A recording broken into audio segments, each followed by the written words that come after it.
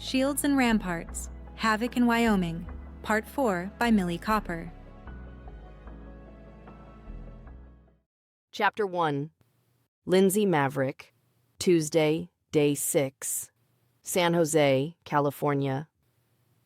The pain in my neck is instant and excruciating. I'm face down, kissing the sidewalk.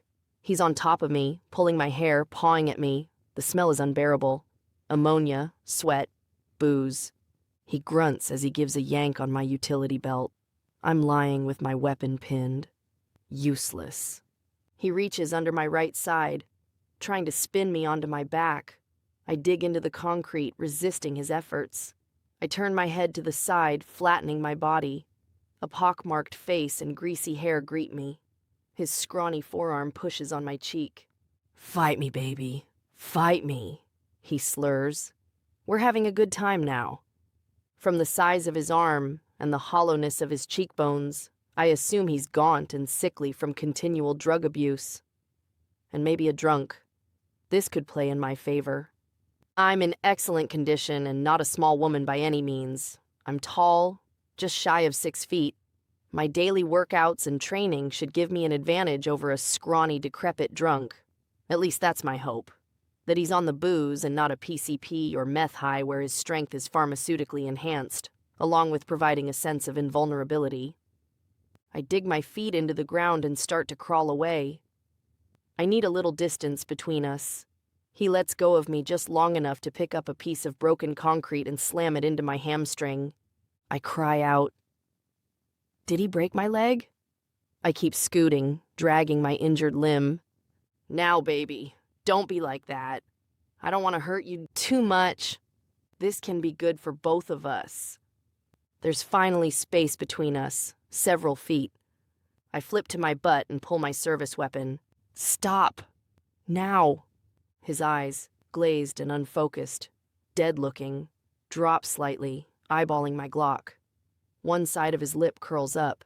He opens his mouth, releasing a guttural roar, then bends his knees and springs toward me.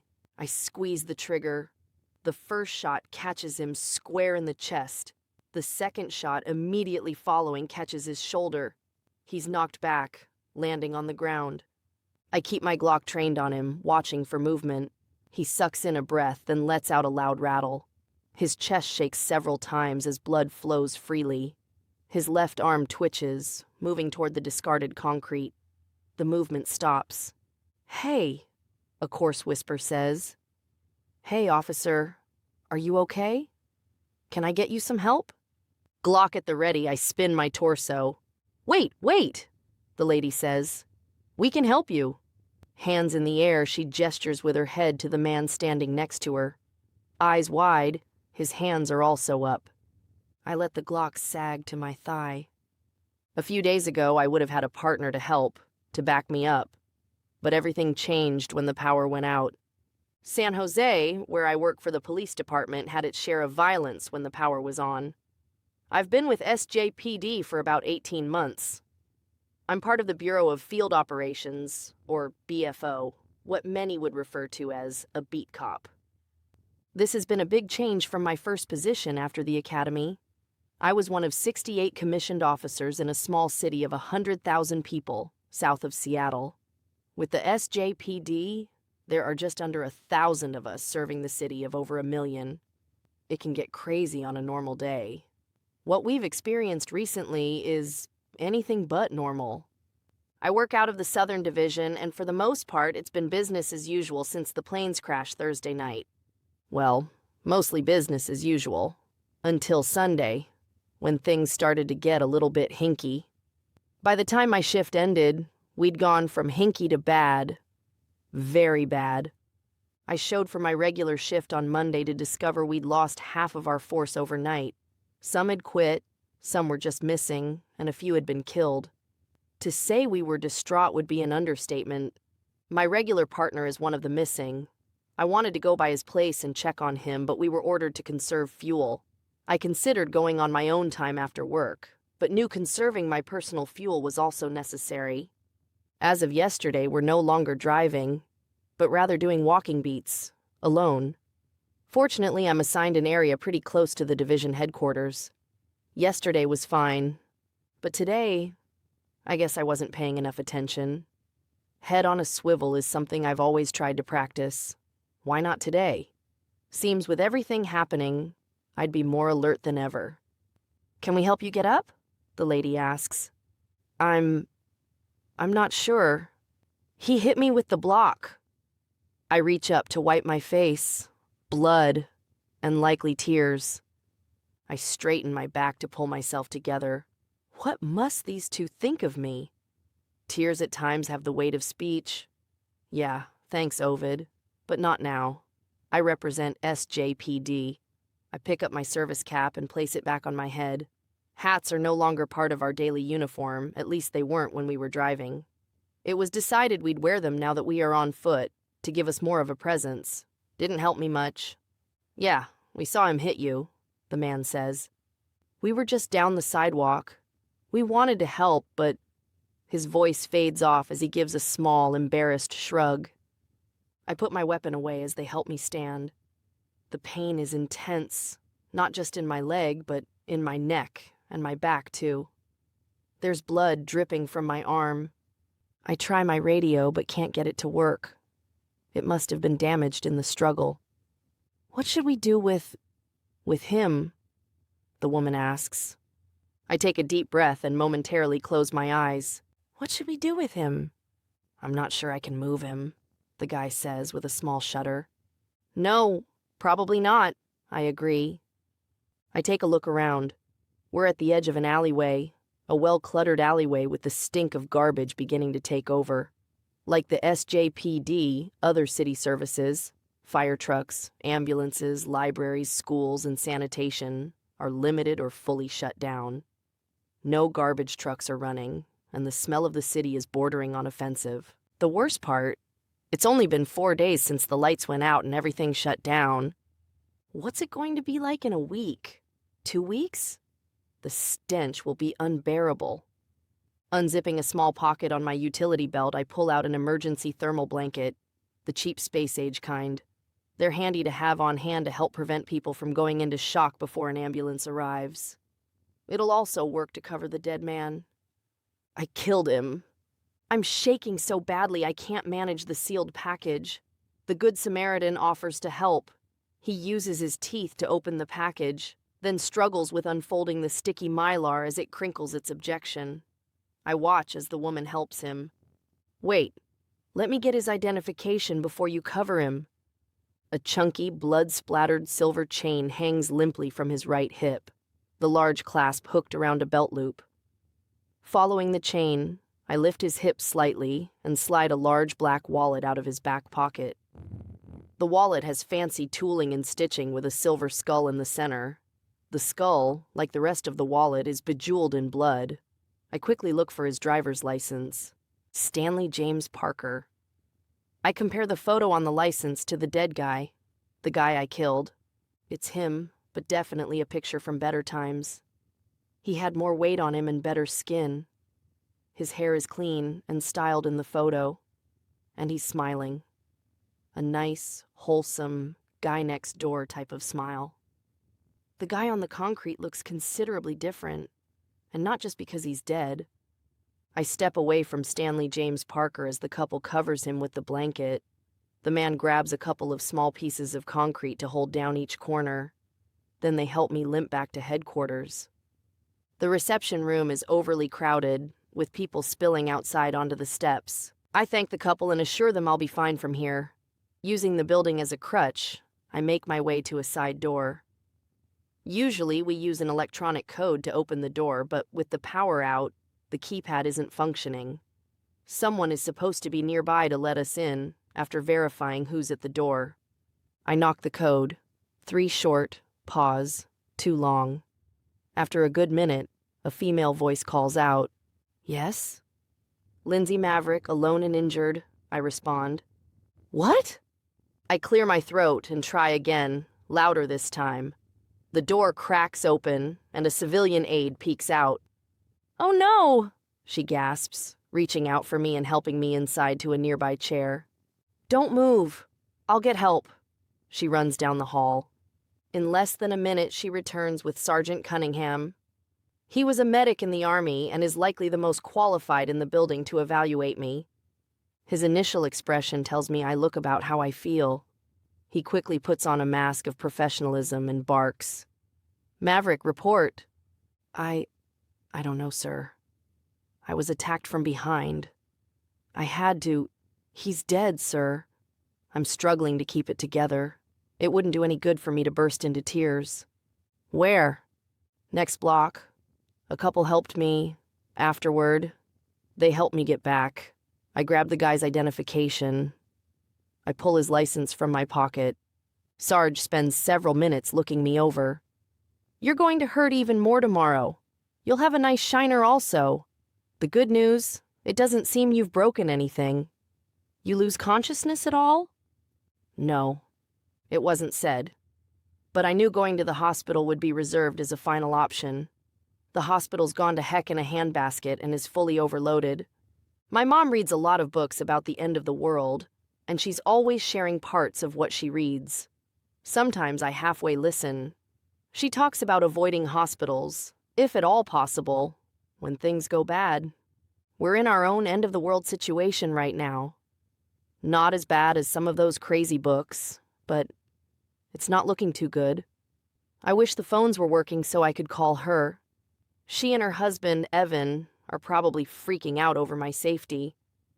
I'm acutely aware of how close I came to dying. If Stanley James Parker had been armed with anything more than a fortuitous chunk of concrete, I'd be dead.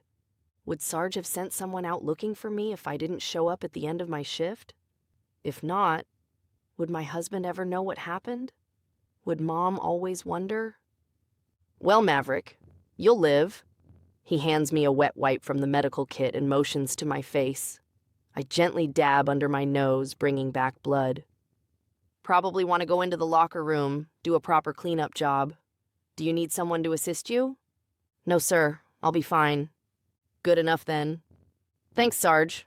What now? Report to IA?" "Not at this time. Complete an incident report and we'll address this later." Things have changed so much in such a short time. Only fill out an incident report after killing a man? We have very strict guidelines to follow when there is an officer-involved shooting. Transparency is big with SJPD, and incident investigations have extremely precise steps, which are followed to the letter. Just be sure to give the address of where you left the body. "Sure, Sarge." I nod. The lack of paperwork, and not even an interview with homicide, has me terribly freaked out. Rest up a bit, make sure you have your wits about you, then call it a day. We don't have anyone to drive you home, so be sure you're capable before taking off. Even though I work in the Southern Division, I live farther north, in the Foothills Division, not too far from Alum Rock Park. Logan and I have a one-bedroom condo with a garage and pay a small fortune for it. We'd pay even more if we lived closer to my district. I head to the locker room. The water in the station is no longer working on demand. There are now water stations set up in certain areas that people can go and fill their jugs. Someone has provided a few jugs for washing and buckets for flushing. There's considerable concern about how much longer the sewer system will work. Something about the pumps being electric-powered. They're on generator right now, but we all know it's only a short-term solution. The garbage smell will be minor if the sewer backs up. At least the water's still working at home. I'm super glad about that. I glance in the mirror. Yikes. Lindsey Maverick, you are a mess. There's a cut above my eyebrow. Both eyes are puffy, and one is no doubt going to turn black. My jaw is bruised.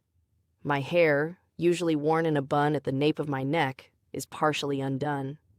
Several blonde lengths hang down past my shoulders.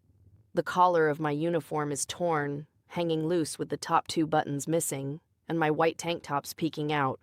The shirt is half untucked. My pants have a slit at the knee. I bend over to inspect it, revealing a well-scraped knee compacted with bits of gravel.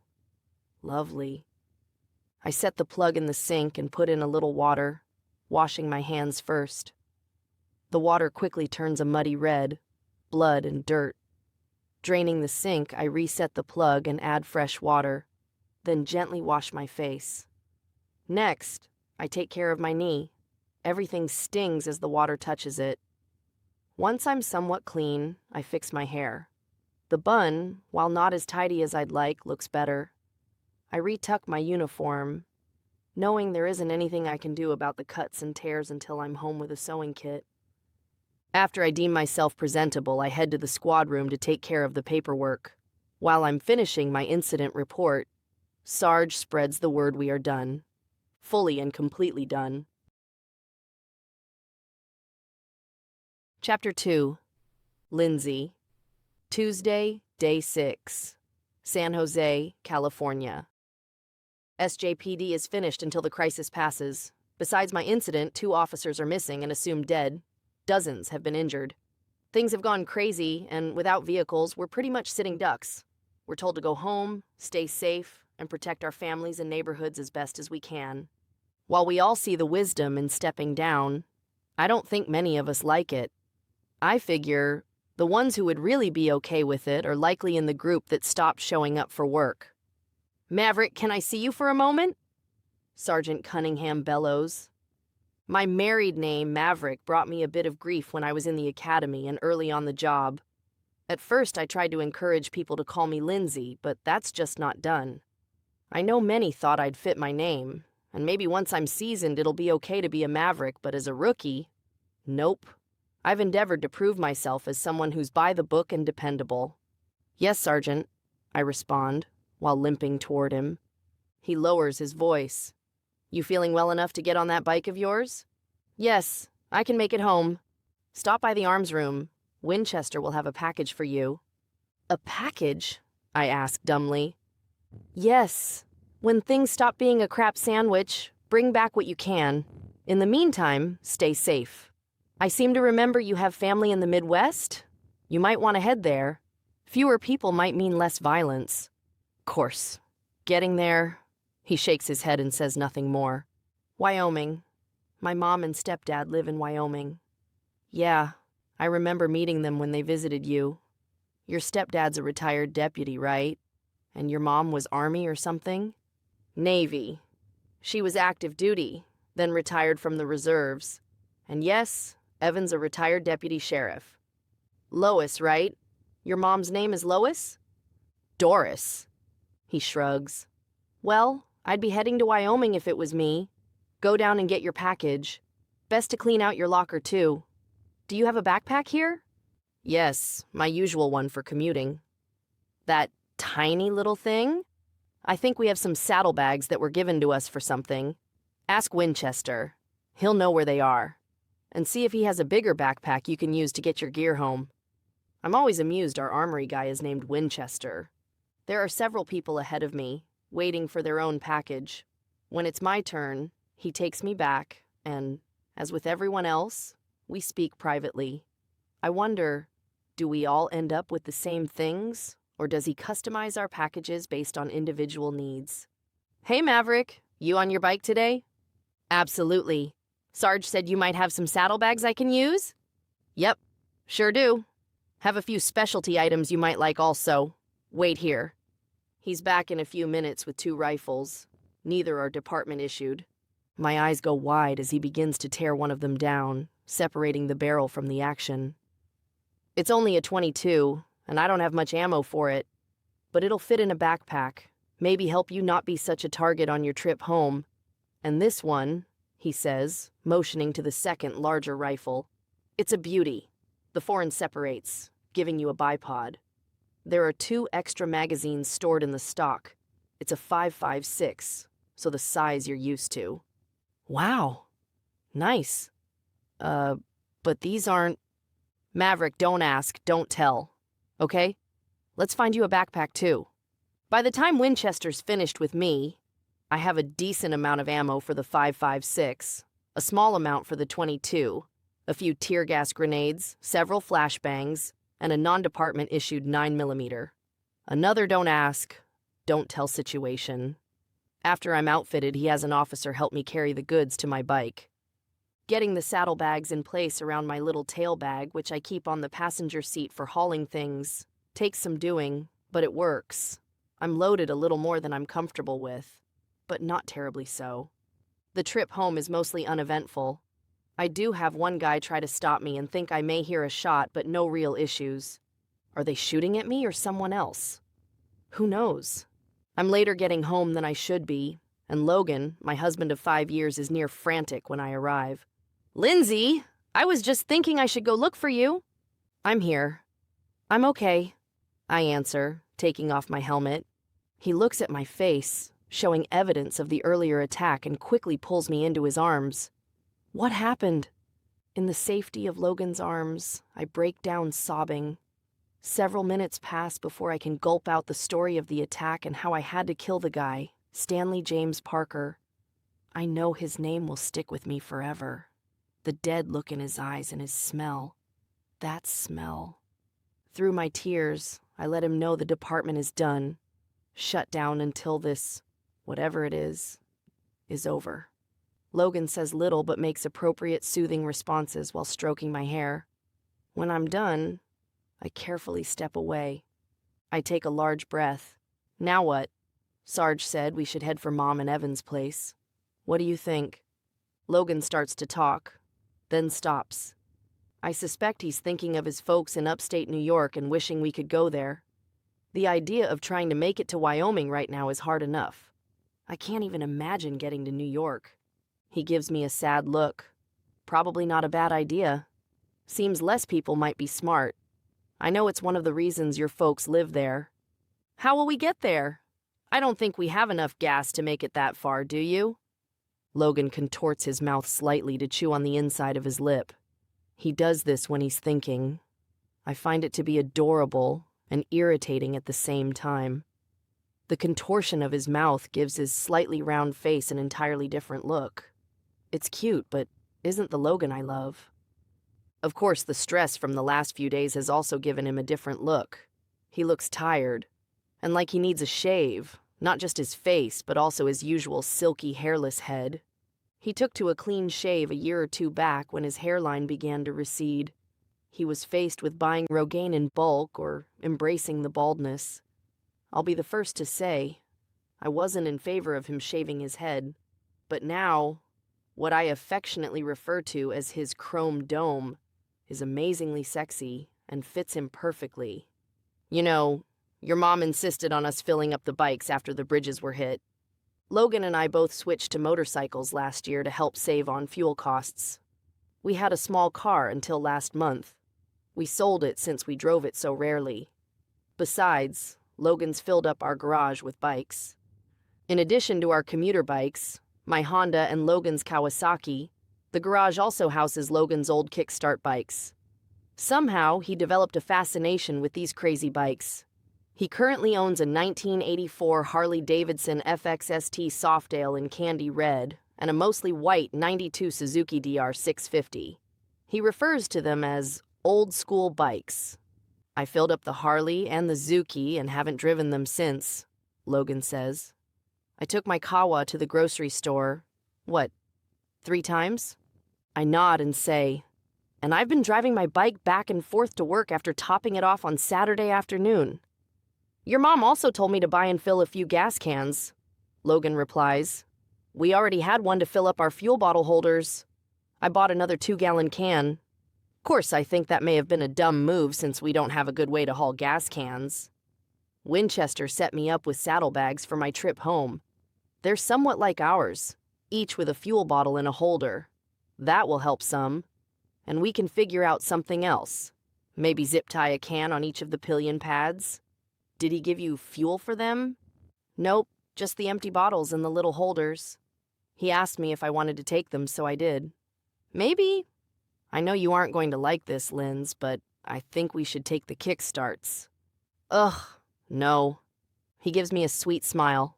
It would really be best. There's less to go wrong with them. Plus, when I redid them, I swapped out the stock fuel tanks for larger ones. The Harley has a 5-gallon, and the Zuki has a 4.2. But the commuters do better on fuel, I whine. Yes, they do, but I can work on the Harley and Zuki. You know that. I can't do much on the newer bikes with the systems they have. The Harley still isn't terrible. I know he's right about this. We took the Kickstarters on a road trip to Sacramento about 120 miles last summer. We easily made it there without needing to stop and refuel, but it was far from a comfortable ride. Plus, starting the bikes using the Kickstarter, blech. Logan has tried to show me some of the tricks for getting it to top dead center before trying to start it. I always forget, so he has to walk me through it. You just don't want to leave your babies behind, I say, attempting to tease, but I know I sound pretty snotty. He has the decency to look contrite as he quietly says, "There is that too." "When?" I ask. He looks me over. "Let's see how you are tomorrow, then we can start making a plan." Chapter 3. Lindsey, Wednesday, Day 7, San Jose, California. I slept on the couch last night. It was the only place I could get even partway comfortable. My leg hurt so much, even the slightest movement was almost unbearable. Combined with the pain was the noise from outside. We've been hearing shots in the distance the past few nights. But last night, everything sounded closer, much closer. Logan, as always, was wonderful to me. Our marriage is truly a love story.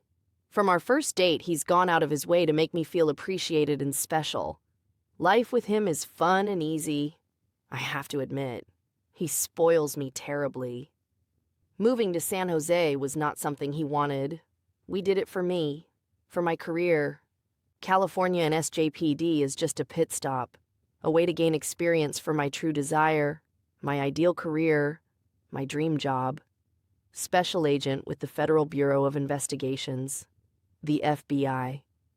With the way the world is falling apart, I wonder what will become of my dream. Is the FBI still functioning? Or were they sent home like the San Jose Police Department? "You want some coffee, babe?" Logan asks, walking in from our small balcony. "You made coffee?" "Sure, it's not too bad either." He sets 2 hot, steamy mugs on the breakfast bar separating the kitchen from the rest of the living space. We don't have an actual dining room, just a decent-sized living room and dining room combination. Instead of a table, we have a desk for Logan's freelance work and gaming. We use the breakfast bar for our meals or just sit on the sofa. I try to sit up. "Here, let me help," Logan says. "There's no reason to get off the couch. I'll bring the coffee to you." "Help me to the bathroom?" I make the mistake of looking in the bathroom mirror.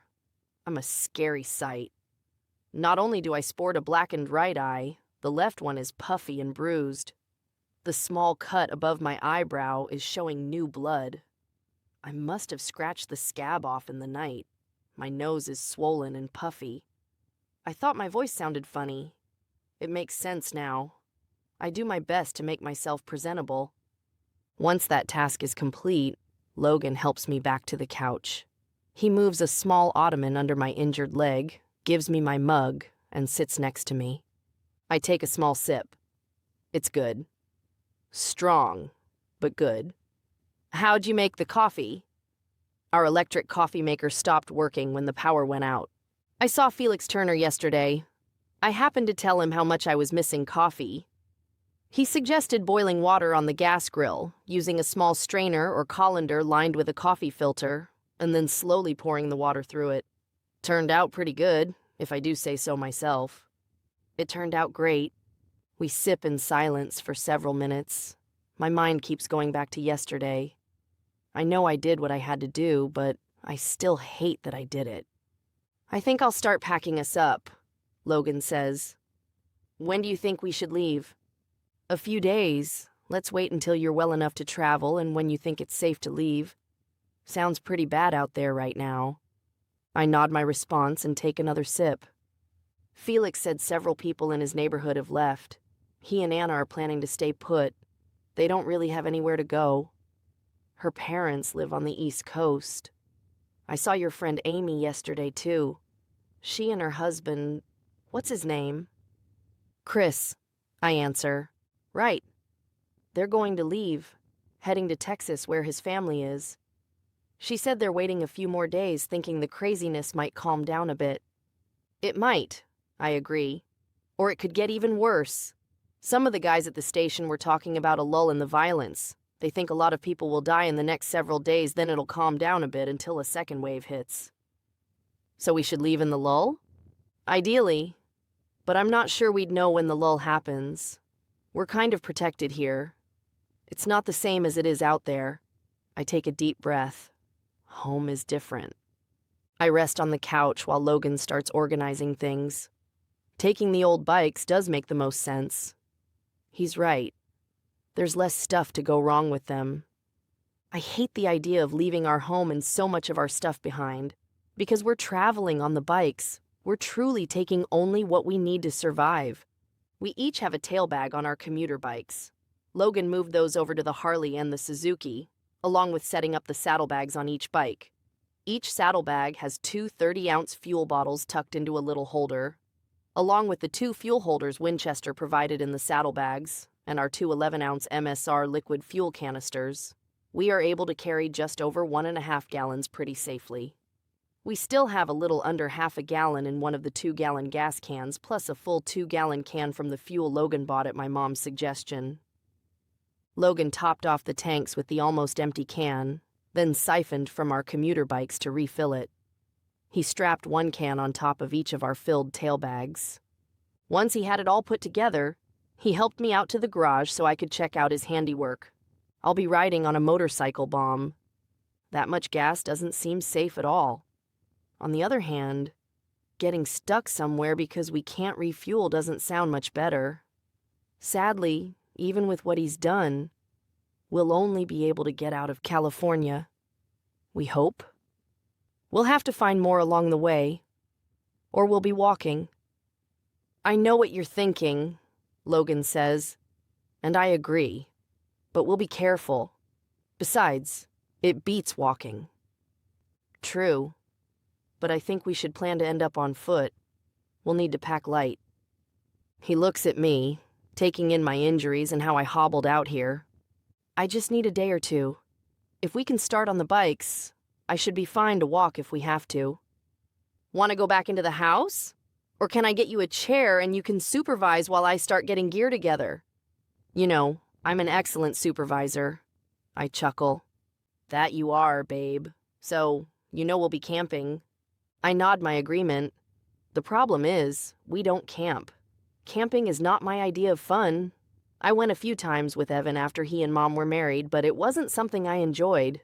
The bugs and dirt, not my cup of tea. They no longer tent camp, but have a nice fifth wheel. That's a little bit better, but I prefer a Holiday Inn. Logan used to camp with his family in New York and even went a few times in college. He has a few miscellaneous things in our garage, stuff I've often referred to as crapola, but there isn't much. After grabbing me a folding chair, he pulls a dust-covered tote over. He takes off the lid, scattering the tiny particles everywhere, causing us both to sneeze. Once we recover from our sneezing fit, he says, "Okay, Linz, let's see what we've got. I hope the inside's in better shape than the outside." "Yeah, looks a little better." He starts pulling things out. "Okay, this is good. We have a few things we can use. I thought there might be a sleeping bag, but it doesn't look like it. Do you remember what happened to my sleeping bag?" "No, sorry." I shrug, though I have a vague recollection of it going to the Salvation Army when we moved from our last house into this place. "Okay. Well, I have a small tarp. I camped with a guy once who used a tarp and a walking stick as a tent. We have ski poles. We could do the same thing." "Ski poles? You want to carry those on our bikes?" Right. That might not work too well. We'll take the tarp anyway. We can find a limb or a branch or something." "What's this?" I ask, poking at a small, dusty box. Logan shrugs and picks it up. He starts to blow off the dust, then changes his mind. He opens it up, but I still have no idea what it is. Some sort of small metal box with holes in it. "Oh, hey, I completely forgot about this. That guy from school, what was his name? Eddie? He was one of the guys I camped with. He gave me this. It's a cook stove." "That's a cook stove? No way." "Sure, look. See? It unfolds. The top flips up and the fire goes in here, He motions to a little space within the metal box, with the top opened. That's where the cooking pan goes. It's going to have to be an awfully small cooking pan. And what do you build the fire out of? Wood? Yeah, I think so. Sticks, anyway. Look, here's an instruction manual. Why don't you read it while I figure out what else we have? He hands me a slick piece of paper. Babe, this isn't much of an instruction manual. Basically, it says it can be used outdoors with any wood or similar fuel alternatives such as sticks, alcohol burner, sterno, charcoal, or solid fuel tablets. The box stove can be used in multiple positions to accommodate different needs, such as cooking fast or slow, or cooking on a large pot or small cup. Okay then, it'll be great. Eddie made a stove out of a soda can. I think he burned some kind of alcohol in it. I suppose the alcohol burner refers to that. Wish I could remember what he did. I'll think about it.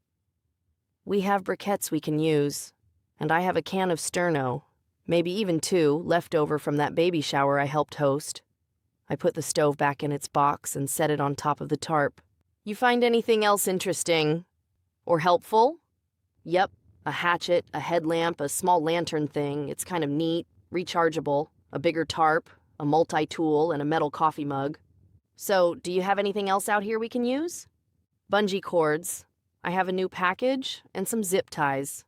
Let me grab those. Then let's go in the house and see what we can find.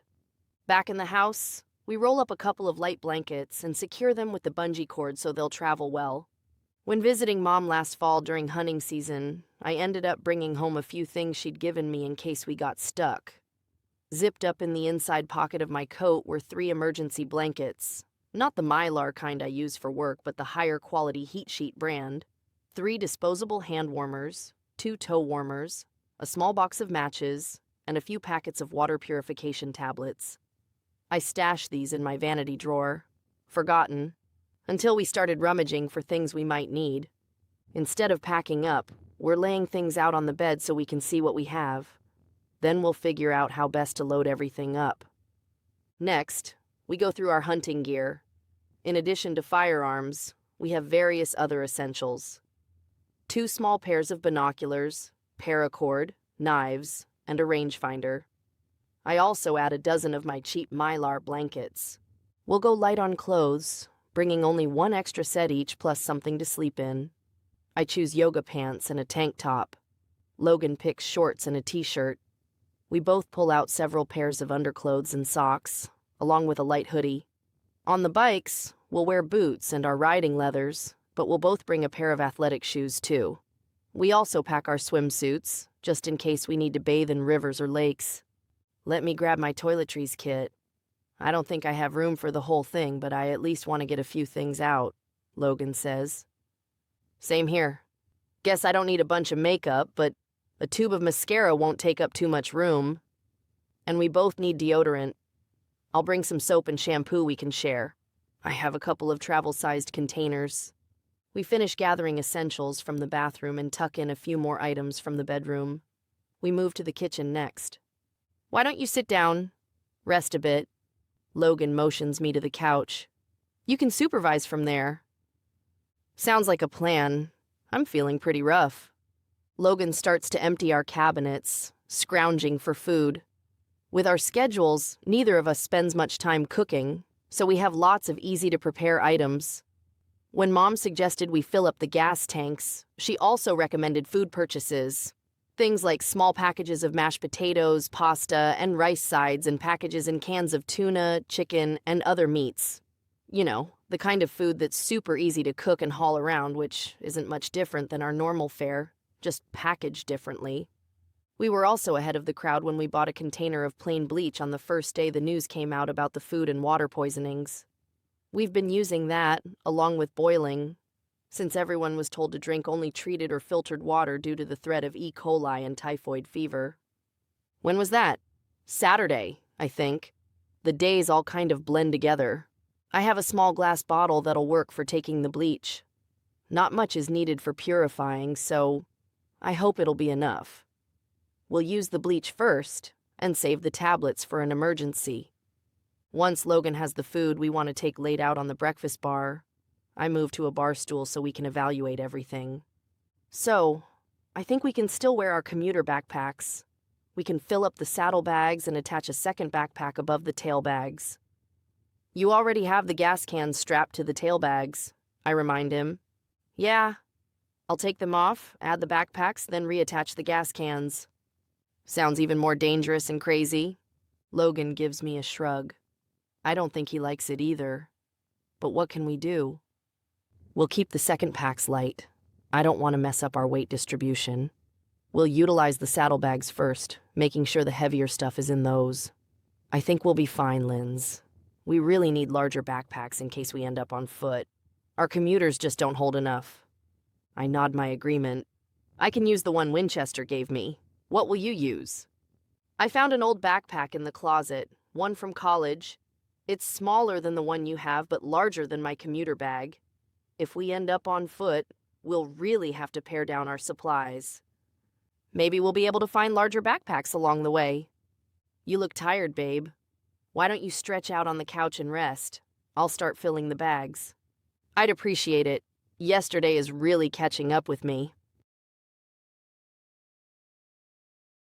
Chapter 4.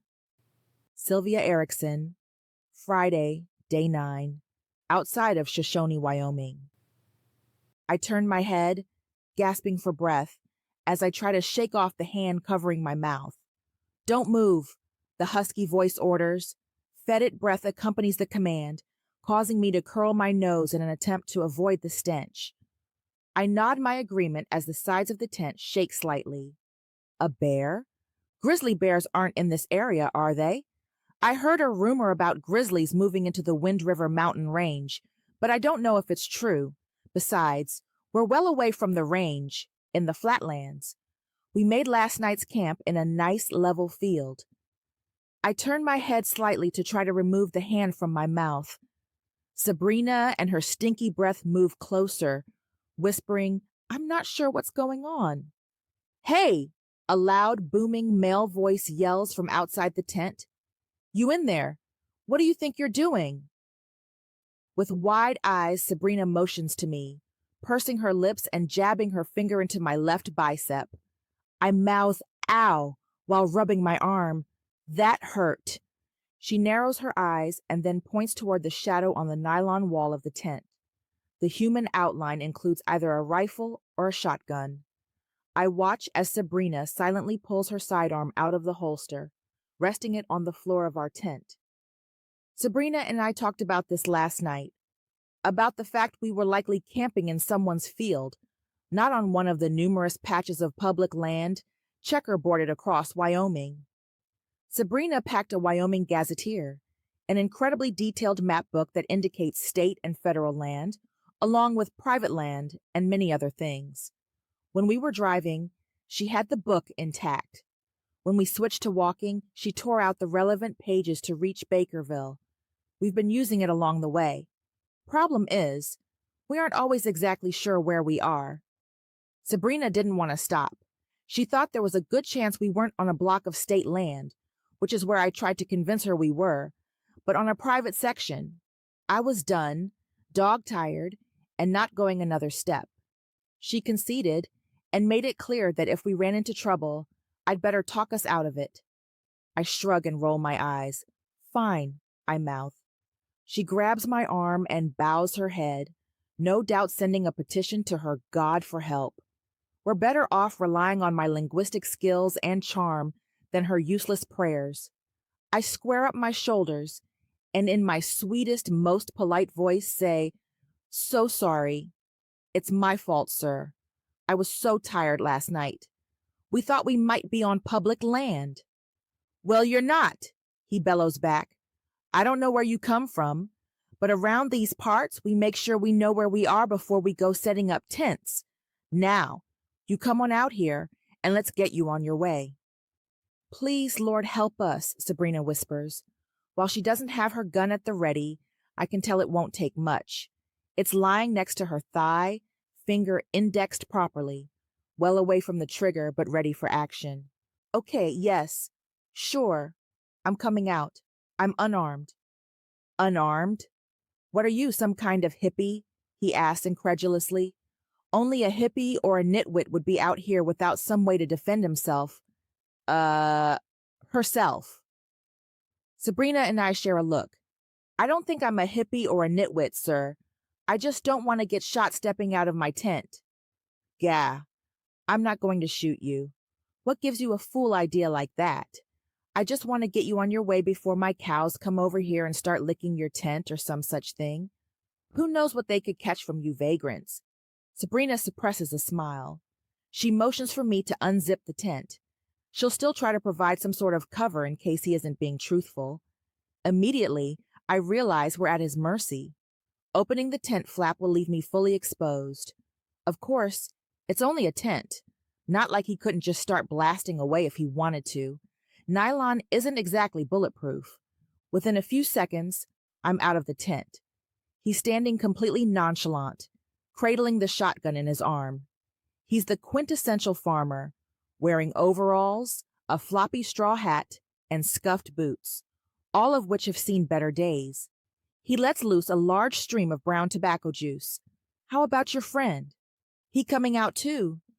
Yes, sir, Sabrina says from the tent. I'm right behind her. He has a strange look on his face as I clarify with the wave of my hand. My younger sister. We're traveling to our mom's house. Sabrina steps out next to me. He shrugs. Why don't you two get your stuff packed up, then follow me up to the house?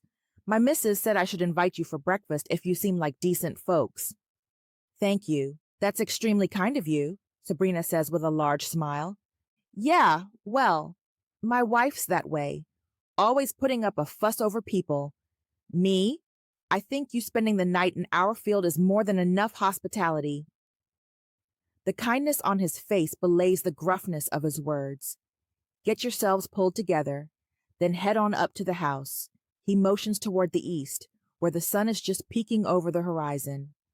I'll wait until you're away from this field before I let the cows out. An hour later, after one of the biggest and most fat-laden breakfasts I've ever eaten, we're back on the road.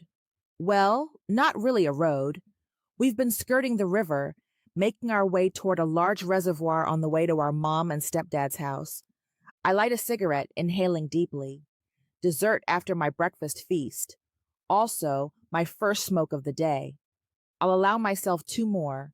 I'm rationing them, trying to make them last. 2 more. Who am I kidding? Every morning since we've been on the road, I make a pact with myself to smoke only 3 per day. I've failed each day. Sabrina and I have been on foot since Monday afternoon. While the breakfast was a welcome treat, I wish we could have stayed at the farmhouse a while and rested, maybe taken a bath. I can't even begin to tell you how much I need a hot bath. Washing in the river just isn't cutting it. And my hair, gross. I can't do anything with it except pull it up. Wistfully, I wish for the lovely and complicated braided style I used to wear, known as Havana twists. Those ended when one of the partners at my new firm dubbed them too ethnic and asked me to tone things down a bit. Oh, she did it in a completely PC way, making it clear it wasn't about my race, but rather about company dress code. Sure, whatever. My work hair is now a low, sleek bun, very classic. The bun I'm wearing today, there's nothing sleek or classic about it. I self-consciously run my hand over my hair. Today's bun crudely resembles one of the cow droppings we've been deftly dodging on our way out of the farmer's field. A cow patty bun. Maybe I can start a new end-of-the-world trend. What are you thinking about? Sabrina interrupts my reflecting. I take a quick glance at her hair, not in a cow patty bun.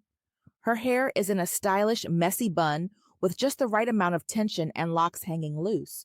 Of course, at 25, 2 years younger than me, Sabrina still has an especially youthful look about her. She looks so young. Sometimes people think she's still in high school. Bright, soft brown eyes, high cheekbones, perfectly pouty lips, and a very toned and athletic body. Miss Perfect. On the contrary, I look every bit of my age, and then some. My eyes are hard and cold, giving me a don't mess with me look, which I'm not opposed to having. My cheekbones are barely noticeable, and my lips are usually drawn in a hard line. We won't even talk about my lack of athleticism. Why? I grumble back at her. Just thought. She shakes her head. I was just thinking we could talk. We've been talking enough. Sylvia, I know you blame me for this. She gestures to encompass the world we find ourselves in. But I still completely believe we made the correct choice. You've told me that over and over. I'm pretty much sick of hearing it. You thought you had such a great plan to get out of Arizona, to get us to Mom and Phil's place. I seem to remember you making a big deal about how we had to take your car instead of mine. Seems you were concerned we'd end up walking if we took my car. Well, dear sister, what are we doing? I'm doing my best to control myself, to not yell. I suck in a breath, glancing at Sabrina. She's staring at the ground, chewing on her thumb. I shake my head. You don't even know if we would have had trouble. We could have stayed home, stayed in our apartment. Instead, here we are. I slap at a mosquito, one of 100 feasting on me during this walk or hike, or whatever you want to call it. Mom was right, Sylvia. I'm sure of it. She was right to tell us to pack up and go to their place. Peoria is too close to Phoenix. We'd have trouble. You're as paranoid as she is, I snap. She and Phil with their stupid prepping. You and your stupid prepping. You're all nuts. I light up another cigarette. Listening to Sabrina yap doesn't help my rationing. Besides, maybe I don't even really need to ration. Maybe the next town we get to will be just fine and dandy. Okay, so far that hasn't been the case. Pretty much every town but one, a small town in Colorado, has been without power. We were able to add in a little fuel there, even though they did limit how much. Without it, we'd be walking even farther. They didn't have cigarettes. Every mini-mart was out, or so they said. I bought a fresh carton the day the power went out. I haven't broken into it yet, but I'm on my last single pack, so I'll be opening it up soon. I inhale deeply, filling my lungs with smoke. My life in Peoria is pretty great. I recently started a new paralegal position at a larger law firm. Well, sort of. The small firm I used to work for merged with the larger firm, and I was part of the deal. Now, instead of just working for one attorney, I work for 4. I got a nice pay bump and better benefits, including money to go back to school. The downside, my duties more than quadrupled. And of course, I had to change my hairstyle and make a few other provisions. None were big deals, but I did have a few growing pains. I'm finally starting to get into my groove. I've even signed up to go back to college in the fall. I only need a few credits to turn my associate's degree into a bachelor's degree. Then I'll go to law school. That's when my life will really change.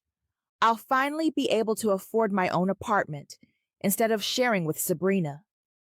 In fact, I've been thinking maybe I can find a small studio close to work sooner rather than later. I might be able to handle the rent and live on my own. Yeah, sounds pretty good. But now, here we are, walking the remaining 150 or so miles to reach Mom's place in Bakerville. I smack another mosquito and silently curse Sabrina for putting us here. Do you want some salve for the mosquito bites? Sabrina asked me quietly. Of course, she has to be nice to me when she knows I'm mad at her. She's always doing stuff like that. The thing is, I know she's truly just nice. Nice to me, nice to strangers, nice to pretty much everyone. Oh, she can be antagonistic when necessary, though it's not her natural instinct. It didn't used to be mine either. These last few years, I tend to choose hostility over friendliness in most instances. Ignoring her, I scratch at my arm. Sylvia, please, she begs. Don't be like this. Let me put some spray on you to help stop the biting and some salve to soothe it. You'll feel better. Okay, I hiss, dropping my messenger bag. I put the handle down on the roller bag and shimmy out of my backpack. Sabrina's backpack, really. Her old one she used when taking off to the hills. or wherever it is she goes with her nature-loving friends. Even though I try to be angry with her, I'm secretly thankful for the things she packed. I'll mutter, I wish we had whatever, and she'll be like, oh yeah, I packed that, or I don't have exactly so-and-so, but how about, it's possible she's a packing genius. The fact we're carrying way too much junk, though, does grate on me. I think about how much quicker we could move if we weren't so laden down. She also has a backpack, slightly larger than the one I wear, a medium-sized crossbody messenger bag, identical to mine except the color, both gifts from our mom last Christmas, and is dragging the shopping cart thing we use when we walk to the grocery store. Sabrina assures me, even though we're moving slowly because of the supplies, it'll be helpful in the long run. I argued, if we traveled light, we could get to Bakerville sooner. To her credit, she seemed to consider my suggestion by nodding a few times and chewing on her thumb.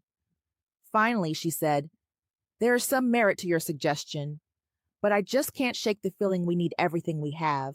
Plus, traveling slow is smart while we're starting out. Do you need me to rearrange your things? Is something uncomfortable? I glared at her, not wanting to give in so easily. I did consider her question. Even though we're heavily loaded, I'm not terribly uncomfortable. My backpack isn't overly heavy, the messenger bag hangs fine, and the roller bag is an inconvenience. But that's all. I do have to wonder how well the suitcase and the shopping cart will hold up if we don't start walking on a road again. Fine, we'll do it your way, I said, and tromped off. When Sabrina's SUV sputtered and coasted to a stop a few miles outside of Riverton, Wyoming, I started crying. Sabrina gave me a seriously look, then started preparing us for walking. I took a good 10 minutes to mourn our loss of a vehicle. By the time I was done, Sabrina had made good headway. If you're done blubbering, you can make us something to eat, she said to me, not completely unkindly. While my first instinct was to provide a witty retort, I reluctantly agreed. After lunch, we hit the trail. Sabrina did a great job at packing us up, moving as much as she could from the SUV to our traveling gear. Even so, we left behind several gallons of water and 2 totes of food. She left the car unlocked so someone could use what we couldn't carry. See what I mean? She's nice. Too nice. We heard some noises from the direction of Riverton, so decided to avoid it. We've been following the river and now skirting the reservoir. What a mess. The first day we probably only made 2 or 3 miles. We found nice, out-of-the-way places to camp those first few nights, and were not woken up by a farmer with a shotgun. Close your eyes, Sabrina says, holding up a spray bottle of some concoction. I oblige, as she gives me several squirts. It smells good, like lavender, lemon, and a few other things I can't identify. And it's nice and cool, a welcome in the heat of the morning. That should help keep them off you. Remember to let me know if they start bothering you again. She smiles at me. I scowl in return. With a shake of her head, she hands me a small tube. Rub this on the bites, just like yesterday. Yes, boss, I grumble. Chapter 5. Lindsey, Friday, Day 9, San Jose, California. Lindsey? Hey, Linz, where are you? Bathroom, I say around the toothpaste in my mouth. Our tap water stopped working yesterday. We filled up the tub, empty bottles, and every pot in our kitchen before it went out. Pouring water from a jug over the toothbrush isn't quite as easy as turning on the faucet, but it's working fine. Huh? He comes into the bedroom. I turn to face him full on so he can see me brushing my teeth. Oh, hey, you look good. I spit and say, I still look pretty terrible. Worse even since some of my bruising is now various shades of yellow and green. Yeah, but you combed your hair and even did whatever with it. You mean braids? I like it. You look very wholesome, like a Scandinavian girl running down a hillside. You're very strange. Logan Maverick. He gives me a huge smile. Well, I have good news. At least hopeful news.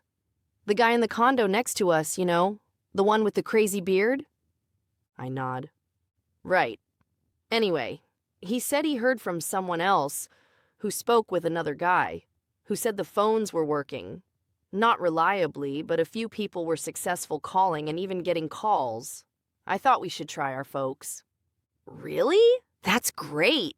Why were you wasting time talking about my hair? I can't believe you don't already have your phone out dialing. I would be, but my phone's completely dead. I thought I shut it off, but I guess not.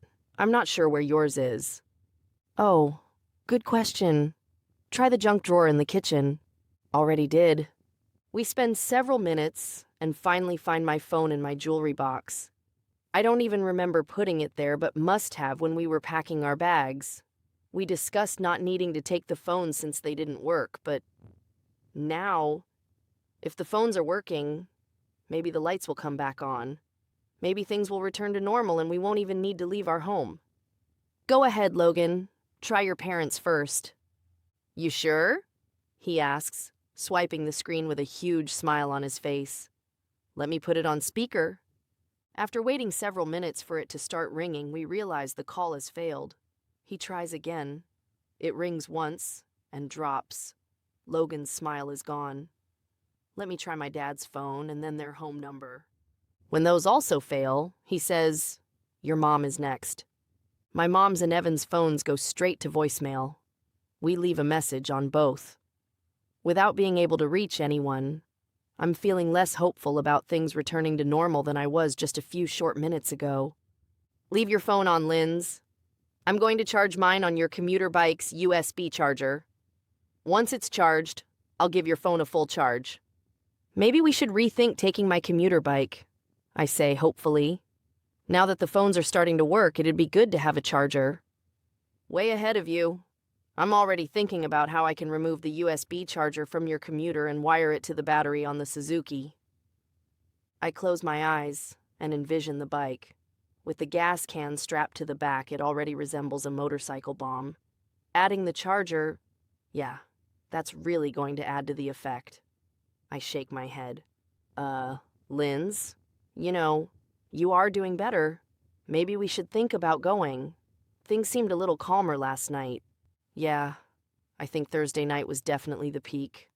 I hesitate as I remember how we both huddled together most of the night, often being jarred awake by screams, shots, and once by what sounded like a bomb going off.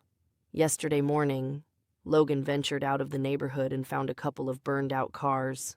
But if the phones are coming back on, maybe everything else will too. We might not need to leave. Several times throughout the day, we try our parents, but we're not able to connect with any of our family. Finally, shortly before dinner, my phone sings out the theme song from The Good, the Bad, and the Ugly, Evan's distinctive ringtone. Evan! Oh my goodness! I'm so happy to hear from you. Where's Mom? You guys okay? I ramble, while putting him on speaker so Logan can listen also. Hey, Lindsey. I'm glad I got through. Your mom, she's okay. Evan? What's going on? There was an incident. She was injured. Shot, actually. On Wednesday. I cry out, wondering what is going on.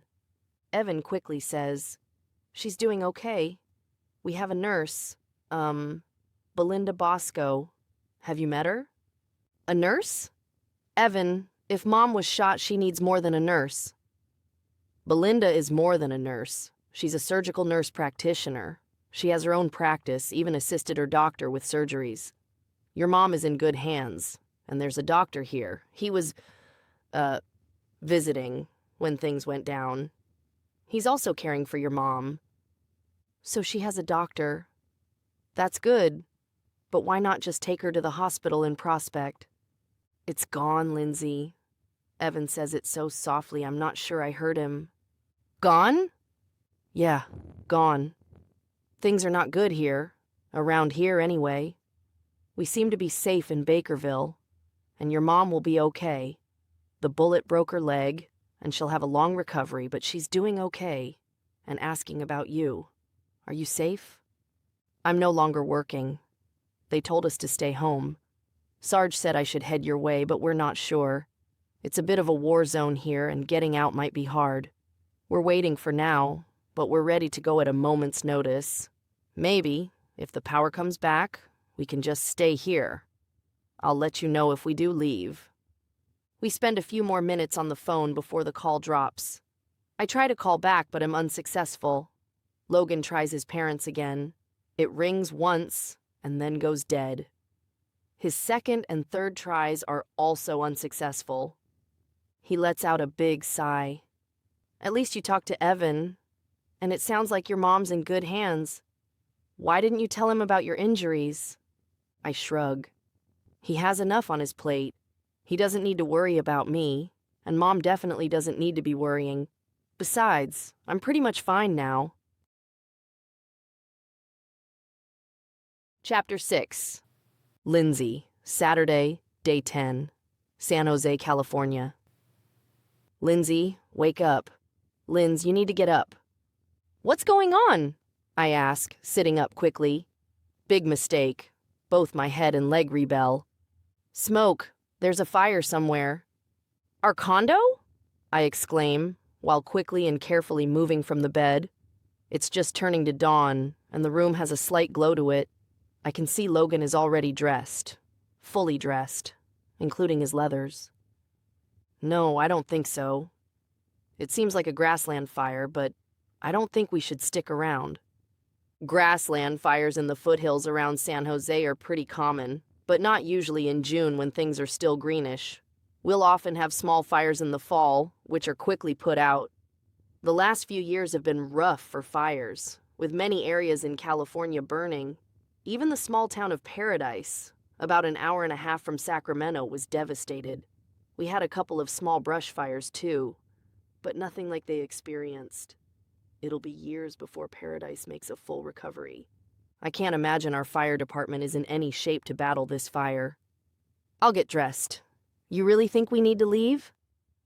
Let's get ready just in case. If we don't need to go today, we'll be ready for tomorrow, giving you one more day of rest. But Lindsey, I think it's getting time we head to Wyoming. But the phones.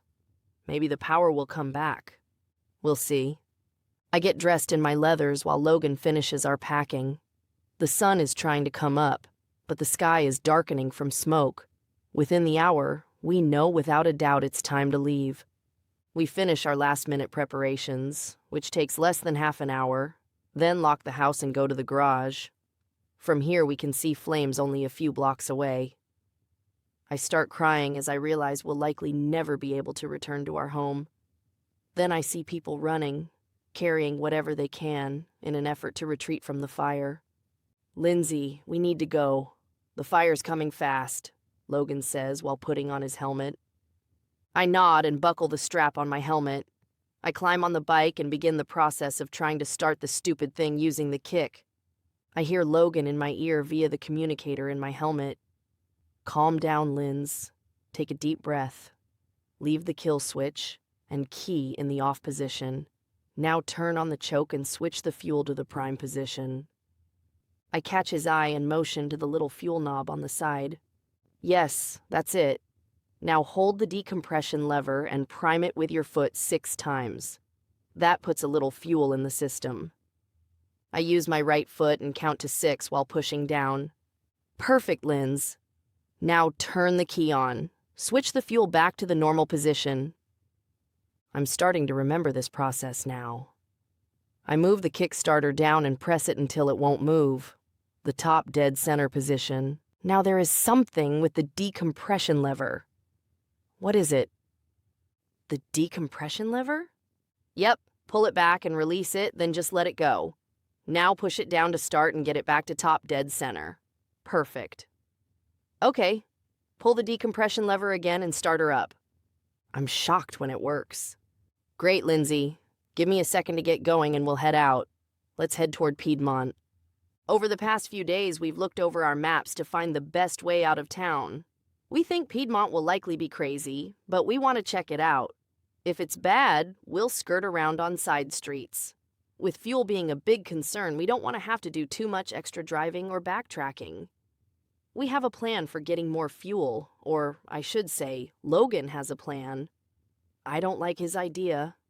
Not at all. The fire is moving fast. We keep having to change our course to avoid not only flames and smoke, but people. There are so many people on the roads, trying to get away from the fire. People in their cars, likely using the last of their gas, are blaring their horns to clear the path. Many people are on foot, some trying to stop the cars, trying to stop us. There are bicycles and a few other motorcycles. My heart nearly breaks as I watch complete families fleeing for their lives. There's a man and woman, with the man carrying a small pink bundle and the woman holding the hand of a little boy, maybe 4 years old, tears streaming down their faces from smoke and fear. Logan sees me looking, watching them. Very softly he says, "I know it's terrible, but we have to keep going. There isn't anything we can do for them." The wind blasts around us with debris, embers, and ash. People are gathering in the parking lots of shopping centers, trying to find a place to be safe from the flames and smoke, covering themselves with whatever they can find. There are screams and cries all around us. Explosions are going off as combustibles ignite. The ground shakes. The air shakes. I'm shaking. My bike wobbles, and I almost go down. I correct a little too much and almost lose it again. I'm not sure how my tires are still on the ground. That was a close one, Lindsey. You need to stay focused. Getting out of here is all that matters right now. I try to take a deep breath, but stop as smoke fills my lungs. "I'm good," I say, after choking out a cough. Then, suddenly, we're out of it. Out of the worst of it anyway, and racing toward fresh, clean air. Once we clear the smoke and the main throng of people, we start making better time. Logan and I avoid the main roads, interstates and highways, and try for smaller, local roads. We're pretty familiar with the area, having taken many bike rides just for fun and to see the sights, which helps. Even so, we still end up backtracking more than we want. "I need a break," I tell Logan into the headset. "Yeah, me too. Let's stop for a bit. I could use something to eat." We take a half hour off the bikes, snacking and drinking sodas. My leg aches from the injury and riding. My bottom isn't feeling too great either. "You holding up okay?" Logan asks, while hugging me tight. "Are you ready to ride some more?" Not really. This bike is even more uncomfortable than I remember. Discomfort is very much part of my master plan. He wrings his hands together, looking like a mad scientist. Who said that? Dr. Jekyll? The game of quotes is something Logan and I spend too much time on. We make a point of searching out obscure sayings and adages to try and stump each other. Maybe, he shrugs. Can't remember for sure. But by the time we get to your folks' place, you'll feel just fine. Ha! I highly doubt that. Back on the bikes, everything's quiet until just outside of Stockton. We find a way around the main part of the city, but still have trouble with 4 guys yelling and chasing us. We lay on the gas and manage to hightail it out of there. After we're several miles away, Logan says, "Let's call it a day. Find some place to hole up, then start again tonight. What do you think?" "Where?" I ask. "Lodi, the nice park by the lake. We can refill our water. The nice park that is always crazy busy and has the boat tours down the river?" He gives me a long look, then very patiently says, "Honey, I am pretty sure the boat tours aren't running right now." "Well, maybe," I stutter. "But there could still be tons of people there." "We'll check it out, and if it's too busy, we'll find someplace else." He was right. No boat tours and no people to speak of other than a few we determined to be area homeless, and a few people like us, trying to get someplace else. "You can rest first," Logan says. "You should stretch out. It'll probably help your leg." He puts a tarp on the ground, a small blanket on top of it, and then spreads a blue full-sized sheet, one we use on our fold-out sofa, which is now part of my bedroll, for me to cover up with. I'm glad it's June and warm. Even so, I do wish I wouldn't have disposed of his ratty old sleeping bag. It takes me very little time to fall asleep.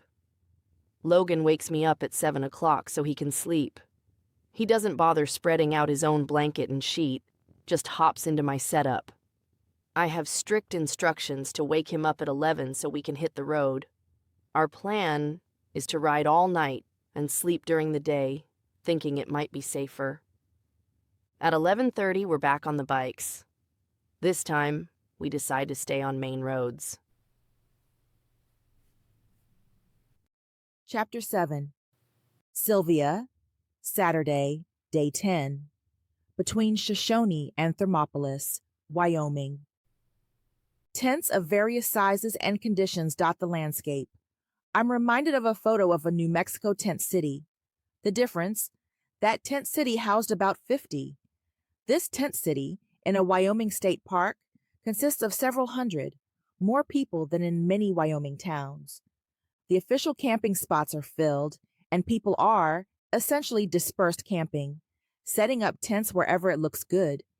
Even though this is a developed campground, I find it hard to imagine people would want to camp here on purpose. Sure, there's a lake, or more accurately, a reservoir, and the water looks lovely from here, but the rest of the area, not as lovely, barren, dusty, and bone dry. A lake surrounded by desert.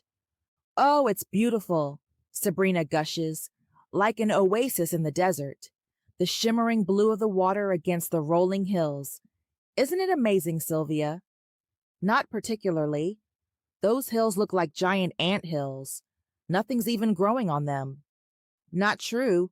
I can see the dots of sagebrush. Have you noticed the wind? I ask, squinting as a gust blows cigarette smoke in my eye. My third for today. No, it won't be my last. I really do need to start my rationing efforts. I have half a dozen left in this pack, plus the full carton in my suitcase. I'd better be able to find some in Thermopolis, the next town on our journey. Me without my smokes will not be pleasant for anyone. Where do you want to set up the tent? Who cares? I shrug. It all looks the same. Sabrina ignores my snide. Let's try to find a family to camp by. I think that'd be best. She scans the assorted campsites, finally zeroing in on one with a very colorful, small tent, the kind a child might use as a fort in the living room. She points and says, "There. Looks like enough space for us to set up." She makes a beeline for the spot. The colorful play tent has a small one-person tent inches from it and a larger two-person tent right next to the small tent. I stop walking when I notice the man sitting on the ground. Even from this distance, he's drop-dead gorgeous, blonde hair worn on the longer side, hanging straight from a center part, and well-shaped sideburns leading to a scruffy beard. The stylish kind guys do on purpose to look wonderfully unkempt. Even sitting down, it's obvious he's in shape, amazing shape. I raise a hand to my hair, to my cow patty bun. Is there anything I can do to make it look better in the next 5 seconds? No. I let out a sigh and start walking again, hurrying my pace to catch up with Sabrina. The exquisite man is holding a young girl on his lap. An older girl, early teens probably, and a boy around the same age are sitting next to them. The children are equally attractive. Obviously, they're his children. Oh well, they're talking quietly when we walk up. "Hi," Sabrina says with a smile and wave. "Okay if we set up our tent over here?" She gestures to the small bare spot next to the colorful play tent. The man lifts his head, making eye contact. Piercing blue eyes scan us and quickly dismiss us. Fine then. "Sure, go ahead," the man responds with a wave. "Thank you. I'm Sabrina. This is my sister, Sylvia." He gives a cursory nod and returns to visiting with his children. Well then, I guess someone that good-looking can get away with being so surly. A quick glance at the older children suggests they may be equally inhospitable. At least the youngest girl gives us a small wave. Last night we skipped the tent and slept under the stars. Sabrina said she'd felt too vulnerable inside the tent after realizing how easy it was for the farmer to come up on us with his gun. At the time, I thought it was a good idea, but once the mosquitoes discovered me again, I changed my mind. I have even more bumps and itchy bites covering me. I've used so much of her salve and spray, I'm close to an overdose on it. Sabrina's welcome to sleep outside tonight, but I'm sleeping in the tent, and it'll be zipped up, tight. It doesn't take long for us to get camp put up. By us, I mainly mean Sabrina. She's much better at setting up and taking down camp than I am. There we go. She rubs her hands together. Getting hungry? Not terribly. I blow my smoke out. Maybe in a bit. Sabrina turns toward the family next to us and whispers, I'm going to try to say hello again. Sabrina, I hiss. He's way too old, even if he is yummy. Besides, he's totally stuck up. What? No, the kids just seem really sad. Look around. Everyone is sad, or scared, or mad, or something. No one's here to have a good time, especially me. We're all in a terrible situation. Even so, maybe I can pray with them. Oh, yeah, that's what they need. Maybe I can pray with you, too. She smiles and pulls me into a hug. Watch it. You almost crushed my cigarette. I try to be gruff but fail. As much as Sabrina annoys me, I have no doubt of her love for me. Being roomies is a challenge some days. I think again of a little studio near work. Maybe, once all this settles down. Hi again, Sabrina says in an overly cheery voice, stepping slightly toward the family's camp. Hello, the dad says. You set up quick. Yeah, it's an easy tent. She nods. Have you been here long? Since Tuesday, the little girl says excitedly. No, we haven't, you weirdo, the boy says. Dad, Nate called me a weirdo again. Children, enough. Your mom's still sleeping. Bummer. Even though I told Sabrina he was too old, I only meant for her. Not that I'd really be interested in him with 3 kids and all, but he might be a fun diversion while we're camped next door. A fun diversion? That's pretty much how I view all men these days. No, I'm not, a voice tersely answers from inside the one-person tent. It's next to impossible to sleep with all the noise around here. Mommy, the little girl exclaims, will you come out and sit with me? In a moment, Naomi. Okay, I'll be waiting. Would you like to sit down? The man asks us. Can't offer you a chair, but you can pull up some dirt. The oldest girl rolls her eyes and shakes her head at her dad's quip. Smooth, Dad, the boy, Nate says. Thanks, Sabrina says. I grind out my cigarette and stick it in a partially filled water bottle, my traveling ashtray, before I move over to their camp. We're barely positioned on the hard ground when the zipper on the tent starts moving. I swear the sun suddenly has an extra sparkle as the woman, the mom, steps out with her smooth blonde hair, sparkly blue eyes, and a pert little nose. The perfect match for this hunk of a man. She's dressed in yoga pants and a tank top, showing off her well-toned body. There's a pink tinge to her skin, indicating too much sun. No way she's had 3 children. No way. She certainly looks amazing for being in a dusty, overcrowded campground. I suddenly feel incredibly frumpy with my cow patty bun, capri-length pants, t-shirt, and extra 25 pounds I'm carrying around. Okay, 30 pounds. She spares me an obviously fake smile and says, in a perfectly modulated voice, Hello, I'm Kim Hoffman, and you are? Oh, hi, I'm Sylvia. Sylvia Erickson. Erickson? Isn't that Scandinavian? If only I had $1 for every time I went to an appointment and surprised the person I was meeting. Sylvia Erickson does sound like I should look like a Barbie doll, or like Kim Hoffman. I start to respond when Sabrina jumps in, most likely to keep me from giving a snappy comeback. Norwegian. Our dad is from Norway. I'm Sabrina. It's very nice to meet you, Kim. Oh, yes. Nice to meet you also, she says dismissively.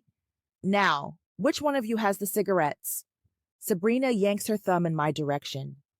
Kim makes eye contact with me and offers me another insincere smile. That's so? Can you spare one? Mom, you quit, remember? The older girl says quietly. Absolutely, Nicole, she answers, her eyes never leaving mine. One little cigarette isn't going to get me started again. As much as I'd rather not share my limited supply, I concur, handing her one. Have a light? I figure I might as well join her and, after lighting her cigarette, get one of my own. I wouldn't want her to have to smoke alone. Once she's set up and smoking, she says, "So how'd you two end up in this wretched wasteland?" Chapter 8. Sylvia. Saturday, Day 10. Between Shoshone and Thermopolis, Wyoming. We're heading to our mom's house, Sabrina answers. Huh. Good you have someplace to go, Kim sneers. We're doomed to wander in this desert for eternity. Now, Kim, the man says quietly, that's not true. Oh, really? You have some spectacular plan to get us to Bozeman? He takes a deep breath. We've discussed this. We'll walk. See? Told you we'd be wandering this desert for eternity. Do you know how long it'll take us to walk to Bozeman? I look at the ground, attempting to avoid witnessing the marital spat. Not my sister. She jumps right in. How'd you end up here? Same way as most of these other fools. We left our perfectly safe home thinking something worse was going to happen. Well, the joke's on us. We're now living the something worse. Kim, that's not exactly what happened, the man says. There was a big boom, young Naomi says. So big it shook the windows of our house. It was super scary. I'm glad my dad was home and not in his office when it happened. Oh? Sabrina asks. We live in Denver, in a building right by the Spear Boulevard Bridge, the man says. When the bridge exploded, it shook our windows. We're fortunate our condo is on the backside of the building instead of the bridge side. Kim and I own another smaller condo in our building to use as our office. It didn't fare nearly as well. Those windows blew out. But our place was fine, Ray. Kim punctuates her words with the cigarette. A look of anger passes over Ray's attractive face. He quickly composes himself. Smoothing out his features, he quietly says, I think we know Denver isn't faring well. You heard the news. Besides, we're together, honey. That's pretty good. I could have been out of town for work. Or one of us could have been in the office when the explosion hit. You saw the glass all over our desks. Kim says nothing, just shakes her head, tumbling her very blonde, very smooth, almost perfect hair about her shoulders. How in the world does her hair still look so good? I think again about how Ray and Kim both look so amazing, like movie star attractive. I'm suddenly filled with a vision of Brad Pitt and Jennifer Aniston. Ray and Kim resemble the couple. Oh, not in looks so much, though. Ray is definitely as attractive as Brad, and Kim is nothing short of beautiful. But there's something about them, something almost luminary. As soon as we realized what happened, and thought about what could happen based on the airplane crashes and explosions from the night before, we took off. Ray says, I think we set a record for fastest packing ever. Even so, getting out of the city wasn't easy. We decided we'd make our way to Bozeman, Montana, and stay with some friends. Trying to get around the explosion and back on Interstate 25 took some doing. Then, once we got there, it was stop and go. Seems we weren't the only ones leaving town. And then we found out the same thing was happening in other places. The Spear Boulevard Bridge wasn't the only one to blow up, but I guess you know that. Sabrina and I both nod. We know. Almost 50 bridges exploded within minutes of each other. Only the one bridge was hit in Denver. Several cities had numerous strikes, and most were large, heavily traveled bridges. The Spear Boulevard Bridge wasn't very big, but it was in a very busy area. Plus, it was one of the few Midwest bridges blown up. Most were on the east and west coasts. Daddy wouldn't even let me stop to go to the bathroom until we were far, far away. Naomi pouts. It wasn't that far. Her older brother Nate jumps in. You just don't know how to tell time or judge distance yet, so it seemed like a long way. You probably don't even know how long ago we left our home. Do so. Oh yeah? What day did we leave? Tuesday? Wrong answer, Squirt. We left last Friday. Do you know what today is? Tuesday. Ha. Nope. Saturday. We've been gone from home for over a week. Yeah, a really long week, Nicole says. The children inherited the parents' good looks with perfect little features and blue eyes of varying shades. Nicole and Nate both look a lot like their dad, while Naomi looks a little more like her mom. But all are so similar, there's no doubt they're a family. I self-consciously reach to smooth my cow patty bun. Even though it was slow going, it wasn't terrible, Ray continues. Well, it wasn't great. We slept in the car the first night, parked at a rest stop with a ton of other people. The next day, we were still jammed up on the interstate, but it was fine. Until we tried to get fuel in Casper, then things got a little dicey. We were waiting in line for over an hour before we finally reached the pump.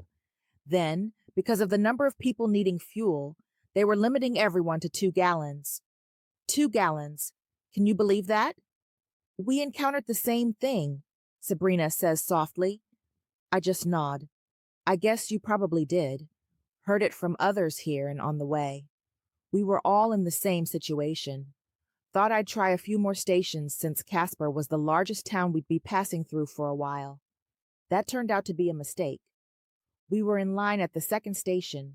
Again, only 2 gallons, when the power went out. We didn't know it was a cyber attack until later. I didn't like that, Daddy. I didn't like it when the power went out. It was daylight, dork, Nate says. You didn't even know the power was out. Yeah, but the guy said it was out and said he couldn't give us gas, remember? And I'm not a dork. Mommy said you can't call me that anymore. Right, Mommy. Kim stares into space, taking a final puff of the cigarette, burned to the filter. Mommy, right? Right, sweetie, Ray answers for Kim, while Kim grinds out the smoke, flicking it aside. Nate, don't call your sister names. The children are a little tense, Ray says by way of apology. How old are you, Nate? Sabrina asks. Almost 13, he says proudly. Really? I thought you were older. Sabrina turns to Naomi. And you? I'm 5, and Nicole is 16. She just had a birthday with cake and everything. But then the planes crashed. But since she had her birthday, she's really old. She's almost as old as our mommy. She beams at her mom, but Kim takes no notice. Nicole isn't even as close to as old as Mom. Nate shakes his head. You just don't know how to count or add or anything like that. Nate, Ray warns. Nate shrugs as Ray continues his narrative. Like Naomi said, the attendant turned us away. He went from car to car telling everyone the power was out and they couldn't help us. We were waiting for people to start moving when some guy lost it. He started yelling, completely throwing a fit, and the next thing we knew, bam, he shot the attendant. At that point, the place became a madhouse with all of us trying to get away. We were jammed in and couldn't maneuver. More shots were fired. The car in front of us ended up ramming the car in front of him. That gave us just enough room to get away. See, I told you I didn't like it when the power went out, Naomi insists as she sticks her tongue out at Nate, who quickly reciprocates the gesture. Ray ignores them both, lost in his memories. We finally found our way through the town, Nicole says, voice vacant and eyes hollow. Mom was screaming and crying. Naomi was crying. I was crying. Dad was lost.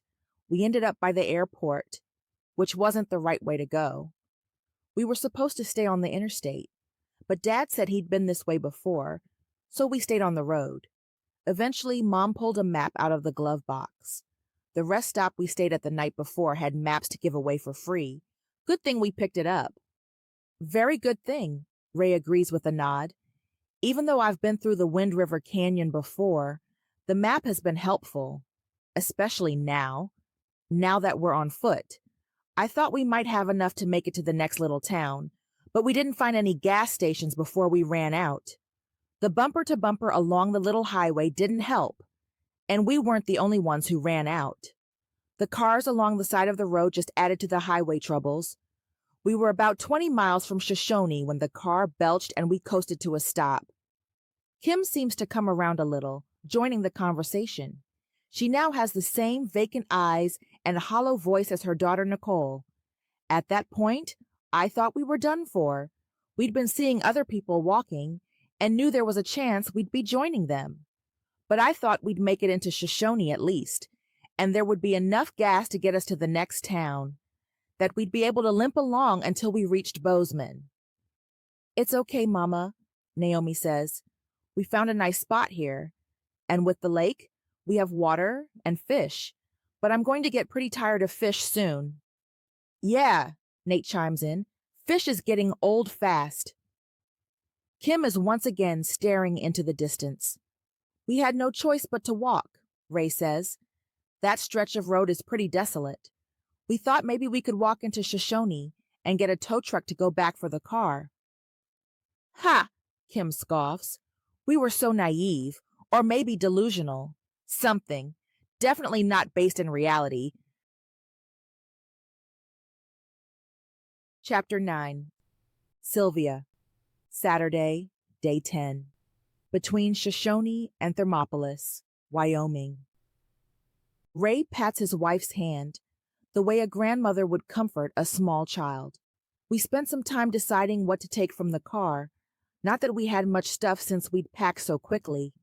We talked about just me walking in and setting everyone else up to wait, but none of us wanted to be separated. So we repacked Kim's roller suitcase.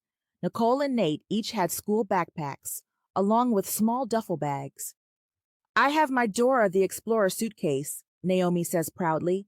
It has wheels like Mama's bag, but it's a little smaller. Kim gives Naomi a sad smile and gently touches her arm, pulling her toward her. Ray nods. And I had my suitcase, still packed from returning from a business trip on Wednesday, plus my hiking backpack and gear. I do a Pikes Peak hike every year with some buddies, then get out a few more times a year as my time allows. Unfortunately, the rest of the family doesn't have any good backpacking items. We have a little two-man tent Nate and I use sometimes, and Naomi has the tent for playing in the house. As you can see, these 3 tents are now our home. Ray motions to their setup. When we left the house, we grabbed pretty much every bit of canned food and easy-to-cook dry goods from our pantry. We had a few leftovers in the fridge, plus odds and ends, enough to fill a small cooler. When we packed the bags, we focused on the food. We managed to get it all in, leaving extra clothes and other things behind. We each have the clothes we're wearing, pajamas, and 1 additional set of clothes. Nate's duffel bag holds most of the clothes. I'm glad I had my gear. We were dangerously low on water when we started out, but from where the car stopped, I could see a grove of trees. I thought there might be water there. It was off the highway a bit, but made sense to go there and see what we found. It was already late in the day, and we thought we might stay the night there. When I hike, I'm good going 10 or 15 miles a day, sometimes farther. With the kids and our situation, Ray shakes his head. The tree grove did have a nice stream where we were able to refill all the empty bottles from the car and my hydration bladder. I have some iodine tincture we used for purifying, and we also boiled water in my small camping pot. We camped there for the night and started out the next day, following a small creek. While we weren't on the highway, it was within sight. We thought staying off the road might be safer. Not that it really mattered. Since it's so flat through there, anyone on the road could have seen us, just like we could see them. The traffic was as bad as the day before, maybe even a little worse, and we weren't the only ones walking. We met several others in the same predicament. We found another camping spot with a water source that night and made it into Shoshone the next day. I'm glad I didn't strike out on my own. The town was a bust. It had been completely overwhelmed by the deluge of people. They were in such bad shape, they wouldn't even let us stay. Oh, they were nice enough about it. They filled up our water bottles, suggested we camp here at the state park, and even gave us a ride through town. We weren't the only ones. They used a pickup truck to transport us. The bed of the truck was full of people like us. Transients, I guess. Kim gives him a hard look. He shrugs. I wish we would have walked into Shoshone instead of staying on the lake edge. Would have been nice to have a ride. It would have saved us at least a day. As you can see, the place is pretty full up. We're like a small town. This section isn't even part of the actual campground. At least we're able to walk to the lake for water and a little fishing. Being able to fish is good, Sabrina says. Definitely. Ray nods. A guy gave me a couple of hooks and some line, along with a couple of weights. He even showed me how to make a pole out of a stick. It's working okay. So overall, this isn't too bad. There's even talk of shooting an antelope, which would be good. I guess we'll stay here a few more days, then decide what to do next. Maybe move on down the road to one of the other campgrounds. The ones on the river might be better.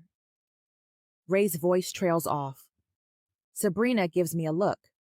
I immediately know what she is thinking. I give my head a small shake. She intensifies her look, staring me down. My shoulders sag. My baby sister knows how to get to me. Besides, married or not, Ray is some serious eye candy. Could be good for passing the time. She gives me a big smile and acknowledges our unspoken agreement with a slight nod of her head. We'll be leaving in the morning, she says to Ray. Maybe you should come with us. Why? What's the point? Kim asks in a quiet, defeated voice. I wonder where the luminescent woman who came out of the tent a short time ago is gone. This version of her, while still beautiful, seems an empty shell and completely beaten. It's a good idea, Ray answers. 2 more people might make things easier and safer with the children. How far are you going? We're going to our parents' house in northern Wyoming, Sabrina answers. It'll still be quite a ways to your friend's place, but we'll get you, I don't know, over a third of the way, I'd guess. Ray looks at his wife. Her only response is an aloof shrug. Nate and Naomi both look excited. We can't just stay here, Nicole says. More people arrive every day and it's scary, especially at night. Plus, we're having a hard time finding fire-making stuff. How will we cook? There aren't many trees here, and the sagebrush has been picked over pretty well. I don't want to walk to Montana, but I guess we don't have a choice. Mom, I think we should go. Kim lets out a very large sigh. I guess so. When are you leaving? Sabrina quickly says, We'll leave early, as soon as there's enough light to see. We'll need to start breaking down camp in the dark. It'd be best if you can pack up as much as possible tonight. Kim shakes her head. Fine. Ray, you'll need to figure it all out. I'm going to bed. Wake me up at the last possible moment in the morning. Is there anything we can help you with, Ray? Sabrina asks. His name isn't Ray, Kim advises. Oh, I'm so sorry. I thought you called him Ray. It's Ray. R-E-Y. You are saying it wrong. It's Ray. The way she says his name does sound slightly different than the way Sabrina said it, but not so much as to make such a big deal of it. Sabrina tries again, making the middle sound more of an eh and less of a long A. Kim shakes her head, but Ray laughs. It's fine. My name's Renard. Renard Hoffman. Ray for short. You know the old adage. Call me anything you like. Just don't call me late for dinner. Is it dinner time, Daddy? Naomi asks with excitement. I'm ready to eat. Yes, Munchkin, I think it is. With that, Sabrina and I excuse ourselves. I'll start packing things up at 5 o'clock in the morning, Ray says. Sound good? We agree it's probably about right. We eat our own dinner at our next-door camp. Do you think we should have offered them something? Sabrina whispers. Since you invited them to travel with us, I suspect we'll be feeding them plenty. I'm rethinking the addition of Ray being eye candy. Seriously, what were you thinking? They're only going to slow us down. And the mom, she's something. I don't know, there's just something about them. I felt pushed to include them, like God was nudging me. Whatever, I say, taking out another cigarette while Sabrina starts cleaning up. I watch as she expertly repacks everything. As always, she'll make sure things are in order to make leaving in the morning as easy as possible. My body hurts and I'm exhausted. I don't even know how many miles we walked today. 10? 15? Farther? We were picking our way along the river and then the lake, so it's hard to say. After I finish smoking and Sabrina has us organized, she says, I'm going to watch the sunset, then turn in. Of course she is. Even at home, she rarely misses a sunset. Our apartment has a small west-facing balcony. She put 2 chairs out there, thinking I'd join her. I don't. Boring. She's also fond of watching the sunrise. Usually she's out for her morning jog just before daylight, so she can watch the sun come up. I don't join her for that either. Jogging is not my idea of fun. I'm going to skip the sunset, I say. You sleeping in the tent tonight? Yeah, I think we'll be okay here. I'm still awake when Sabrina climbs in the tent a short while later. You should have stayed out, she whispers. The sunset was amazing. Muh, you've seen one. You've seen them all. Not true, Sylvia. Each night is a new show, so magnificent and tranquil. Watching the setting sun reminds me to be thankful for the day. Thankful for the blessings God has given us. Blessings, I hiss. You call what's happened to us, to the United States, a blessing? You think the people here in this wasteland are feeling blessed? I think some of them are. You heard Ray say how fortunate it was they weren't in their office facing the blast. You don't think that's a blessing? Luck, Sabrina. It was luck. I turn over, ending the conversation. I feel Sabrina settle into her sleeping bag next to mine. Even though it's June, the nights are chilly and our summer weight sleeping bags and bag liners are welcome. Most nights, like tonight, I start off only in the bag liner, kind of like a sheet for the sleeping bag, but need to move into the full bag within a short time. My bag and liner were a gift from Mom a few years ago, probably at Sabrina's suggestion so I'd camp with her. They were both still in the packaging when Sabrina started loading us up for this trip. I'm just about to drift off when the camp suddenly comes alive, and not in a good way. More like the wildest, craziest, seediest nightclub in the most dangerous part of the city just came to life. What starts as revelry and fun with lots of laughter and hooting soon becomes something more. Something sinister. Was that a woman screaming? Sabrina whispers. Pretty sure it was. She sits up, moves to the door, and unzips the tent. Where are you going? I murmur. To see if I can help, of course.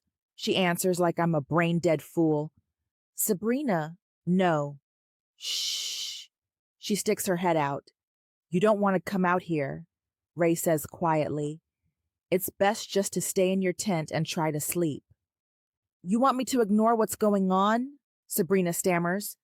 Nothing you can do about it. It's a nightly occurrence. So you, what?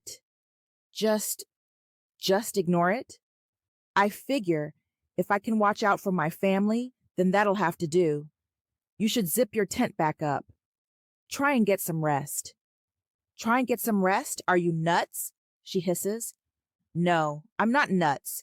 I'm smart. Sabrina, I say quietly, choking back tears.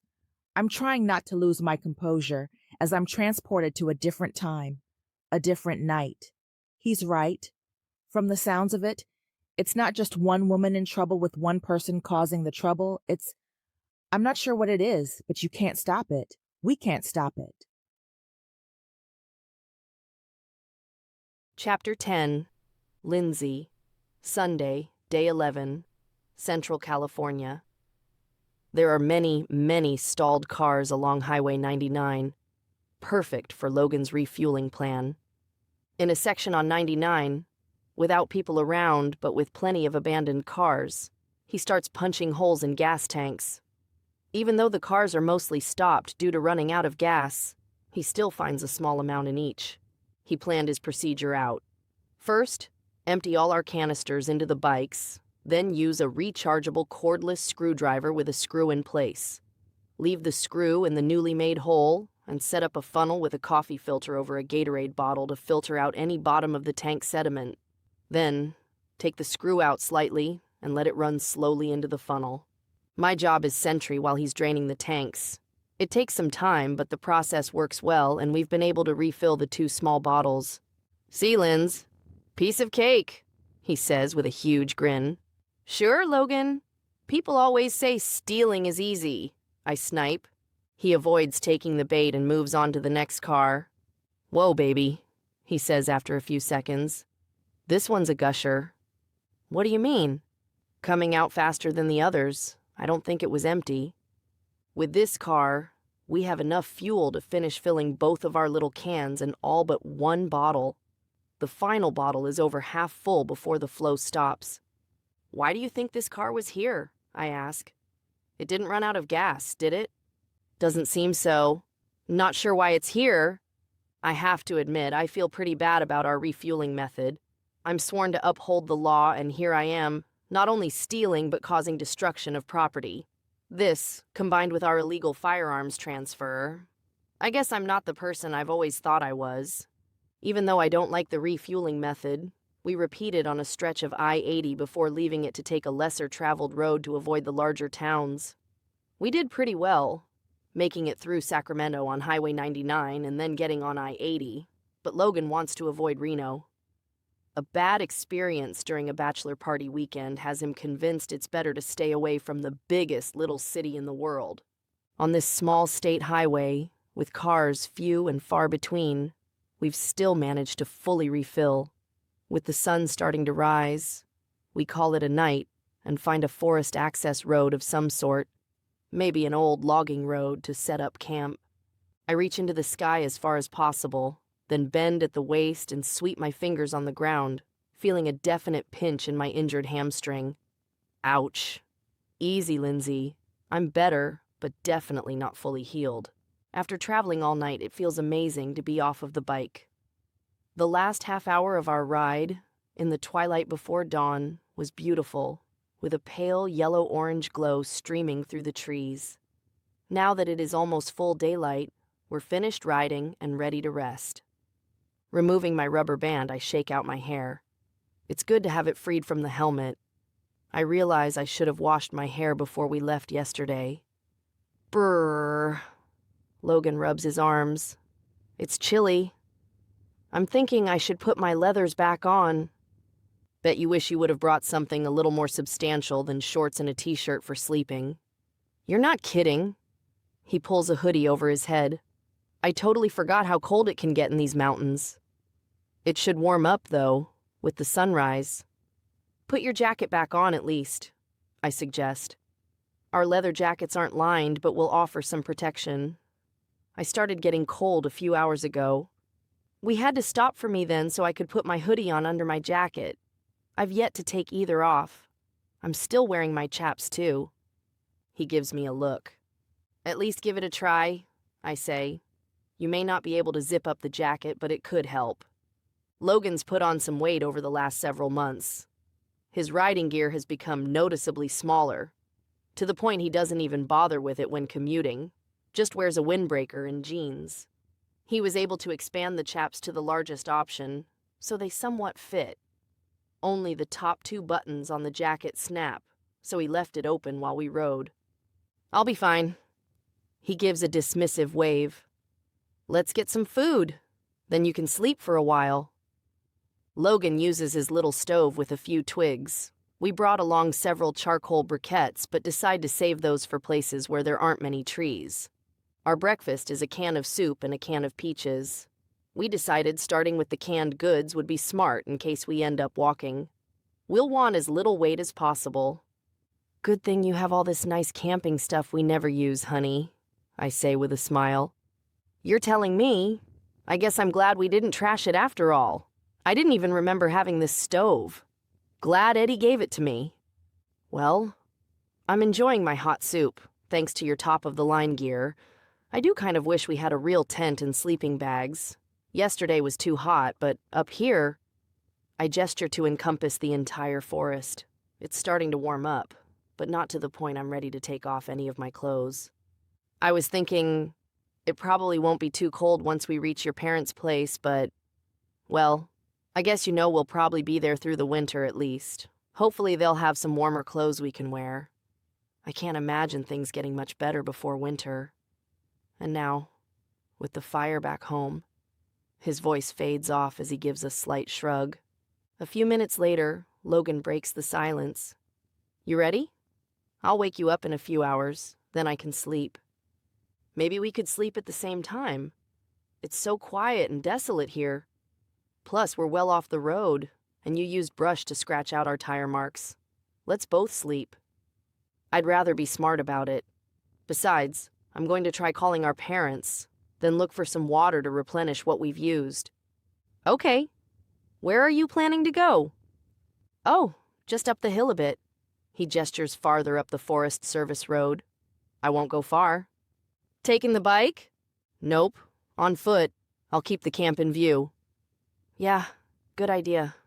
I don't want you getting lost in the woods. When we slept at the lake yesterday, we spread out the tarp and put our blankets on top. There were a few bugs there, which left their mark, but it wasn't terrible. Up here, it's not only considerably colder, but buggier.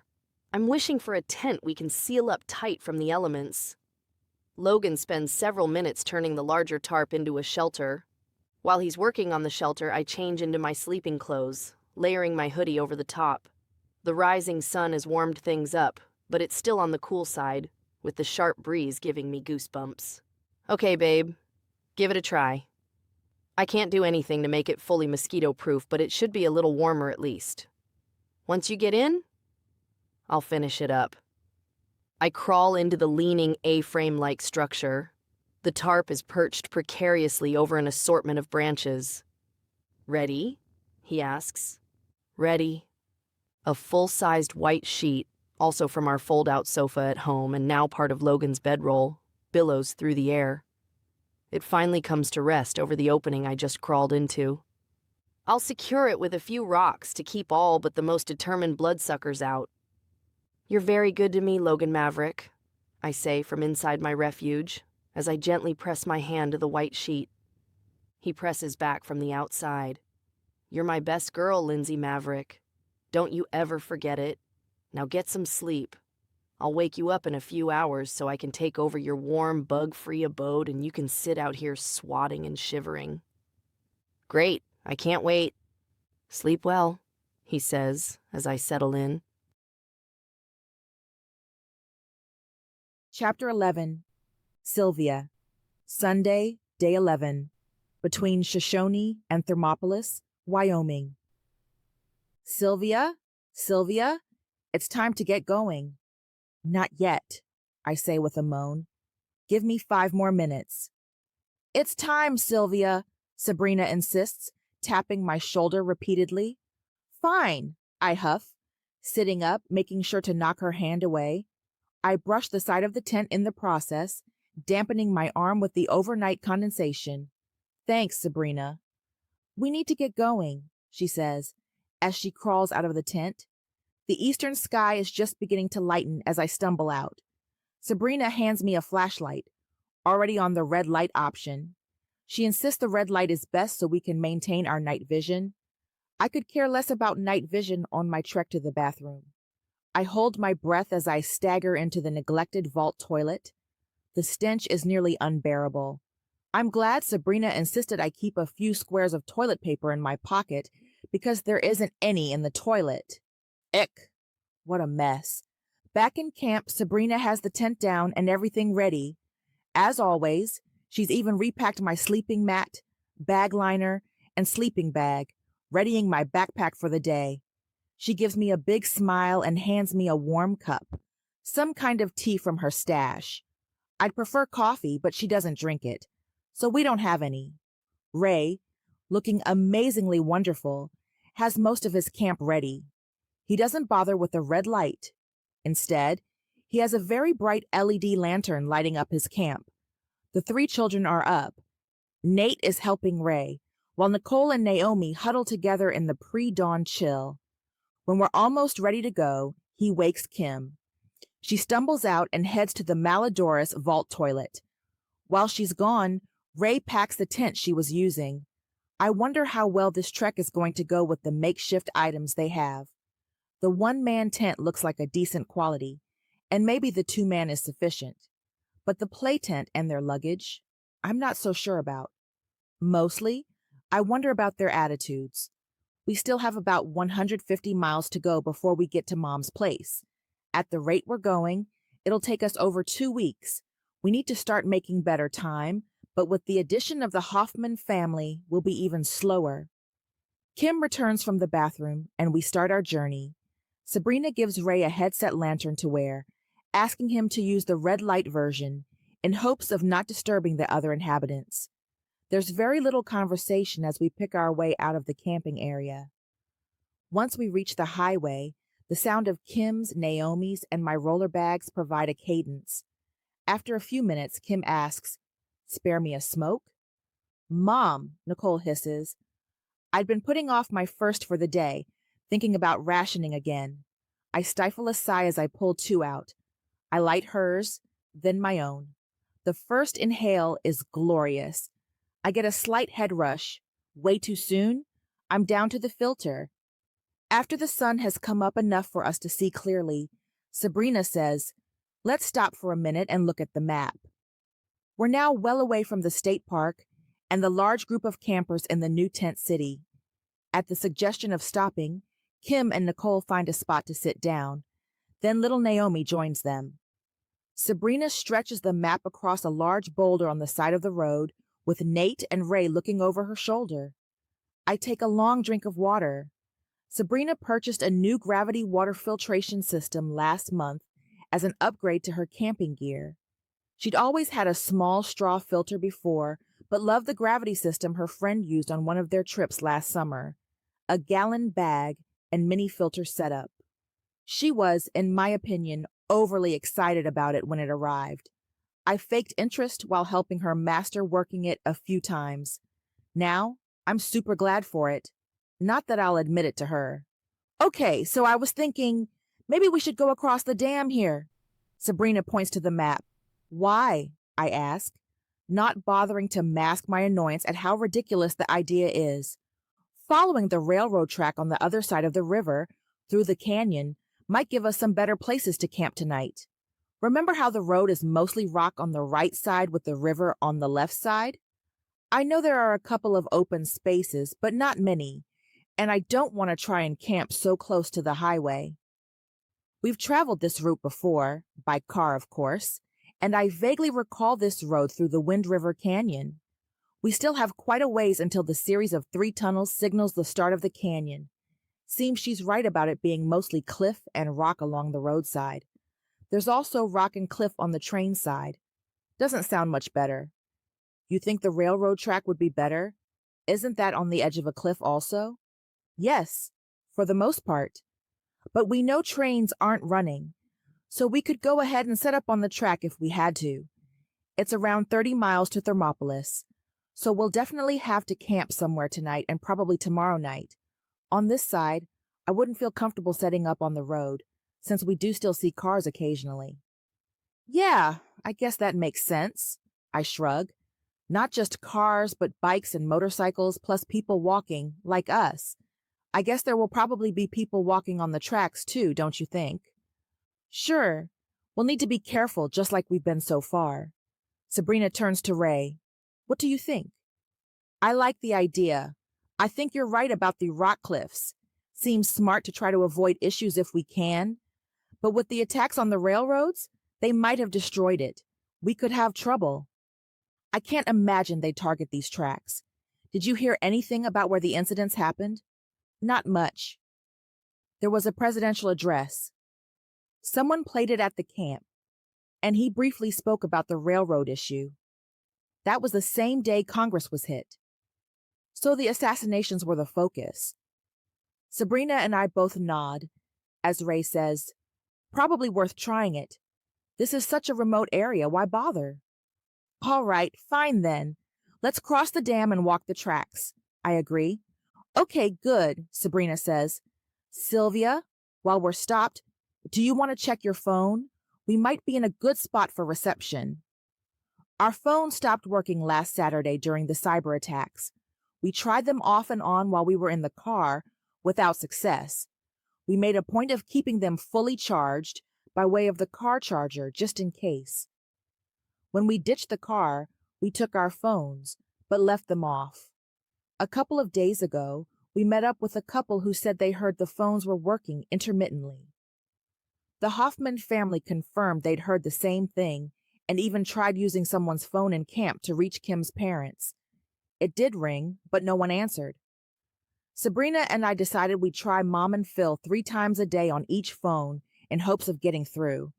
I turn my phone on and shake my head. No good, no signal at all, maybe because of the location. Let's get across the dam and then try again. It might be a little more open on the other side. Ray gets his family moving again. The small rest seems to have improved Kim's disposition. She's now talking with the children. Crossing the dam, the train track is below us. There's a road along the far side of the dam, so we'll take it until it meets with the track farther in toward the canyon.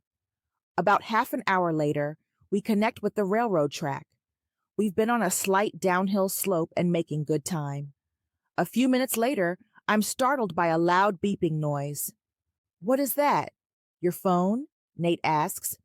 I reach in my pocket where I stashed my cell when trying to call out earlier. It's vibrating while beeping. I guess I forgot to shut it off. I'm confused by the beep, since that's not a ringtone I've chosen. A quick glance at my phone shows an emergency alert. Ballistic missile threat inbound to United States. Multiple inbound missiles detected. Seek immediate shelter. This is not a drill.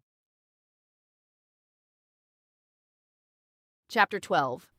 Lindsey, Sunday, Day 11. Tahoe National Forest, near Sierra City, California. Lindsey, wake up. You have to wake up. There's no time. Wake up now. What? What are you doing, Logan? I'm so tired and confused. It takes me a minute to remember I'm in a tent-like shelter in the middle of a forest on the way to Mom's place in Wyoming. Why is Logan shaking me like this? The phone. It went off. We have to go. Someone called and we have to go? No, look! Logan thrusts his phone at me. Ballistic missile threat inbound to United States. Multiple inbound missiles detected. Seek immediate shelter. This is not a drill. All feeling immediately leaves my body as my mouth goes dry. I'm woozy and sick to my stomach. We're in a forest. Where are we going to seek shelter to protect us from a missile? Missile?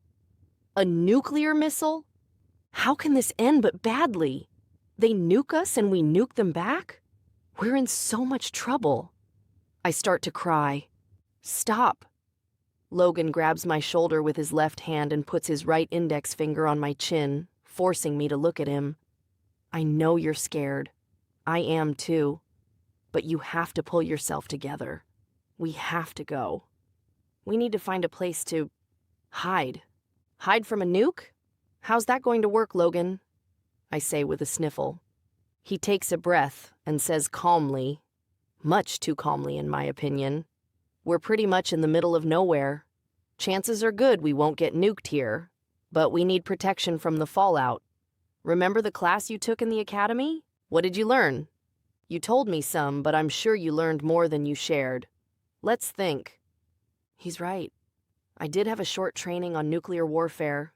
More of a what do we do with all of the people afterward thing, but there was training on blasts and a little about fallout. We may not be where a bomb strikes, but chances are we'll get fallout. I know large cities on the West Coast, LA, San Francisco, Portland, and Seattle, are considered targets, along with military bases and East Coast cities like DC and New York. Westward winds would bring any West Coast fallout our way. Would Sacramento be a target? We're not very far from Sacramento. And how about Reno to the east? Are we close enough to either of those that If there is a hit, we'll be in the blast zone? I quickly think about where we are. We're likely not close enough to any possible target to be affected by the immediate blast, but we could definitely receive fallout if San Francisco or Sacramento are hit. Maybe even from Reno if the wind shifts and comes from the east. What about LA? I think we're too far north to get fallout, but I don't want to chance it. We need to get underground. Logan's already throwing things in our bags. I didn't even realize he started taking down our camp. Yep, get all of this stuff packed up and let's go. I think I remember going over some sort of bridge a mile or so back. We can get under there for now, then maybe figure out something better. I nod as I begin to put on my leathers. Don't bother with those. Let's just go. I'm wearing yoga pants and a tank top, what I was wearing to sleep in. As my little tent warmed up, I shed the hoodie. Logan must have warmed up also. He's in his basketball shorts and a t-shirt. At least he has athletic shoes on. I'm still barefoot. I shrug and quickly stuff things in my saddlebags and backpack. We tried to unpack only what we'd need, so there is not a lot that needs repacking. I cram things in, not worrying about neatness. Getting my leathers in is a challenge. I quickly shove my boots on my bare feet, not bothering with socks. Logan's doing about the same job with his packing. Within a couple of minutes, I notice him taking a look around. "We got everything?" he asks, while putting on his helmet. "Looks like it. You lead and I'll follow." I put on my helmet and hop on my bike. I'm nervous and forget the starting procedure. "Deep breath, Linz. You need me to talk you through it?" "No, I've got it." Soon, my bike is running. I follow Logan off the dirt road and back to the main road. We're driving fast, but after a minute he slows down to navigate around an old clunker of a pickup truck pulling a utility trailer, half off, half on the road. He immediately pulls to the side of the road and stops. Instead of a bridge, it's a large culvert running under the road. "Walk your bike down. It looks high enough we can take them under. We'll have to stoop a little, but not too bad." What he likely means is, he'll have to stoop a little and I'll have to stoop a little more. At just shy of 6 foot, he's 3 inches shorter than I am. "Do you think we need to worry about water in the culvert?" "Not right now. There would be water in it if it were a regular use thing, but I think it's just an overflow during heavy rains. Might be a little damp, but we should be fine." "You mean, unless it starts raining?" Logan chooses to ignore my snark as he starts down the embankment. "You know, it's kind of steep. I'll take your bike down. Should we move the pickup on top of the bridge to provide a little more protection for us?" "Why?" I ask, not understanding. Then remember some of the materials I was given when I had the nuke training. They handed out several old flyers from civil defense, and one of them had a picture of people digging a trench and parking their car on top of it. The lead in the car was supposed to help protect them. I thought it sounded terrible. I had visions of the walls of the trench giving way and the car crushing the people in the trench. No thank you. "You think it'd help with fallout?" I ask. "Cars today aren't made like tanks, like they used to be. I'm not sure it'd be of much benefit." "You're right, but I think anything we can put between us and the fallout will help. Also, this isn't a new truck. It's from, I don't know, the late 70s or early 80s. Let me get the bikes down and then see if we can move it." I stand there, thinking how bad things are, while Logan moves the bikes under the bridge. When he's done, he stops and gives me a quick kiss. I grab for him and pull him into a hug. I'm scared, and he knows it. "We're going to be okay, Lindsey. This is just a bump in the road. Maybe it's a false alarm. Let's see if we can move the truck." He gently releases me and walks toward it. The truck is an old light blue single-cab Toyota with a ton of rust all over the body. The truck bed is filled with garbage bags and other miscellaneous items, to the point it's mounted over the top and secured with a variety of straps and cargo netting. Stuffed just as full and secured in the same haphazard manner is a small rickety box-style utility trailer. To say it has seen better days would be an understatement. Even so, I'm impressed with the amount of junk crammed in the truck bed and the trailer. Maybe the guy was heading to the dump when he ran out of gas? No idea. We expect it to be locked, but are pleasantly surprised when it opens with a gentle tug on the driver's door.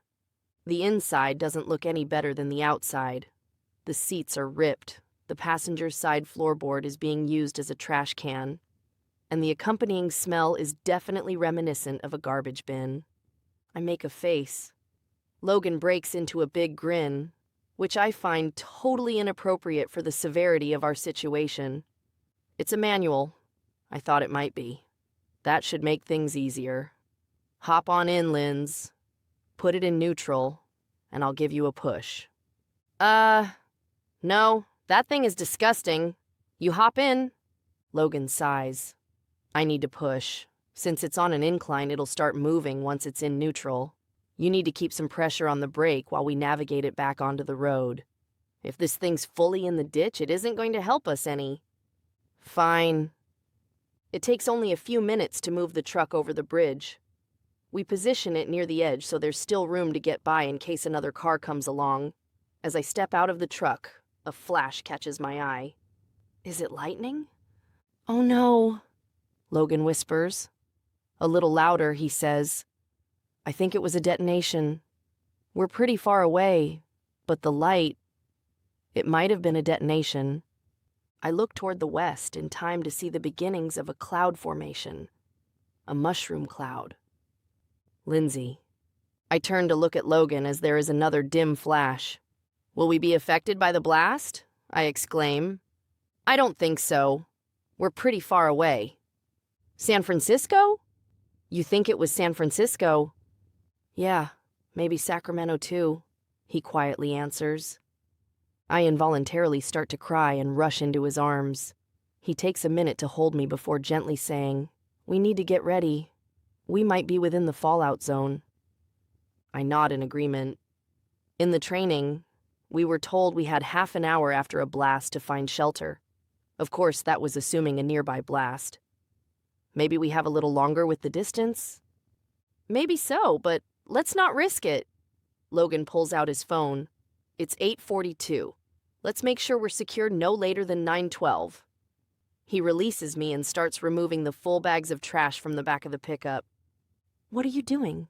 I ask. I thought we could use the garbage and stuff in the back of the pickup to seal off the ends of the culvert. There's no doubt now about the bomb, so we need to prepare for fallout. Okay, yeah. I don't know if it'll work, but let's try. I think we should put the garbage bags on the far side. Logan keeps pulling trash out while I move them down the slope to the culvert. I pile the odorous bags up, something like bricks, to try to seal off the entrance to the culvert. What about the other side? I ask, as I'm putting the last bag in place. It's not as tight as I think it should be, but it'll have to do. We'll use the other junk he has back here and then add in the brush and stuff from the pile over there, Logan answers, while motioning to a small slash pile left behind by someone cutting timber. I'm surprised to see this since logging isn't much of an industry in California forests. Maybe this is part of the new plan to help prevent future fire disasters. The other trash consists of an old lawnmower, paint cans, and a few cut pieces of plywood. There are also some non-junk items, a shovel, an axe, and a high-lift jack. We set all of the rubbish on the opposite end of the culvert from the trash bag collection. Go ahead and get inside, Lindsey. I'm going to grab some brush. No, I'll help. Then we'll both go in. Okay, fine. Big pieces first. There are actual logs in the slash pile. We pull out the ones we can easily retrieve and haul them to the culvert. Then we grab small pieces to fill in with. It's soon obvious we need to be inside the culvert to finish filling in the spaces. With our bikes and supplies, it's a tight fit trying to get things arranged. We put the plywood on the inside of the trash bags and add a few of the logs to secure it all. On the junk end of the culvert, we pull the longer logs as tight up against the culvert as we can, filling everything in with brush and smaller pieces. It's not great, but we're hopeful it'll provide enough protection from the fallout. What about space blankets? Would it help at all to put those over the debris? I remember sealing up windows with plastic was one of the recommendations for those without an underground option. Maybe the emergency blankets will work in a similar way, I suggest. Yeah, let's do that. One on each end. I have a roll of duct tape we can use to hold everything together. It takes us several minutes to get the emergency blankets in place. With the tight space, working so closely together is a challenge. After getting the blankets up, we spread the small tarp on the damp ground, then huddle close together. With the bikes, there isn't a lot of extra room. Lying down might be a challenge. Let's turn out the light, Linz. Save the battery for now. In the darkness, I whisper, "So, that's it, I guess?" "Yeah, I think so," Logan whispers back. "Can you think of anything else that could help? Maybe covering our faces? We have bandanas we can use so we don't breathe in any particles." "Okay, might be smart."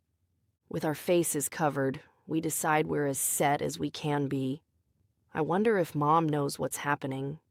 Did they get the alert text in Wyoming? Were they able to get to a safe spot? Chapter 13. Molly, Sunday, Day 11, Makeshift Hospital, Bakerville, Wyoming. While all the smartphones reverberate with the emergency alert, my phone is silent. We're engulfed in sudden pandemonium. 10-year-old Malcolm shrieks, "Mom! Dad! What does it mean? Are we being bombed?" My daughter Callie pulls Malcolm close to her. "We'll be fine, buddy. Everything will be okay." Callie then looks expectantly at me and Jake. Jake immediately says, "We will. But we need to get moving." "Phil, you set up at your place?" "Yep, we're good," Phil answers. "We've made arrangements for our neighborhood to join us in our, basement. Yesterday we set up neighborhood contacts. Kelly entered everyone in her phone." He's barely finished speaking before my phone rings. Almost simultaneously, Jake's phone is ringing. Our friends Kelly and Phil are swiping their phones. Instead of hello, Jake answers with, "Art, you know what to do?" I answer my phone with an abrupt hello. I don't recognize the number other than it's local. "Molly Caldwell, Mick Michelson. Kelly and Phil gave me your number when we set up the neighborhood contacts yesterday. We just got the alert and are going to start calling the other neighborhood contacts. We think anyone without a basement should go to the community center. It has a storage room in the basement. Any chance your husband can drop off the generator?" Jake is finishing up his call with Art, and I hear him say, "We'll be there shortly," as he disconnects. "Just a minute," I say to Mick. Covering the mouthpiece, I share with Jake the conversation. Jake looks flustered for a moment as my son-in-law Tate says, "I'll take the generator to them. They'll need water. Jake can concentrate on getting everything set at your place." Sarah has a frantic look about her. She starts to say something, but her husband gives a gentle headshake. She nods, knowing Tate will do what he needs to do. "Yep, let's do it." Jake nods. I go back to my phone call. "Yes, someone will bring it down. We'd best get moving. Stay safe, Mick." Phil and Kelly finish their calls as Tammy, along with her daughter Belinda, run into the room. "Jake, I understand you have a basement," Belinda says. "I'm inviting myself, my mom, and my son to join you so we can care for Doris, Madison, and Katie. We need to get going now. Dr. Sam, will you and your family go to the community center? With the basement..." Michelson called. "They're organizing people to shelter in the basement," I interrupt. "We'll go there," Dr. Sam says, quickly leaving the house. "Kelly, you'll be okay at your shelter?" Belinda asks. "Yes, of course. It's too bad we can't spread our medical team around a little more, but I don't even really know who all has basements. We'll just have to wait this out and then we can evaluate for any injuries. I pray there will be none." "Agreed," Belinda says. "I'll take my car, and Katie can lay across the back seat. Mom, you take your car and do the same with Doris. Madison can ride in the front seat. Put Emma in her car seat. Evan, you take her. I assume you're going to Jake's basement?" Jake says yes, while Evan nods. When Hawaii had their false alarm, I read it takes 15 to 30 minutes for bombs to hit the mainland once discovered. We're running out of time, people. "Leo, you'll take my dad's truck. I want you to load it with as many supplies as possible. You know where everything is. Let's go," Belinda orders. I'm on crutches and moving terribly slow, so Jake carries me to the truck. Once I'm in, he runs back to help Katie and the others get loaded up. Within a few minutes, we're on the road. It's a 10-minute drive to our house and our basement shelter. Our truck is full, overflowing even.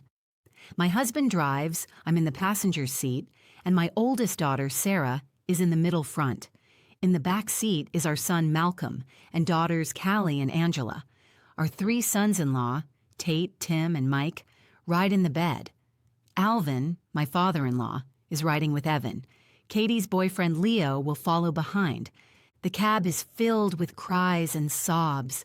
Are we being bombed? What will happen to us? Will we die? Questions that have no answer. I make soothing noises trying to alleviate my children's fears.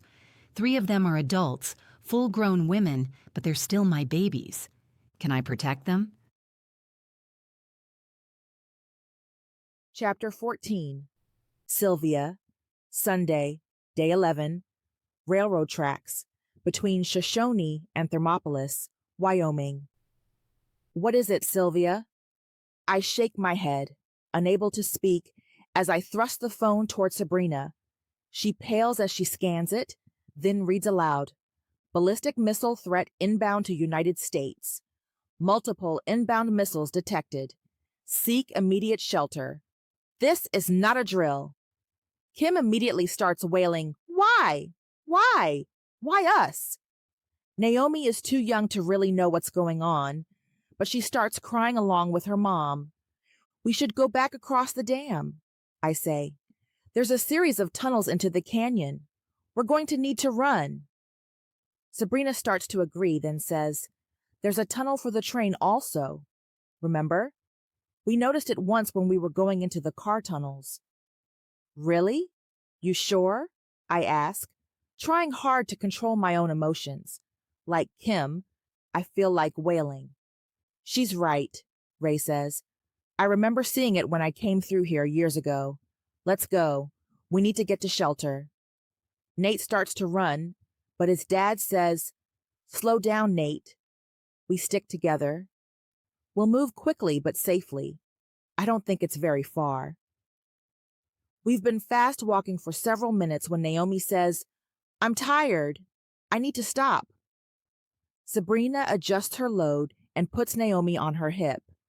Nate sees what she is doing and offers to handle Sabrina's shopping cart. Maybe we should just drop our gear and run? No, we'll definitely need it if we're stuck in the tunnel for any length of time. But for the umpteenth time, I wonder how much longer we can carry so much stuff. After a few minutes, when it's obvious Sabrina is tiring, I take Naomi from her. Sabrina grabs my rolling suitcase. How much farther do you think it is to the tunnel? Better not be too far. I'm struggling to breathe.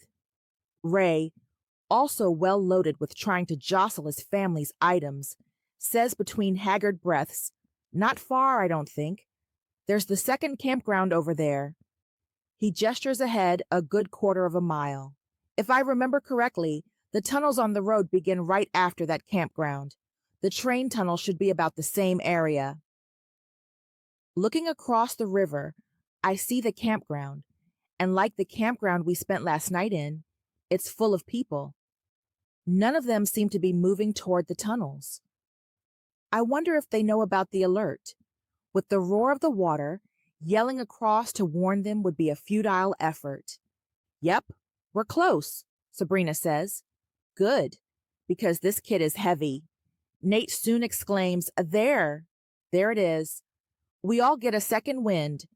Naomi asks to be let down, and she hustles behind her brother. When we're 3 football fields away from the mouth of the tunnel, Sabrina says, Hold up a minute.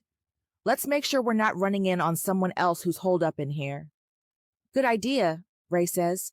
I'll check it out. Are you armed? Sabrina asks. No. Do you think I need to be?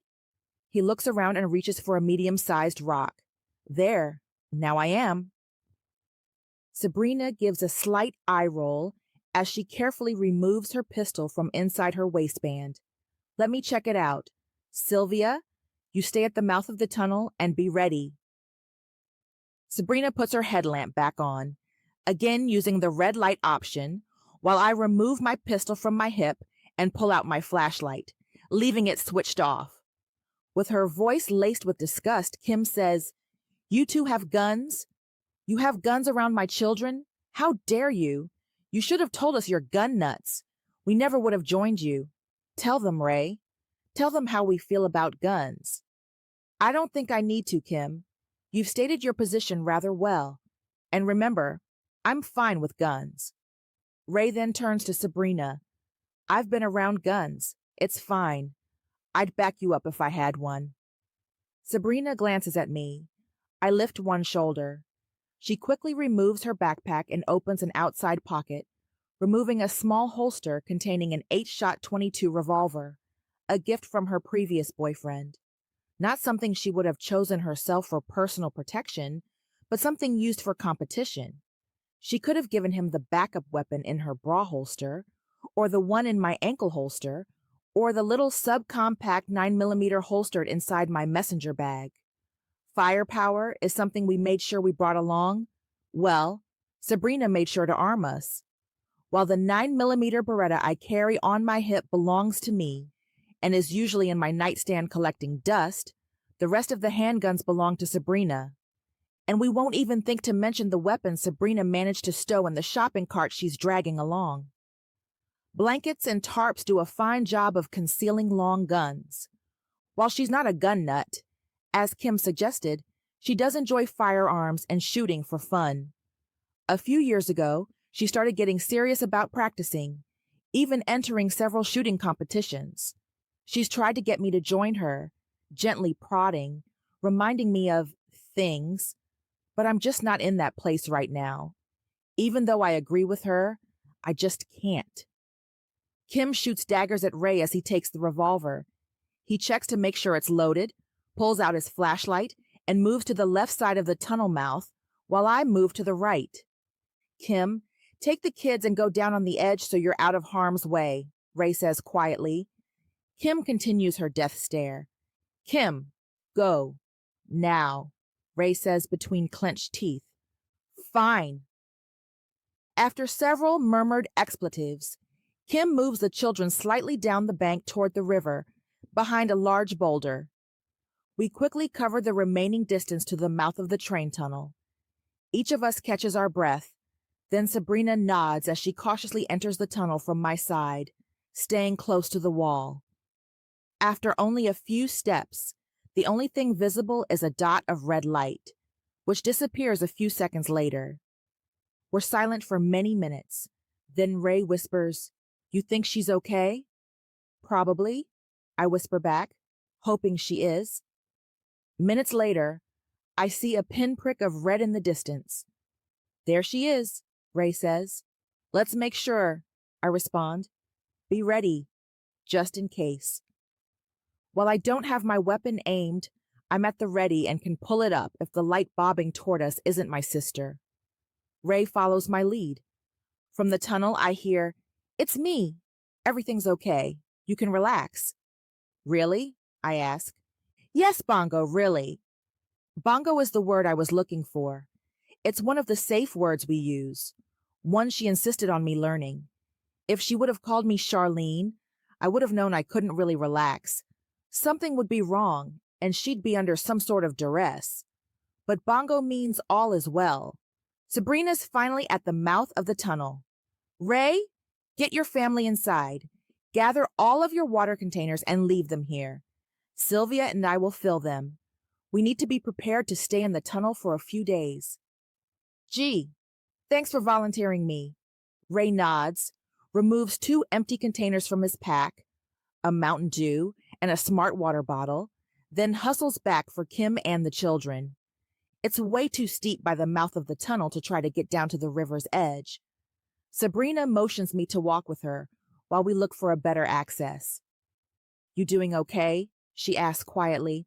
"Are you crazy?" "No, I'm far from okay. We'll be safe in the tunnel. Here, let's go down here."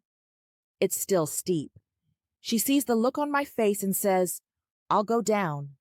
You go just to the big rock there. I'll hand the bottles back up to you." "Okay, be careful. I don't need you falling in the river."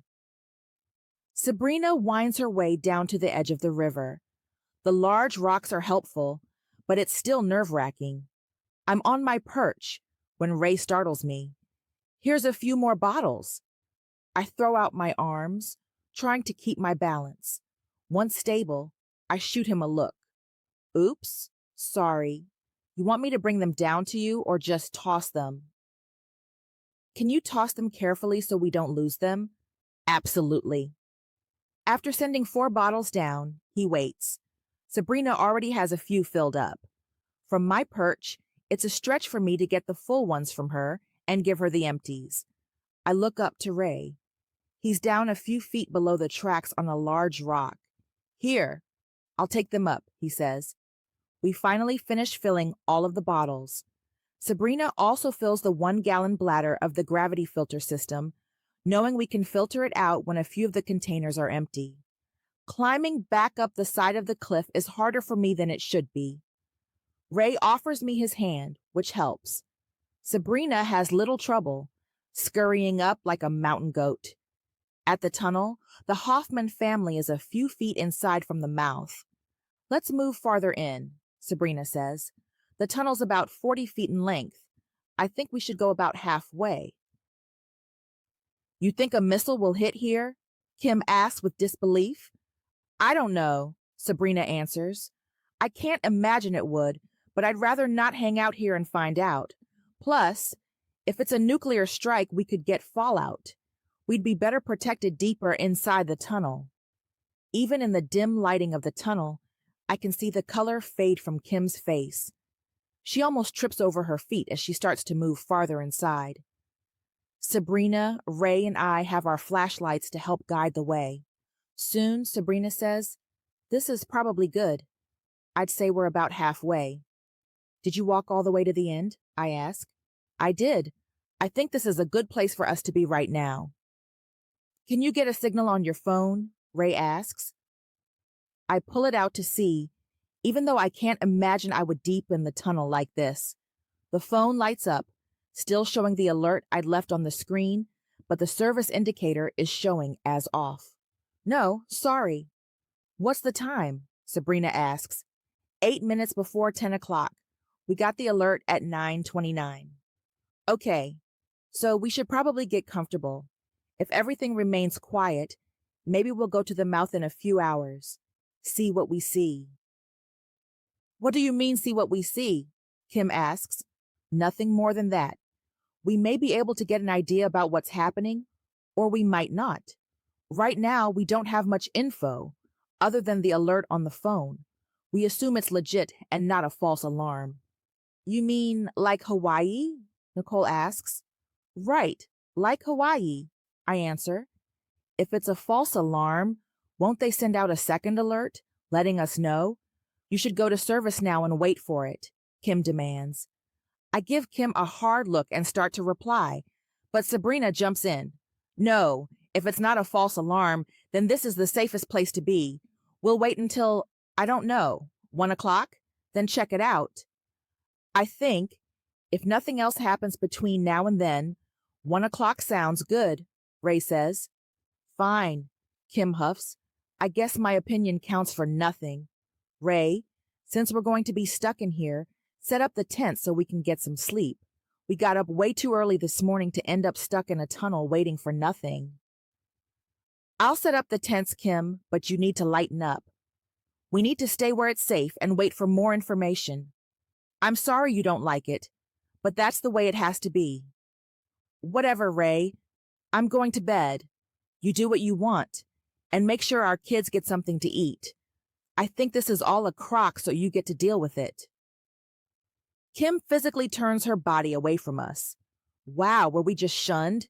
If I wasn't freaking out over the possibility of us being nuked, I might laugh at her antics. Ignoring her, Ray sets up the small tent, then tucks a blanket inside. I can't imagine it's going to be very comfortable, being on the railroad ties without some sort of a mattress. But I'm not offering her my mattress pad.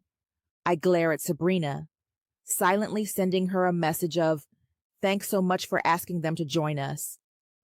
She smiles sweetly in return. I shake my head and intensify my glare, Not only do I have Mean Girl Kim, but also Miss Perfect Sabrina. Great. Just great. After Kim's inside her tent, Ray sets up the tent for the children. Naomi has fallen asleep while sitting and waiting. Nicole helps her into the tent, then comes back out. She plops down next to Sabrina and quietly says, "My mom doesn't really mean to be so nasty. She wasn't very happy about going up to Bozeman. She thought we should go to the Homeland Security Office in Centennial or the Emergency Management Office by Civic Center Park. She said they'd have FEMA there soon to help us and we should wait. Dad wants nothing to do with those places. So he said, no." Nicole meets her dad's eye, and he gives a small nod, whether in agreement or giving her permission to continue, I'm not sure. Nicole must interpret it as permission to continue. Mom's just scared. She doesn't like it when things don't go as planned. And none of this, she gestures widely, has gone as planned. When we were shot at in Casper, she kind of lost it.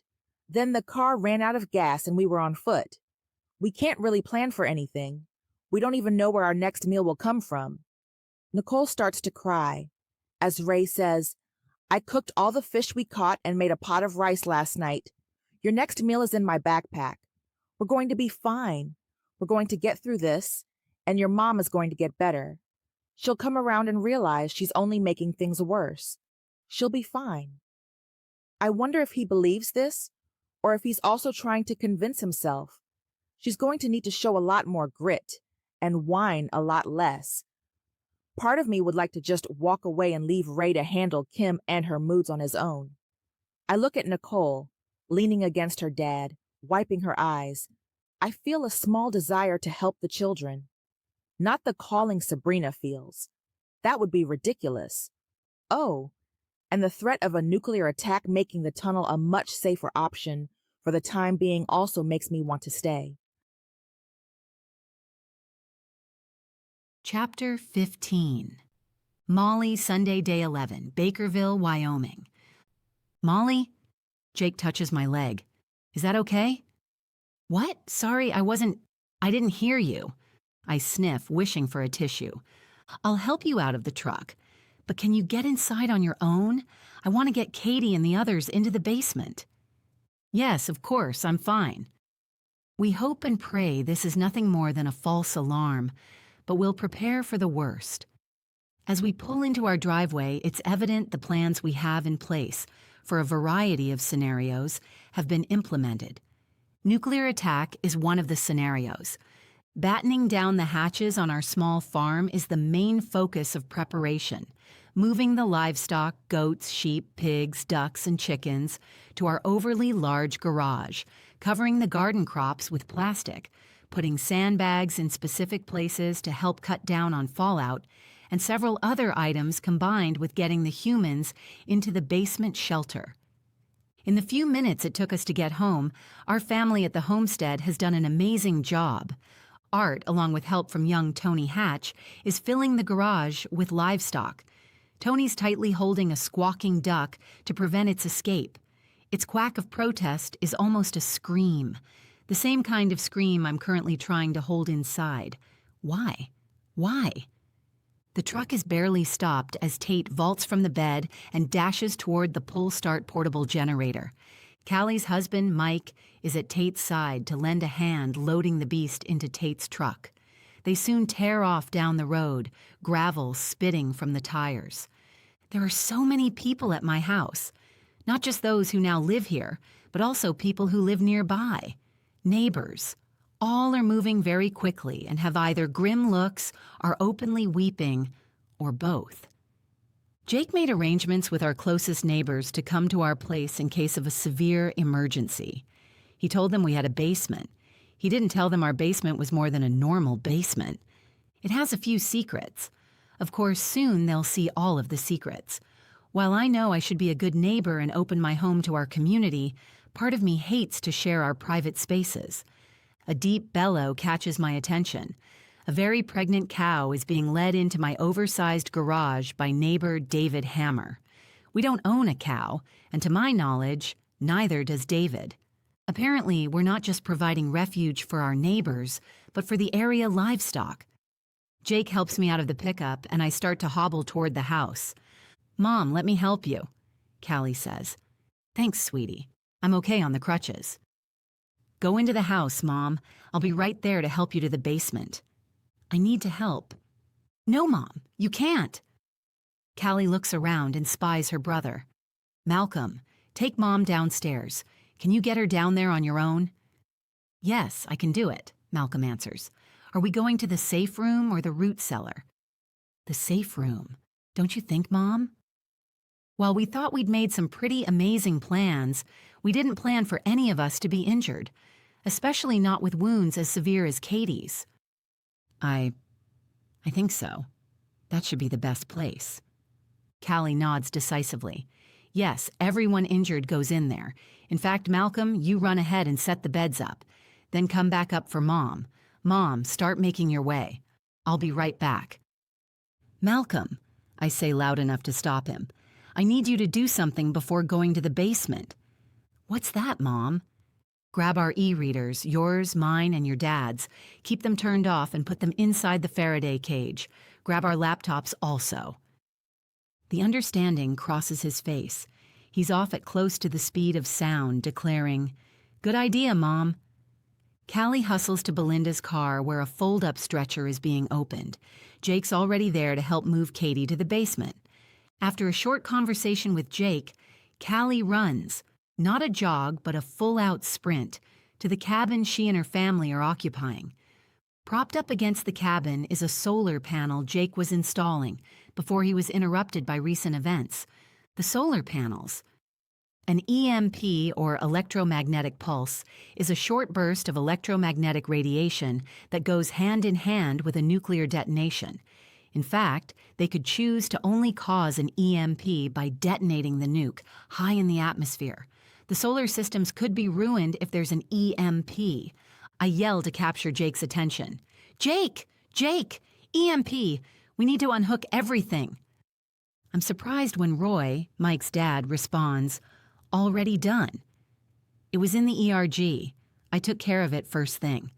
I disconnected the solar systems to the main house, the processing room, the pump system, the milking barn, the garage, and the bunkhouse. With the work Jake was doing, our cabin was already offline. Our emergency response guide, ERG, is Jake's brainchild, a large binder with a variety of to-do lists for different events. We laughed when we created it. We thought we were so silly. It's not like these things would really happen. When creating our entire retreat, we often thought we might be a little off our rockers. But we kept going, kept trying to make a safe place for our family. We didn't succeed. Thank you, Roy. You betcha. Best start heading in, Molly. You're not moving as fast as usual. Let me help you, Lois, Sarah's mother-in-law, says while moving toward me. Her cheeks are wet with tears, but a weak smile attempts to camouflage her emotions. I know how she feels. All I really want to do is roll up in a ball and cry. The din of an engine drowns out the clamor of the people. We live on a butte and have a slight hill to pull before reaching our property. This hill means people rarely sneak up on us when we're outside, with the engine working to make the climb and announcing their arrival. I recognize the vehicle, another neighbor. As they pull into the driveway, I give a small wave, almost dropping my crutch in the process. Lois grabs it, saying, "Hold up a minute, Molly." It looks like they have Katie on the stretcher. Should we let them go on by and then we'll get you in the house? Absolutely. The stretcher is close enough for me to see my sweet Katie. She's bundled up very well with a blanket wrapped around her. A surgical bouffant cap covers her long, wavy hair. Most of her face is covered with a surgical mask. She reaches her left arm toward me, a disposable glove covering her hand. Infection is a serious concern, and Belinda isn't taking any chances. "Mom, you should sit down. You'll wear yourself out," Katie says softly. "I will. Just stepping aside so they can get you down the stairs without having to wait for me. I'm pretty slow right now," I say, gesturing with one crutch. "Okay, see you downstairs. I guess we're going to the safe room. You'll be in there too, right? Since you're hurt?" "We'll see. Might be kind of crowded," Gotta go, Molly, Jake says as they head around the house. Lois, I'd like to go in the front door. I want to grab a few things before we head downstairs. I'm pretty sure Malcolm will be waiting to help me also. Sure, Molly. That's probably a good idea, since Jake and them are using the back door and going straight down. We'll be able to stay out of their way. I do think we need to start getting people underground. It's been almost half an hour since we got the alert, and I'm starting to get nervous. Yes, by now there may have been impacts. I don't think we'd be a target here, but we need to be safe, or it might just be a false alarm. Yes, maybe it's nothing, just a glitch of some sort.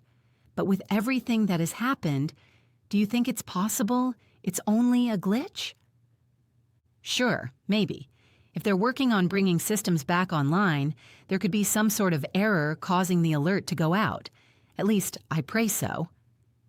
As we continue our hobble toward the door, the sound of another vehicle pulling the hill attracts my attention.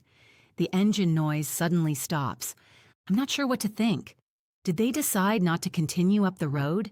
It'd be pretty hard to make a wrong turn and get this far up the road before realizing it. Our road, a 2-mile washboard gravel private drive, ends about a mile past our house, turning into a 2-track mainly suitable for 4-wheel drive or ATVs. Other than those of us living back here, the gravel road gets little use. Thought I heard a car starting up the hill, Lois says. Yeah, me too. Not sure where they went. We both shrug and continue our forward motion. Jake and Lois's husband, Keith, are returning with the empty stretcher. We're going to take Doris down now, Jake tells me. Angela, Katie, and Madison are already downstairs. You are to go there also. All you sickies get to be in the same room so Belinda can keep an eye on you. He tries to smile, fails, then gives me a quick kiss before heading off. There's still a lot going on with people securing the livestock and doing the finishing things needing to be done. Art hollers at Tony to head on down to the root cellar, saying they have everything together and he needs to be underground helping with his little sister. Okay, here we are, Lois says as we get to the bottom of the porch. How are you on steps? I'm good. Give me just a second to catch my breath. I can't believe how difficult it is walking with these things. Who is that? Lois gestures toward the road. We see a fast-moving head pop over the rise, then briefly disappear behind one of our taller bushes lining the road. In a lower spot, the head is once again visible. Is that Leo? Yeah, I think so, Lois replies. Why is he running? Tim steps out of his tiny cabin, sees Leo, and runs toward the fence line. Can you hear them? No, I can't make it out, I tell Lois. Tim gestures wildly, then turns and darts toward the main house, stopping at his pickup. He hops in but doesn't start it. What's he doing? Lois asks. Not sure. He jumps out and pops the hood. Tim, what's going on? Jake yells. Tim shakes his head and runs to Jake. The yelling has stopped, so I can't hear the conversation. Jake drops his shoulders and shakes his head, then hands something to Tim, who takes off running again. He stops at our truck, gets in, and tries to start it. Nothing happens. Oh no, I whisper. After a few seconds, Tim jumps out of the pickup truck and goes to our old Jeep. He climbs in and tries to turn it over. He bangs the steering wheel before trying again. There is a slight whir of the engine. Another try and the Jeep coughs, then catches. Jake and Keith, carrying Doris on the stretcher, are rapidly heading our way. What's going on? I yell when they're within earshot. The truck Leo was driving stopped. Ours won't start. The Jeep, it's okay, Jake answers. Are there tears in his eyes? So they really did it, I ask, appalled as I pull my phone out. It's off and won't turn on. Seems so. Jake gives me a look, the kind that says he doesn't want to say anything more right now. Is he having trouble controlling his emotions? I know I am. Chapter 16. Molly. Sunday, Day 11. Bakerville, Wyoming. What was somewhat organized chaos is now frantic chaos, with people running and grabbing whatever they can as they make their way to the perceived safety of the basement. Doris, lying on the stretcher, is incredibly pale and panicked. I try to give her a look of assurance, fail miserably, and ask, "Where's Evan?" She takes a deep breath. He dropped off your father-in-law here, then went up to our place to get supplies and things. He'll be back shortly. If his truck doesn't start, he'll get the old International or Betty Boop. You know, the 1959 GMC. Either should run. Your Jeep did, so that's a good sign. Oh, Molly, we're in it deep. I nod. We'll make it, Doris. I'll see you downstairs. Lois and I quickly, sort of, climb the stairs. In the house, more of our extended family, who are now sheltering here, are grabbing things out of the refrigerator and filling a cooler. Molly, you doing okay? Can you make it down the stairs? Malcolm said he'd help you, but his grandma told him to wait in the basement. She doesn't want him up top. She was almost frantic when Tony insisted on helping with the animals, but he's in the basement now. Deanne, Callie's mother-in-law, rambles almost frantically, pushing her light red hair away from her face. I'm good. We're heading down. You close to done? I say, my voice deliberately calm and controlled, even though I feel anything but calm. Yes, yes. We emptied the bunkhouse fridge and took all of the food from there down first. We had a little food in our cabin, and Tim had some in the tiny house.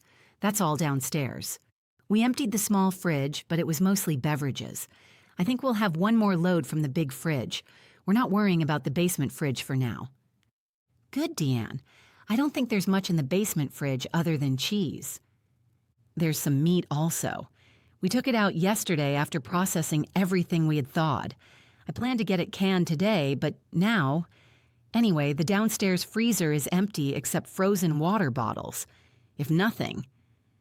She finally pauses and takes a deep breath. If nothing catastrophic happens, we'll get the meat done. It'll be fine for now. Let's move the meat back to the freezer and cover it with a quilt. I have some set aside just for that purpose. Everything should stay cold for several days. We'll cook the meat up as soon as we can. Deanne nods. I already covered the freezer and the pantry with quilts. We familiarized ourselves with the ERG plans, so we knew what to do. Jake made sure of it shortly after we all arrived here. Great. Thanks, Deanne. Is Sheila already downstairs? A cloud passes over Deanne's face. No, she's still in the cabin. She said she's staying there unless there's proof she needs to go into the basement or cellar. Jake said he'd tell Roy if the fallout thing on his keychain goes off. Ah, okay. We all hope this is just a precaution anyway. I'm sure she'll be fine. I try to give Deanne a reassuring smile. I fail. Lois prods me to get a move on it. What do you need before we head down, Molly? I want to grab an overnight bag from my closet. Can you help? Then we'll go down. After grabbing the bag, Lois and I make our way to the top of the stairs. As promised, Malcolm's waiting at the bottom of the staircase and hustles to help. Lois passes my bag to Malcolm, saying she'll leave me in his hands and help Deanne finish packing the fridge. I wanted to come back for you, Mom, but Grandma Dodie wouldn't let me. She said my place was downstairs and you would come to me. Sorry I couldn't help you. It's no problem, Malcolm. Lois has been helping me. I'm sure she's glad to have you take over. Where is your grandma? She has the little kids in Katie's room. She thought it'd be the best place to keep them, I think she said contained. Yeah, that sounds right. I give a slight smile. That does sound right. Is baby Emma in with Grandma too? Yeah, she is. She's asleep in her car seat. Grandma said to just let her keep sleeping for now. Mr. Hammer's grandson is in there too. Tony and TJ are here also. Tony was helping get the animals in, but Art sent him downstairs. They're in the rec room by the foosball table, maybe playing a little while, waiting to see if they can help. Walk with me down the stairs, then you can join them if you'd like. We don't need to go into the shelters unless... I stop, not wanting to finish and scare him. Unless we start having fallout? I suppress a sigh. Of course he would know about this. Yes, that's right. We're down here as a precaution right now. But there was an EMP? Malcolm asks. Possibly. An EMP won't produce fallout? We don't know for certain there was an EMP. If there was a high-altitude detonation, we probably won't have fallout from it. But we don't know if there are other blasts, which may have been surface detonations. Those could produce fallout, so we're down here as a precaution. Yeah, I understand, he says with a nod as we reach the bottom of the stairs. Then he turns to me and looks me full in the eyes. I'm scared, but I'm trying hard not to be. It's okay to be scared, buddy. I'm scared too. At least we're all here together and Katie is doing better. Did you see how they have Katie, Doris, and your friend dressed? Miss Belinda and her mom are disinfecting the safe room, then they'll take off their, she called it protective gear. Angela's sitting in a chair outside the safe room. There's a chair for you, too. They'll take you guys in once the room's ready. Miss Belinda said access to the room will be limited. I guess that means I won't see much of you while you're in there. I thought I'd be in there, too, so I can go up and take care of the animals in the garage. Can you ask? Maybe she'll let me if you ask. I'll see what I can do, buddy. I know Belinda's concerned about infection. We should have thought about having a second access to the garage when we put in the safe room and root cellar. Just never thought we'd have injured people, I guess. At the base of the stairs, we're now in the rec room section of our basement. Tony, a year older than Malcolm, lifts his head from his foosball game, giving a small wave. Standing by the door from the rec room to the storage section, holding a clipboard, is Lois's daughter, Karen. Hey, Molly, she says wearily. Like almost everyone else, she's struggling with her emotions, holding back the tears. Glad to see you. Are you staying down in the basement for good, or going back up? I'm likely down for the duration. The stairs aren't too easy for me right now. I gesture toward my foot. She nods and writes on the clipboard. You doing the check-in? I ask. Yes, I'm here, and one of your neighbors is in the root cellar, checking people in when they come in the cellar door. How much time do you think we have before everyone needs to be down here? My parents are still going back and forth, and Tate's not even back yet. She bites her lip, clearly concerned. I saw Tim and Leo take off in our Jeep. I'm pretty sure they were going after Tate and Mike. They'll be back soon. Where are Sarah and Callie? I ask. Also back and forth. She lets out a large sigh. I suspect Jake's rounding everyone up. They'll be downstairs shortly. Karen nods as Malcolm holds the door from the rec room into the storage area for me. The basement is full of activity as people move themselves to various locations. Neighbors and extended family members are buzzing about. There are many subdued hellos and how are you doings offered in my direction, along with several, I can't believe this, and many tears. I nod and briefly respond as I continue my slow forward motion with Malcolm by my side. Sitting calmly, almost stoically, by the door to our safe room, now turned hospital room, is Angela, my second-born, who was seriously injured in a recent attack while gathering supplies. She sees me and cries out, losing all composure. What else are they going to do to us, Mom?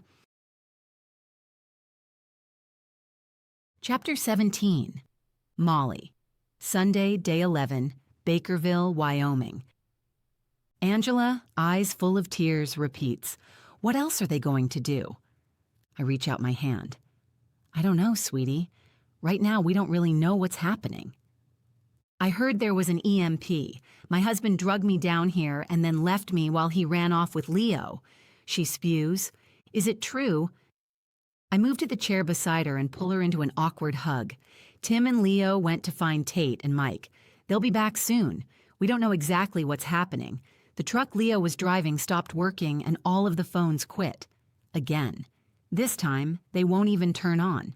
Our old Jeep did start, so they took it to go after the others. We don't know for sure it was an EMP, but... What about your phone? Angela asks. Dead. I just hope Tim gets back soon. I hate him being gone right now. Angela covers her face with both hands and collapses in tears. He will. They'll be back shortly. I croon as I rub her back. Malcolm looks at me, helpless. He sits on the floor next to Angela, patting her arm. I'm so glad Grandma Dodie has Gavin in with her, she says through her tears. There are so many people going in and out, he could easily slip away. The thought of this causes her to cry even harder. Understandable. Her 2-year-old son, Gavin, could definitely make a break for it. Angela cries for several minutes before pulling herself together. Sorry, Mom. She gives me a small sheepish smile. It's fine. I'm upset too. We'll be okay. She responds with a non-committal nod.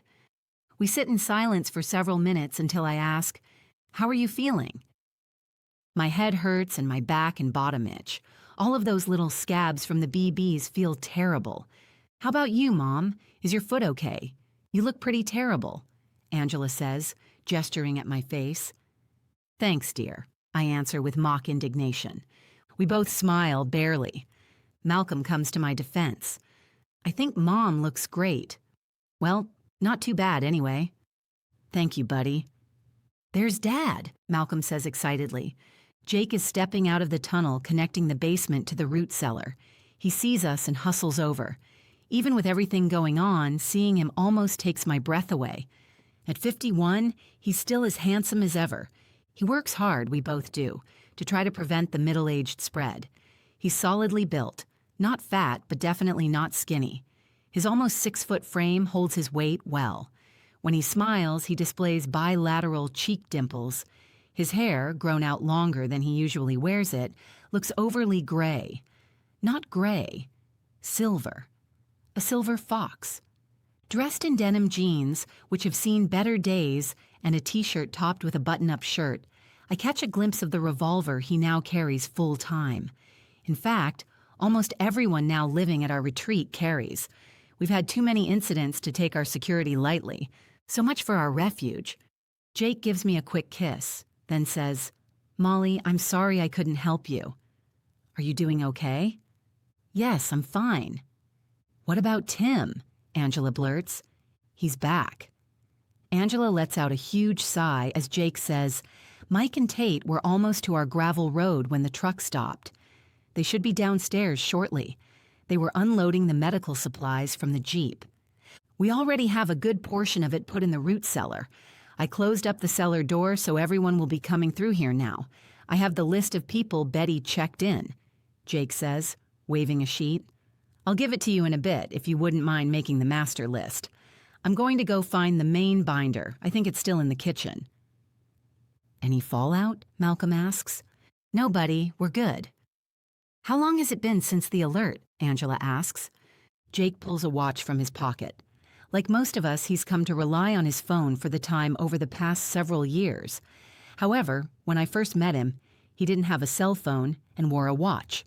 When the attack started, he pulled an old wind-up watch with a broken band out of my jewelry box and set it. I have a wind-up watch in my overnight bag, plus half a dozen others in a box in the basement as part of our preps. We need to get those out, along with wind-up clocks. People feel better when they can keep track of the time. Let's see. It's almost 10:30, so about an hour. When will we get fallout? Angela asks quietly. Any time, later today, maybe never, Jake answers with a shrug. Our location isn't near any likely targets. If there was a ground strike, and that's a big if, we might be far enough away from it to not be affected by fallout. We're down here as a precaution. Why a big if? We don't know what exactly is happening. We think there was an EMP since the phones went dead and the newer vehicles aren't running, but we don't know for sure. The good news, if we can call it that, if it was just a high-altitude EMP, there won't be fallout. We'd need a ground detonation in order to produce fallout. And the EMP, we don't really know about it either. It could just be some kind of small, localized thing. Yeah, Mom taught me about that stuff in one of our homeschool study units, Malcolm says. Okay. Angela nods. So Gavin's still good in the bedroom? He doesn't need to go into the root cellar or the safe room? Sure, he's fine. As long as there isn't fallout, it's nothing more than a normal day. The look I give Jake tells him I don't believe it's a normal day at all. He lifts one side of his mouth in a cross between a smile and a grimace, while shrugging his left shoulder. He knows I'm onto him. How long do we need to stay down here? Malcolm asks. Jake and I both shake our heads. It's a good question, and one without an answer, until we have a better idea of what's going on. We'll probably want to spend most of our time down here for a few days. We'll at least sleep down here. Once everyone gets settled, I'll see if one of the radios we put in the trash can is still working. Maybe we can learn more about what's going on, Jake answers. The trash can is a homemade Faraday cage. 3 of them, in fact. We found plans on the internet. You can find anything on the internet, you know. And we hope the instructions were accurate for protecting some of our electronics. One of these is where I had Malcolm stash our tablets and laptops. We already had an e-reader and small laptop stored in a Faraday cage. I bought a cheap basic laptop specifically to be able to play the collection of thumb drives I've been putting together for years. The e-reader is loaded with fiction and nonfiction books. These, combined with an extensive paperback collection, binders of printed materials, and notebooks full of essential information, are things I thought might come in handy in an end-of-the-world situation. End of the world. Have we found ourselves here now? Were the previous attacks, as terrible as they were, just a precursor? Take out the low-hanging fruit and make us even more vulnerable? Then bomb us? To what end? I shake my head. I'm so overwhelmed with what's happening. My mind is flying in a million different directions. We also have several other things we store in the trash cans, like a couple of NOAA alert radios, 2 small backup solar systems, FRS radios, things we think can make our lives easier. The slight squeak of our safe room door causes Angela and me to jump. Belinda sticks her head out, motioning to me and Angela. Glad to see you two sitting there taking it easy. Thought you might get some harebrained idea you needed to help with all the hoopla going on. No hoopla for me, I answer. Me neither, Angela says. My husband brought me down here and told me to stay put. He's a smart man, Belinda says, while moving fully through the door and securing it behind her. She's wearing scrubs, a face mask, and a surgeon's cap over her hair. She removes the mask and says, Jake, how's everything going? We have any news? You heard about the EMP? The look on Belinda's face instantly changes as she struggles to contain her emotions. No, I didn't. I can't even imagine. Jake quickly says, at least we think it's an EMP. The signs are there. No phones, cars died. Belinda straightens her shoulders. Well, we'll make it through. Now, here's the deal. Mom and I sanitized the room as best we could. We're still very concerned about infection, not just for Katie, but for Doris and Madison too. Jake, you said the access to the garage, where the animals are, is located through this room. As long as we don't get fallout, you'll still be able to go outside and care for the animals as normal? Yes, that's correct. We put in a tunnel to reach the garage in a fallout situation so we could minimize our exposure. The garage will provide some protection to the animals, but won't be like being underground. I'll go up and care for them morning and night. Without fallout, no biggie, I'll just go around. Okay, good. Let's hope this is all just a precaution. My understanding is fallout would be unlikely with an EMP. You agree? Yes, that's our understanding, Jake says, while I nod. Okay, so don't take this personally, but I'd prefer you not come traipsing in and out of my clean room if it can be avoided. We need to keep the place as sterile as possible, which means we're going to have to limit access. Molly, you and Angela are well enough I'm not going to bring you in this room. Instead, one of us, my mom, Leo, or I, will be checking you daily, more often if the need arises. That said, if there is fallout, we'll bring you in with us. Molly, I don't think you can make it through the tunnel on those crutches. I bristle at the news she has knowledge of our tunnel, our secret tunnel. She must have checked things out before she started her safe room cleaning project. I recognize I'm being slightly ridiculous. Many people have been in and out of the tunnel in the few minutes I've been sitting here. And of course, she's right. The tunnel would be a challenge for me in my current condition. Normally, Belinda continues, I'd be impressed with the way you made the cots into a bunk bed style that fold into the wall. It's a great use of space for sure, but not so great for our needs. I am glad you did 3 sets so we have 3 bottom bunks. We can make do.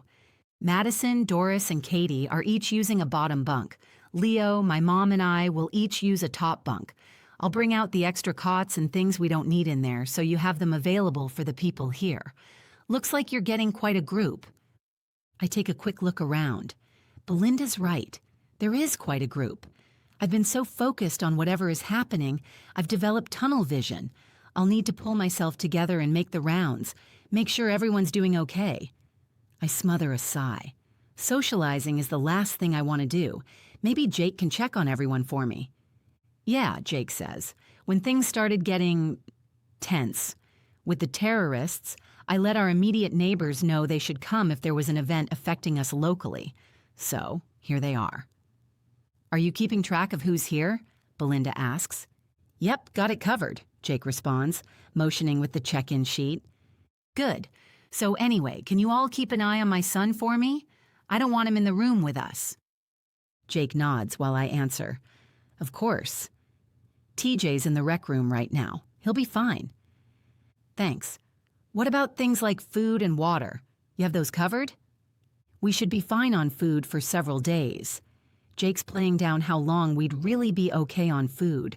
The bulk of our stored items aren't all visible due to separate rooms, locked cabinets, and such. Water. We have many gallons of stored fresh water. How many exactly, Molly? Over 150 gallons.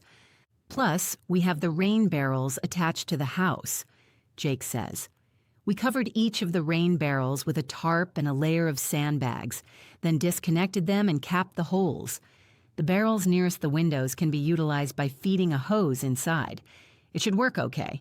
We also have a full underground cistern with a pitcher pump. I can go out and get water from there. What if we get fallout? Belinda asks. Will the water be safe? Yes, I believe so. The cistern should have adequate protection. The pump is covered and protected. With the rain barrels unhooked and the holes capped off, nothing can enter the water. The sandbags and the tarp should add extra protection.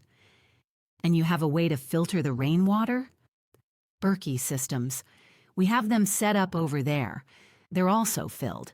I didn't count those in my numbers before, or the individual gallons of water nearby, I say, motioning to the line of 5 stainless steel containers in various sizes sitting on a table and a 12-gallon jugs of water underneath.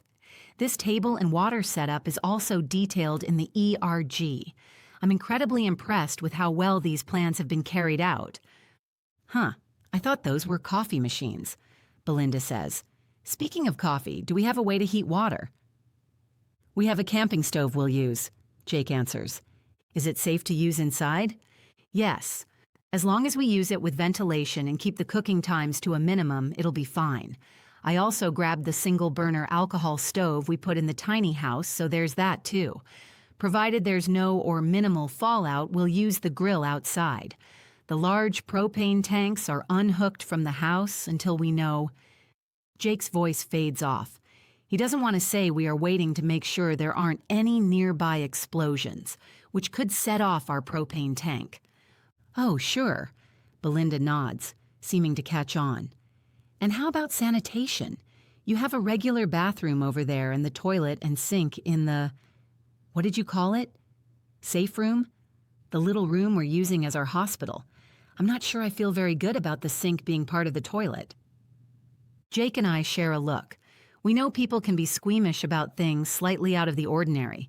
She'd probably really freak if she knew we have a couple of compost toilets as backup, just in case. We think compost toilets are a great alternative when water is scarce or plumbing is an issue. But they do have a certain ew factor. The toilet in the safe room functions as a regular toilet, I reply. The sink drains into the toilet, filling the tank for flushing. The faucet works without running water, using a basic pump mechanism like you might find on an RV. You probably noticed the water tank in there? Yes, 35 gallons is plastered on the side of the container. Right. That feeds the toilet. It can also be used for drinking, and there's a few other containers in there with drinking water. I'd still suggest conserving your flushes as best as possible. Oh, and put the lid down before flushing to avoid germ splash. Belinda makes a face. As Jake says, the basement bathroom is designed so it's 2 powder rooms with a shared tub. The water is currently shut off due to precautions we took before the EMP, but the toilet will still flush if water's added to the tank. We'll use the rain barrel water for this. For hand washing, we can heat water or use sanitizer. for showering. Well, if we can hold off, we will. Otherwise, we have a few solar camp showers. There are already hooks in place in the tub of the downstairs bathroom and each upstairs bath to hang the solar showers from. Okay, that sounds fine, and we can make do with sponge baths and such. We have lots of wet wipes, I offer. As soon as everyone gets settled, Jake says, I'm going to boil some water. I have a couple of insulated water jugs I'll fill up. That way we'll have hot water at the ready. How long will that stay warm? A couple of hours? It'll be hot for several hours, I answer, then warm for several more. Without much enthusiasm, she nods her head. All right, that'll be helpful. Do me a favor and make hot water a priority. Don't let us run out. People need to be able to wash their hands. With so many of us in such a small space, we could have a breeding ground for... She shakes her head. Let's just make hand washing a priority. Now, where's Leo? Did he make it back with our supplies before the EMP? Jake briefly shares how Leo ran back. Then they took the Jeep to retrieve the supplies and our other sons-in-law.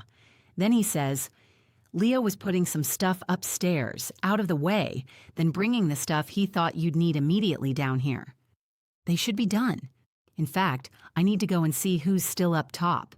I'd feel better knowing where everyone is. And we're sure there wasn't a nuke detonated near us? Angela asks. Chapter 18. Molly.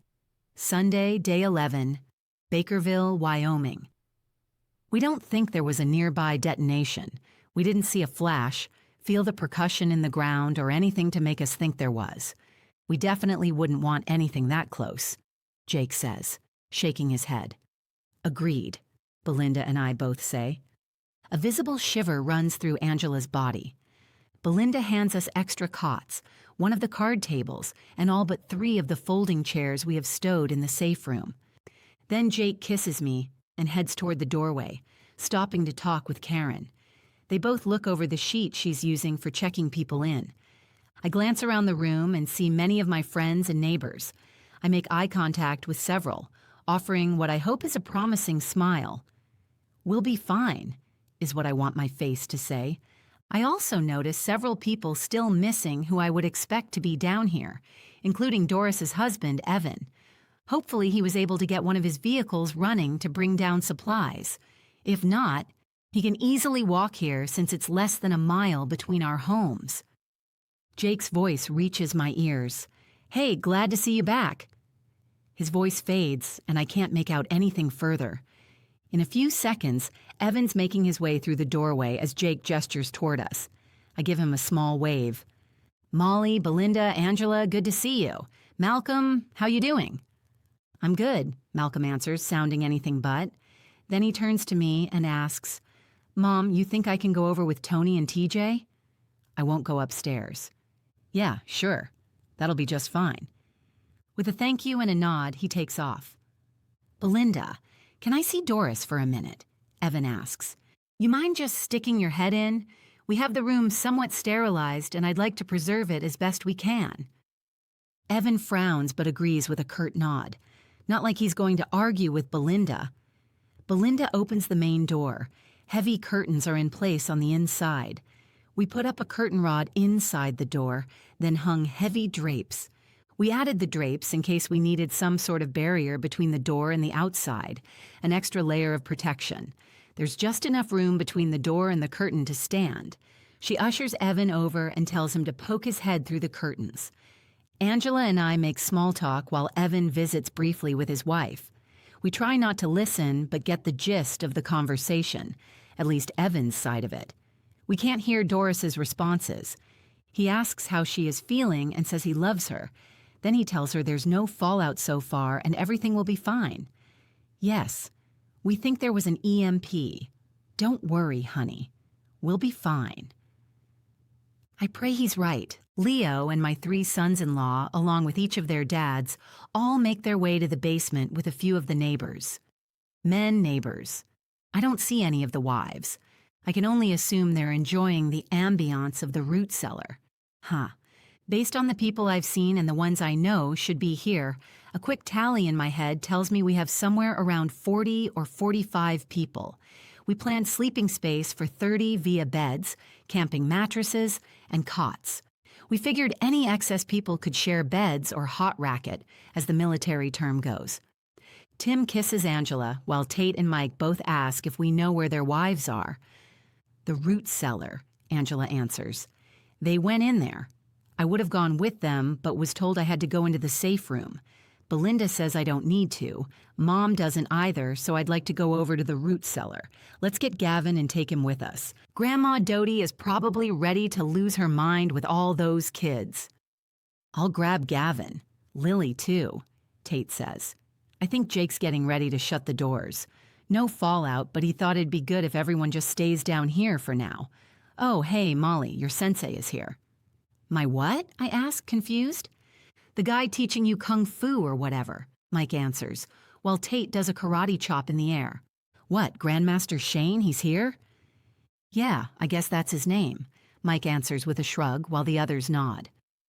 There's 2 others with him, Leo adds. A guy about Katie's age. I think his name is Aaron, and his girlfriend. I don't remember her name. Aaron, Mr. Ogden? I guess, Leo answers. Grandmaster Shane, Bill Shane, is our Yongmudo instructor and a retired Prospector County sheriff. Mr. Ogden is one of the black belts who also trains us. One of the things we learned early on in class was to address upper belts with terms of respect. Black belts especially are referred to as Mr. or Mrs. and Sir or Ma'am. I have to admit, calling someone the same age as my youngest daughter Mr. was a challenge at first.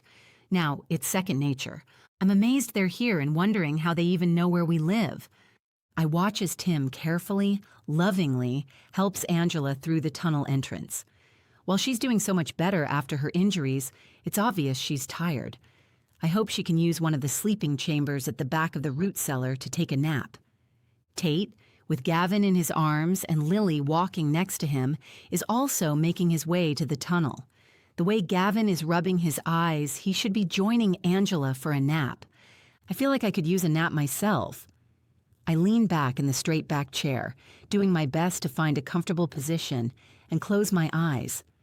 I awaken with a jerk, realizing this chair isn't very good for napping, unless I want to end up on the floor in a heap. I glance around to see if anyone noticed my near plummet. Jake is walking through the door with Grandmaster Shane, Mr. Ogden, and a 20-something girl. I assume she's the girlfriend Leo mentioned, but she looks to be several years older than Mr. Ogden. She also looks incredibly stressed out and like she's been roughed up. There's still evidence of a black eye and several scratches. Mr. Ogden has a scratch on his cheek and is protectively holding onto her arm. I start to rise to greet them when Master Shane says, "Molly, please stay seated. Jake told me what happened. I'm so sorry for the difficulties you've encountered since this whole mess began." "Thank you, sir." "Molly, please call me Bill. Aaron, Lori, and I are very grateful to be able to join you. Thank you for opening your home and, well, basement to us." "Sure, yes, of course. How did you know where we lived?" I asked dumbly. Master Shane, Bill, looks at Jake. "I stopped by the studio when we were over in Wesley gathering supplies. Bill, was there boarding up the windows. I helped him finish up and told him if things got bad, he was welcome to join us here because we'd made some provisions. I gave him directions then." "Yes, and I hope you don't mind me bringing Aaron and Lori. Aaron's parents were visiting his sister in Wisconsin when this all started. Lori Esplin was staying in Wesley during summer break from school. They came to my place when things started going bad in Wesley. When was that? Wednesday? Thursday?" "Thursday, sir," Aaron answers. Lori stares blankly, not even trying to participate in the conversation. Bill nods. "We've had a rough few days. Wesley?"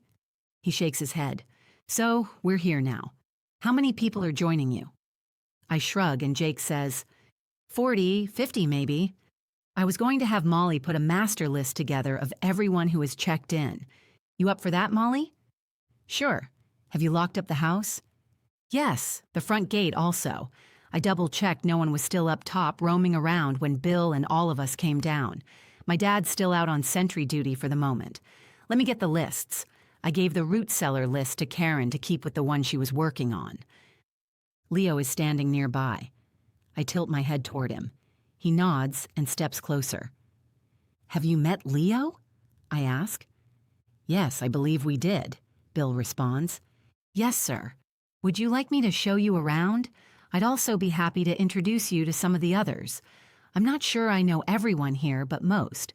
We can meet the ones I don't know together." "That sounds fine," Bill answers, while Aaron nods. Lori continues her vacant stare. A few minutes later, I have the master list put together. I'm surprised to see our number is 54, 55 if I count Sheila, who is still in her cabin refusing to come to the basement. The last several days, Sheila has been around less and less, choosing to stay in the cabin the Curtis family is occupying. And now, even with this latest threat, she won't join us. I shake my head, focusing on the list. There are so many people here. Even though I know them all, my recently rattled brain is challenged to keep everyone straight. The ages range from 91 years old, the mom of a neighbor, to Madison's baby, Emma, at only a few months old. We also have 4 pint-sized dogs, including our Penny and Scooter, Dodie and Alvin's Buttercup, and our neighbor from over the hill's little poodle. There are also 3 larger dogs, a blue heeler cross, an unidentified mutt, currently crated in the front section of the root cellar, belonging to a different neighbor, and Evan and Doris's dog, Danny. Evan used to work for a large sheriff's department on the West Coast. Danny was his K9. They retired together. One neighbor brought her cat in his carrier. She assures me he is leash-trained and she'll walk him as needed for now, then we'll set up a box for him if she can't take him outside. Our 3 cats are secured in a special box in the garage, which Jake made just for this purpose. It's essentially a small cat house with a litter box, food and water, enclosed by several sandbags. Right now, all the dogs can be walked outside. If fallout starts, we have a kitty-sized swimming pool we can dump sand in to give them a spot to relieve themselves, in addition to blue piddle pads. Please, God, please don't let us have fallout. Chapter 19. Lindsey. Sunday, day 11. Underground culvert, Tahoe National Forest, near Sierra City, California. I take out my phone and turn it on. Nothing. I try again. "What's wrong?" Logan asks. "My phone won't come on. I thought I had a full charge when I shut it off earlier. Can I use yours?" Logan takes his phone out and hands it to me. The screen won't light up. I try the power button on the side and nothing happens. I start to cry. "Your phone isn't working either." I gulp out between sobs. "It's okay, Lindsey. We'll charge them. It's not a problem using the bikes. We can even do it now." I don't think so. It's like my mom was telling us. 1 second after, the bombs made an electromagnetic pulse. Logan looks at me with disbelief. "You think so?" I would think the EMP would be localized to the blast area. Unless... Oh, you think there might have been a high-altitude detonation in addition to the nukes hitting the cities? I shrug. Maybe.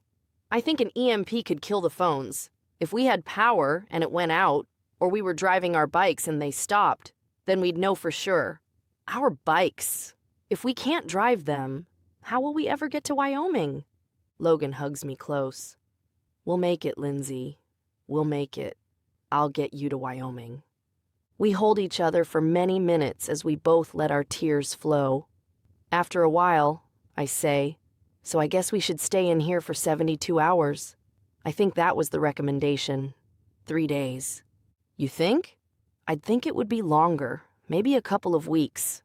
I try to remember what I learned. I think the length of time we need to shelter depends on how much fallout we're receiving. But we don't know. We don't have any way to measure it. We don't even know for sure if we're getting fallout." I can feel Logan nod.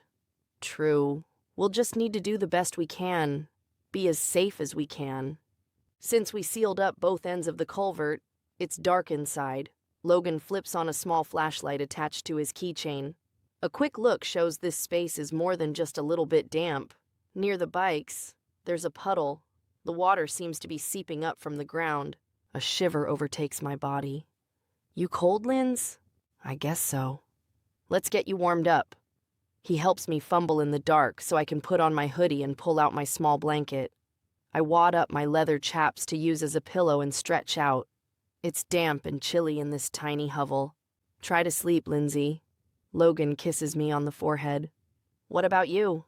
Yeah, I will. No reason not to, I guess. Chapter 20. Sylvia. Sunday, day 11. Railroad tunnel between Shoshone and Thermopolis, Wyoming. Sylvia, wake up, Sabrina says, giving my shoulder a shake. After Kim and the children went down for naps, Sabrina suggested I do the same. We didn't set up our tent or even pull out our sleeping mats or bags. Instead, I found a not-too-rocky spot and used a jacket as a pillow. Not great, but not terrible. Sabrina said she'd stay awake and keep watch. I'm not exactly sure what she was keeping watch for. Maybe in case Kim freaked out again. Yeah, okay. What's going on? My phone won't work. So? You probably can't get service in this tunnel. Duh. Why in the world is she waking me up for this? No, not that. It won't turn on. I thought it might be about time to check for fallout, but it's not working for me to check the time. Try yours, okay? Gee, Sabrina, who cares? You can just walk to the edge of the tunnel. It'll probably work there. Are you listening to me at all? It won't turn on. It isn't a service issue, it's dead. D-E-A-D. Dead. Fine. I put as much sass into that one word as I dare and pull my phone out. It was shut down when we got into the tunnel to conserve the battery. I try several times and nothing happens. The screen won't light up. No, nothing. I was afraid of that, Sabrina says, with a tremble in her voice. What now? I ask, wondering if I really want to know the answer. A pulse? I can't remember the name, but, you know, the kind that wipes things out. It goes along with a nuke being detonated. Like in the movie Red Dawn, not the one Mom likes, but the remake with the cute Chris guy in it. Wasn't it a pulse that took out the power? Ray must have heard us talking because he says, an electromagnetic pulse, or EMP. There was talk about North Korea using one on us. What's going on? We're not sure, I answer vaguely, while Sabrina says, I think it's happened. What do you mean you think it happened? Ray asks.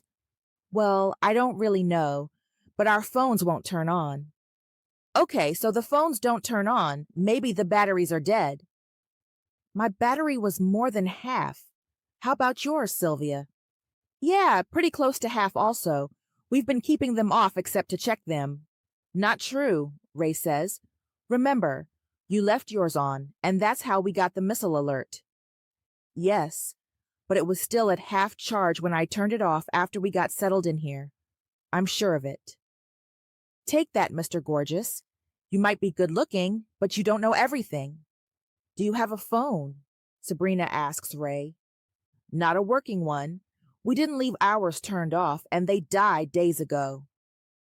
Sabrina turns her flashlight on, shining the bright white light in my eyes.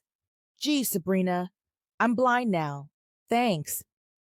Sorry, I wanted to check and see if the flashlight was still working. Do you think a pulse would fry a flashlight? I don't know, Ray says.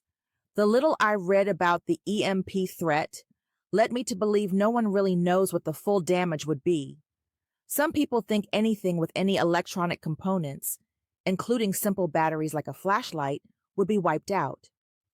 Others think only higher electronics, like cars, computers, and such, would be affected. Then, others think it'd be hit and miss, where some electronics would be wiped out, and others would be spared. I think I'll walk to the mouth of the tunnel. Maybe Sylvia's right, and somehow that could make a difference. Sabrina rummages through her things, pulling out a small paper plate, several cans of food, her cook stove, and her kitchen bag. She repositions everything for easy access. I'm going to cook some food while I'm there. That is, as long as everything looks okay. I think that'd be better than cooking in the middle of the tunnel. What's the paper plate for? I ask. I was thinking about this video I watched with Mom about a guy who had a giant fallout shelter, some kind of experimental thing or something. He was talking about radiation and how you need a special device to measure fallout. Like a Geiger counter? Yeah, I guess. Obviously, we don't have one of those, but he said you can use a plate to determine if there is fallout. I thought maybe I'd put the paper plate out and see. Of course, he used a regular plate and wasn't in such a dusty area. Maybe it's a dumb idea. I don't think an EMP would let off radiation, Ray says thoughtfully. I don't know for sure, but I think the type they were talking about before, when North Korea was a threat, would be from a very high altitude blast. Then there wouldn't be fallout. I'm not completely sure, but I think the radiation only happens with an actual ground strike. Oh, I guess there could be an EMP from a nearby hit. Wasn't that how EMPs were discovered? They were testing nuke strikes and found out it messed with electronics? Sabrina and I both shrug, while Ray goes on, anyway, it's probably smart to check. Will it be like ash on the plate? I'm not sure. I remember he said to put a plate outside and then run your fingers over it to see if there's a film. I was thinking I'd just sit it outside while I cook some food. You want some help? Ray asks. Sylvia will help me, Sabrina says, making it obvious I have no choice in the matter. Besides, your family will probably be waking up soon. Ray barely stifles a sigh. Yes, of course. Do you want us to heat up the food you have? I ask. That'd be great if you don't mind. He takes a plastic zip-top bag along with a disposable plastic grocery store bag from his backpack. We've been reusing our zipper bags. We had a few with food in them from the fridge and pantry. The grocery bag we've been using for fish. It's getting kind of ripe, but it's the only one I have, so... Kim brought a cooking pot and tea kettle along. Are they too large for your cook stove? No. I brought a regular camping stove along with a little backpacker's stove. I planned on using the camp stove. I don't need the tea kettle right now, but the pot will be helpful. Smart. I have a backpacking stove, which is too small for our pot. It didn't matter in the camp since we were using a makeshift fire pit. Of course, finding wood wasn't easy. We were having to walk farther and farther to get anything even resembling firewood. We would have had to find a new camp within a few days. Sabrina and I gather everything, not wanting to leave any of our gear behind, and head to the mouth of the tunnel, not the side we entered, but the other side. I'm not even sure why, but both of us seem to want to head toward our final destination, toward Mom, even if we can't leave to go there right now. Sabrina, Sylvia, Ray asks as we step away, you're coming back, right? Chapter 21. Lindsey. Sunday, day 11. Underground culvert, Tahoe National Forest, near Sierra City, California. We're so tired and stressed that we sleep most of the day. A few minutes ago, Logan peeked out. Looking at the sun, he thinks it's mid-afternoon. Without our phones, we have no idea of the exact time. You think I can step out and go to the bathroom? I ask. No, we don't know if there's fallout, but we need to assume there is. Good news, though. I thought of this earlier and have a solution. Okay? Did you notice the coffee can from the back of the truck? We'll use it as a toilet. I grabbed a couple of plastic grocery sacks from the front seat. We can line it, and then when it gets bad, change the liner. Right. So, that's a pretty good idea, but wow. It's not going to be easy using such a small can. Not for me, anyway. I know. But how about if we put the can on the short log and set it up lengthwise to add a little height? I think we should put the, facilities on the other side of the bikes to give a little privacy. We'll make it work, okay? Yeah, that's fine. No choice, really. Much better than just going in a corner. Good thinking, Logan. I have to admit, until this minute, I didn't even consider what we'd do for our bathroom needs. Let me get it set up and then you can use it. Just be careful going around the bikes. And try to stay out of the mud puddle. Sure, thanks, Logan. A while later, after both of us have relieved ourselves, Logan says, So, Linz, I think maybe the mud puddle is a good thing. Why? If the puddle weren't there, we could stretch out better. You wouldn't have had to sleep sitting up. You think we should stay in here a few weeks with you sitting up to sleep the entire time? Well, I was kind of hoping we could swap on who gets to stretch out and who has to sleep sitting up. I'm glad it's dark as I blush. I didn't even consider we could swap. I assumed I'd be the comfortable one. Well, sort of comfortable one, while we were holed up. Yes, of course. I didn't think of it, but you're right. We can swap. He clumsily reaches out to me. Our night vision isn't as good as it could be, so he misses me on his first grab. I move toward him and accept his hug and a kiss on the forehead, which actually lands on my eyeball. So, back to the puddle. You're probably not going to be terribly excited about this, but we can use it for water. Oh, no. We can't drink out of a mud puddle. Mud, Logan. No, gross. Right now, it doesn't sound too appealing, but we can let it settle and filter it. Once it settles, the mud will go to the bottom. Then we can strain it through a t-shirt or something, and we'll use the bleach to sanitize it. I wasn't able to find water before the alert. We have some, but it's not enough to last more than a day. 2 at the most. I know he's right. Water is a necessity. But ew, I stopped drinking out of mud puddles when I was 6. And I only did it then because my sister dared me. I swear I had mud in my mouth for weeks afterward. I expel a huge breath. Getting rid of my old air feels good. I realize I'm acting like a brat, both earlier with the disgusting pickup cab I didn't want to get into and now with the water. Sure, normal people would be weirded out by those things, but I'm Lindsey Maverick. I'm a tough broad. I need to suck it up. This is our lives we're talking about. It's not the time for me to be squeamish about silly things. Our lives? How many people were killed today? We saw 2 mushroom clouds, so we know at least 2 bombs went off. Something like 100,000 people were killed when the bombs went off in Hiroshima and Nagasaki. Just from the bombs, not even counting the people who died afterward from radiation poisoning. What about my friends? People I worked with? It's overwhelming to think of the death toll. This on top of what we've already seen since the terrorist attacks started. Terrorist attacks? We've always assumed we were being attacked by terrorists, but with the nuclear attack, could we be wrong? I've heard of terrorists having suitcase nukes and dirty bombs, but not ballistic missiles. We think of North Korea, China, and Russia for ICBMs, not terrorists. But now, with this, I'm not sure what to think. Let's turn on the light for a few minutes, and I'll see how well it works getting the, fresh water out, Logan says. I swipe the flashlight app on my phone. Oops, I forgot about it being fried, I say with a small laugh. Will the flashlight on my keychain still work? It should. Mine was working earlier. He's right. It does work.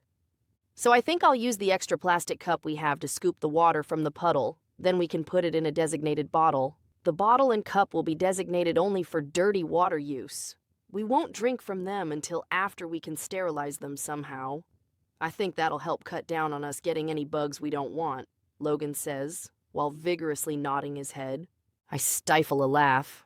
I'd forgotten about the bandana covering his face. He looks like an old West Bank robber. Okay, sure, I respond with my own, not nearly as vigorous nod. Logan takes his time transferring the water from the puddle to the plastic cup, then into a 20-ounce Dr. Pepper bottle. When we left home yesterday, the bottle was full of soda. We decided we should keep all of our empties for now, in case we needed to haul and store more water than we currently had containers for. Of course, we now know, even with California's various green initiatives, there are bottles laying all over the sides of the roads. We can pick up all we need, clean them out, and are good to go. When the bottle is full, it's a muddy mess. Logan sees the look on my face. It'll be better after we let it settle and then strain it. Let's give it a while and check it again, if you say so. I think it'll be fine. Let's turn the light out to save on the battery. I think we should plan on using only your keychain flashlight for as long as we can. Then we'll move to a different flashlight when it gives out. Once the light is off, we automatically revert to whispers. After a couple of exchanges, I burst out laughing. What's up, Lindsey? Us. We're alone in a wet underground pipe with no one around while, as far as we know, the world is ending, and we're whispering. I'm laughing so hard I can barely sputter out my thoughts. As quickly as the laughter starts, it leaves, and I'm once again sobbing. Logan scoots close to me and hugs me tight. I feel his body occasionally shudder and his tears drop on my face. We're both hurting and vulnerable. We cry for those we assume are now lost or may be in the coming days. Were our friends from San Jose close enough to be affected by the initial blast? Will they be affected by the fallout and become sick from radiation? Are Logan's parents okay in upstate New York? And my parents in Wyoming? Are we trying to make our way someplace we have no likelihood of reaching now that the bombs have hit? And how safe are we? Will this culvert protect us from fallout? So many questions. We have no answers. We're soon emotionally spent and once again fall asleep. This time we're both sitting up, leaning against the wall of the culvert.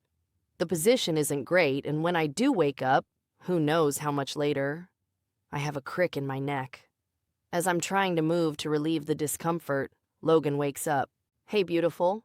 You doing okay? Yes. No, I don't know. I'm not sure if I'll ever be truly okay again. Our world is so different now. Logan doesn't answer with words, but does give me a squeeze. The squeeze turns into a hug, which soon turns into more. Not the easiest task in the tight culvert, but very welcome. Sometime later, Logan says, "Let's filter the water and see how it turned out." I reluctantly agree. He takes out the small saucepan we brought and positions a clean bandana over the top. Hold this for me, Linz.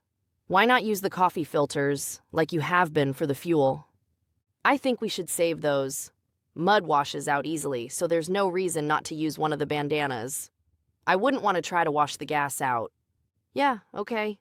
I wrap my hands around the top of the pot, holding the bandana in place while he slowly pours some of the water from the bottle through it. He does his best not to disturb the sediment settled on the bottom. Even so, when he's done, there's a considerable amount of mud collected on the bandana. Blech. Logan seems pleased. Look at that, Lindsey. Now we'll carefully pour it from the saucepan into the other soda bottle we saved, add some bleach, and it'll be just fine. Might taste a little muddy, but it'll keep us hydrated. And we can add those little orange packet things if it's too bad. The orange packets he refers to are Emergen-C. I had a bunch of them at home, and we packed them up, thinking we might have trouble getting enough vitamin C while on the road. I don't want scurvy or rickets or whatever it is the lack of vitamin C gives. Sure, good idea, I answer, trying to sound more enthused than I am about drinking mud water. I know he's right, but ick. I suddenly realize I'm doing it again, being a big baby. If we're going to get through this, I need to buck up. I need to remember who I am. I'm the type of person who looks for solutions instead of focusing on the negative. I make things happen. I'm certainly not a whiner. Hey, Logan, look. I owe you an apology. I've been way, not cool about this whole thing. Especially the water situation. It was brilliant of you to realize we could use the water. And look, I point toward the puddle we had almost drained earlier. It's filling up again. If it keeps filling up, we can stay in here for some time. Yeah, I hoped it'd refill. I don't really want to drink muddy water either. He gives a small laugh. I knew you'd come around. You forget, we've been together almost 5 years. I know how you are. What's that mean?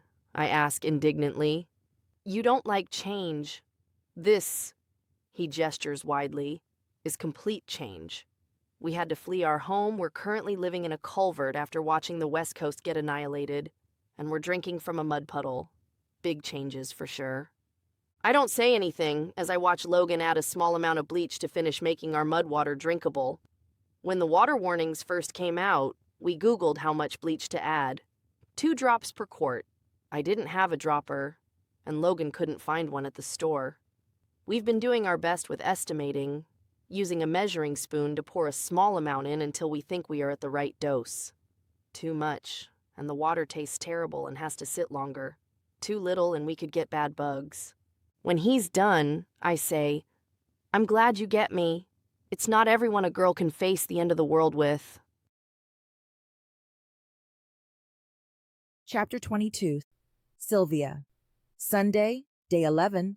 Railroad tunnel between Shoshone and Thermopolis, Wyoming. We'll be back, Ray. We'll warm up the food and be back shortly. Promise. Sabrina answers Ray's concern.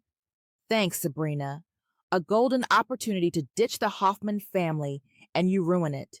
We keep quiet, guided by the beam from Sabrina's red light. As we near the tunnel entrance, she whispers, "Let's take it nice and slow, just in case someone's near the entrance. We don't want to spook them. There's a second tunnel beyond this one, so there could be people in there too." Again, nice and slow, plus quiet. Duh. She switches off the headlamp as the light from the mouth floods in. Good. At least we know there's still daylight. Would the sky be black and dark if there was a nuke? Seems so, but what do I know? We're alone. No one's lurking by the tunnel entrance to share our hidey hole, but Sabrina still whispers, "Let me put the plate out. I think we should stay slightly inside the tunnel, just in case there is some sort of fallout. We might have a little protection compared to being fully outside." You think so? I don't know much about radiation, but I do know we should be underground. Mom and Phil have way too much paranoia over the U.S. being attacked by nukes. So much so, they have a bomb shelter. Yeah, a real honest-to-goodness bunker. It's a prefab unit they ordered, had delivered, and installed shortly after they found their property up in Bakerville. It's designed to sleep 30 people somewhat comfortably. Knowing Mom and Phil, I suspect they're down there now with even more than the recommended number crammed in. I have to admit, I was pretty sure they'd gone fully off the deep end when Mom first told me about it. I mean, really, who does that? And what they spent on the bunker? Wow. It was like buying a house. And not a cheap house either. Crazy. Of course, if we've really been bombed, maybe they aren't crazy. "Bet I know what you're thinking," Sabrina whispers. I give a single shoulder shrug, not really caring to participate. "You're thinking about Mom's bunker." What I'm thinking about is how I wish we were at Mom's bunker instead of in a tunnel on the train tracks with a bunch of whiny. Mom was smart to start prepping all those years ago. I know it seemed odd at the time, but now I'm glad for it. I guess. No way am I going to agree with her. Not out loud, anyway. Phil and Mom were definitely made for each other. I mean, really, two preppers finding each other like that? What are the odds? Definitely God's plan. Whatever, Sabrina. I give her an exaggerated eye roll. She gives me a small smile and steps out of the tunnel. "Nothing seems any different than when we went in," she says, while setting the plate up in the middle of the track about 15 feet from the entrance. She takes a few seconds to place some small rocks on the plate so it doesn't blow away, then hustles back inside the tunnel. I let out a sigh of relief and give a slight nod. I take advantage of Kim not being around and light up a cigarette. Sabrina shakes her head at me and starts setting up her cooking supplies. How else could you explain Mom and Phil meeting? Right place, right time, I answer, blowing smoke from my nose. So, they just happened to both be at the same gas station and, completely out of the blue, strike up a conversation? Had Mom ever talked to a guy at a gas station before? Instead of letting me answer, she continues, "No, never. But she talked to Phil. Why? And then they run into each other in a grocery store? A grocery store Mom just happened to stop at, one she'd never shopped at before. You don't think God had a hand in it? Circumstances? Destiny? Fate? The universe? Would you like me to continue? And the fact they even worked at the same place. Oh, come on. How many people were at that duty station? Yeah, but Mom wasn't even really supposed to be there, remember? She was covering for someone on medical leave. We were supposed to go to Sabrina. You know, I do know all of this. I was there too. And how do you explain they're both preppers? She asks, while opening a couple of soup cans. I don't need to explain it, and I've heard it all before, So the Commissioned Corps assigned Mom to the Coast Guard. It happens. Yeah, she wasn't supposed to be there and wouldn't have been if she weren't filling in for someone on medical leave. Yes, Mom was terribly overqualified. And yes, Phil wasn't really supposed to be there either. His cutter was supposed to be out to sea. But, hey, stuff happens. Sabrina gives me a very patient smile, the kind I like to wipe right off her face. Little sisters. Growing up, it was the three of us and Grandma Marie. My dad left when we were really young. I was 3 and Sabrina was only a year old. We saw him one time when I was 10, and he told Mom he wanted to be a part of our lives. That never amounted to anything. I haven't seen him since. He would call or sometimes write, but those stopped when I was 15. My Grandma Marie, Mom's mom, moved in with us after our dad left. Mom had just gotten this great job working as a nurse practitioner with Indian Health Services as part of the Commissioned Corps when our dad left. Grandma Marie made it possible for Mom to keep the job and move up in rank over the years. Mom attained a master's degree and took additional schooling to become a psychiatric nurse practitioner, in high demand at the United States Public Health Commission Corps. This quickly propelled her career forward. We moved around quite a bit depending on where her next posting was, but it wasn't a bad life. Phil and Mom were meant to be together, Sabrina says quietly while lighting the propane stove. Right now, you might not believe God put them together, but you used to, and I'm confident you will again. Ha! Don't bet on it. I snub out my cigarette and debate on lighting a second. Mom says she felt it when they first met at the gas station. She wanted to ask for his number but couldn't bring herself to be so forward. When they ran into each other again at the grocery store, she came home so happy. If Sabrina is going to keep yapping about this, I might as well have my second cigarette. She had a total crush on him, even before they had dinner. Wait a minute, Miss Perfect. You forgot the part where they had drinks first, and that's when Mom discovered he was career Coast Guard, and he discovered she was an officer with USPHS, and how they were fraternizing with the enemy. Very funny. You know, it was kind of a gray area. Mom wasn't a Coast Guard officer, but since she was assigned to the same duty station where Phil was an enlisted sailor, they were afraid of how it might look. Even though both were only a few years from retirement, they were each planning on one more promotion. Yeah, well, didn't work out too good for old Phil, did it? Do you really have to be so mean? I thought you liked Phil. Sure. He's fine. A little pious, but fine. He's not pious. You're pious, so how would you know? Do you know what pious means? Seriously, Sabrina? You going to wordsmith me? I'm just saying pious tends to have a negative connotation to it. It makes us sound sanctimonious. Maybe you could say sincere or devout. Whatever.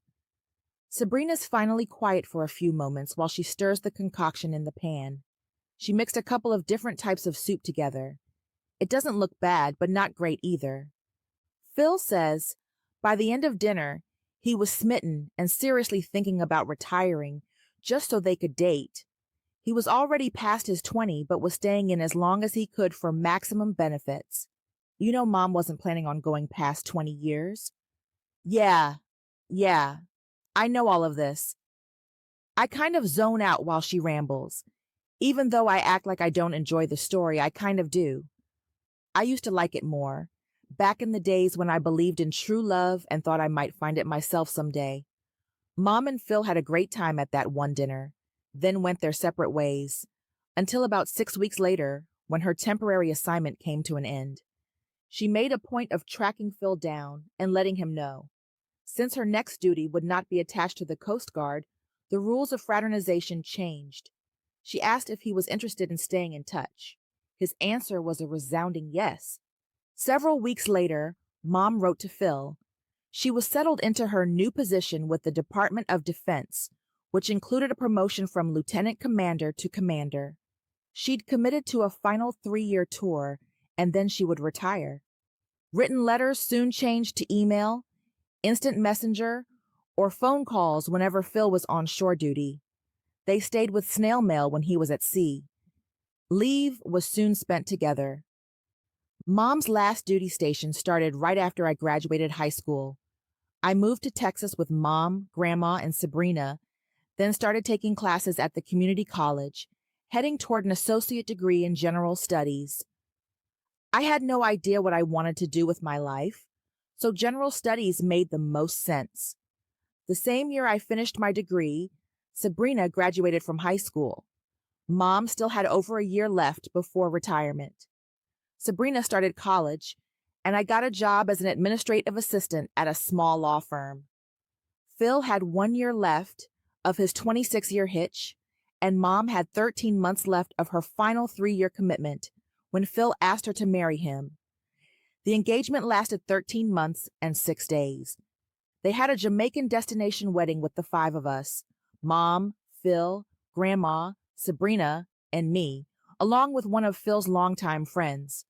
We stayed at an all-inclusive resort, and they hired a wedding service to take care of everything. Other than choosing clothes, all we had to do was show up. We all stayed a full week, then flew home.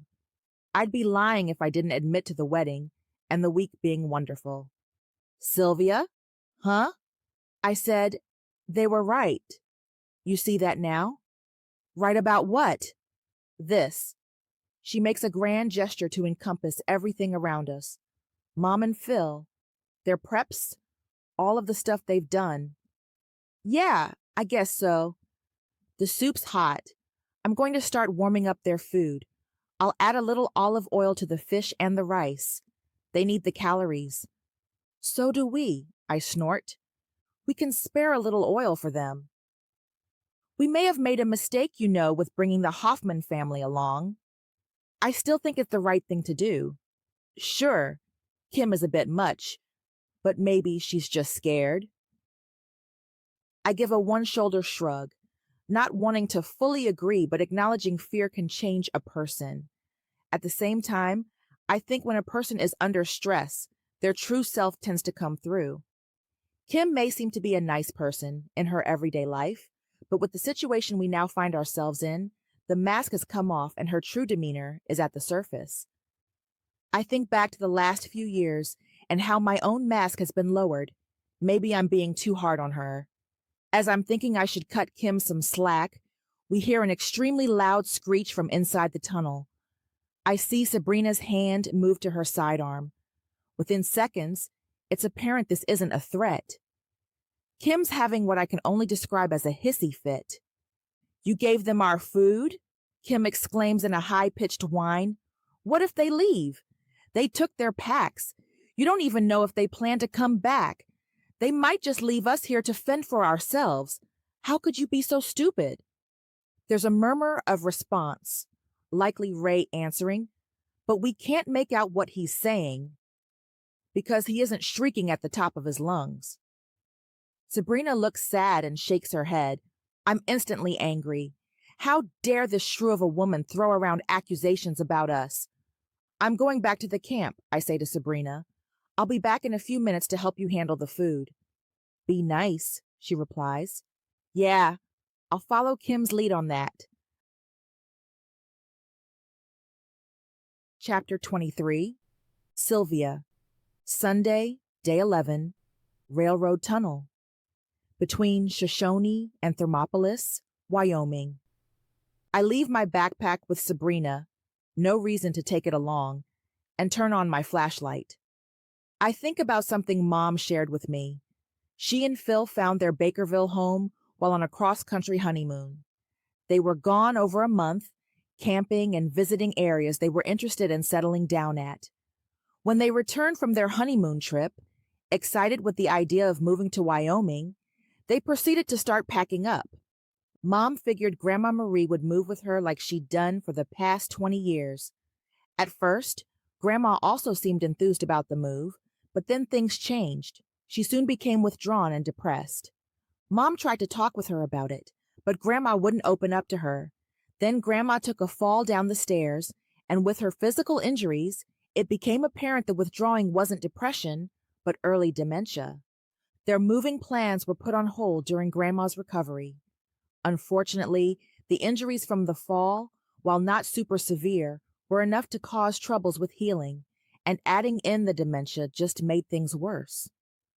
When Mom was having such a hard time while Grandma was sick, she told me she used the Serenity Prayer to help her calm down, citing the ease of remembering it working well for her during stressful times. My mom knows lots of scripture and could have used any of it, but the Serenity Prayer was her go-to. The simplicity of it came through in even the most difficult of times. Unlike Mom, Phil, and Sabrina, I've found little use for prayer in recent years. I used to believe in prayer, until the time I prayed like my life depended on it, because it did. While I didn't die, I wasn't fully spared either. Some may say my prayers were answered. I know better. I know if there really was a God who cared about me, he would have intervened when I asked, begged for help. I guess if a person uses prayer as part of meditation or self-reflection, fine. But so often it lulls people into believing they've accomplished something. And really, what's the use? If a person believes God has a plan, why bother with prayer? Oh yes, I've heard it before. It was God's plan for such and such to happen. I don't want any part of a God who has plans for such awful things.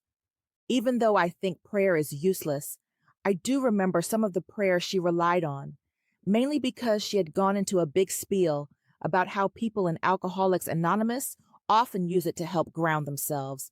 To me, that sounded more like meditation than petition, so I checked it out. I'll admit, the melodic rhythm of the saying does sound comforting, and it's also a reminder of healthy boundaries. Even as a non-believer, I've found the Serenity Prayer to be helpful in certain instances. I used it often during the early days of my firm's merger with the larger firm. I've used it when the past overwhelmed my thoughts. God, grant me the serenity to accept the things I cannot change, the courage to change the things I can, and the wisdom to know the difference.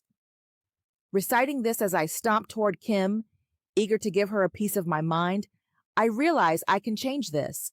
As soon as the threat of the missiles has passed, Sabrina and I can move on our own. No matter what Sabrina says, Ray can take care of his own family. Sabrina might think she's doing God's will or some such thing, but I can put my foot down and remind her about her first obligation being to family, to me. With my chin set and my mind determined, I reach the Hoffman family. Kim's high-pitched shrill is now a low, under her breath grumble. I take a deep breath and use what I think of as my lawyer voice, the voice I'm perfecting for when I'm an actual lawyer. Kim, I'm not entirely sure what the problem is. I'd like to give you the benefit of the doubt and assume you are just scared with everything going on. But I'll be honest, coming with you and your sister was a mistake. You two, survivalists, are nothing but trouble.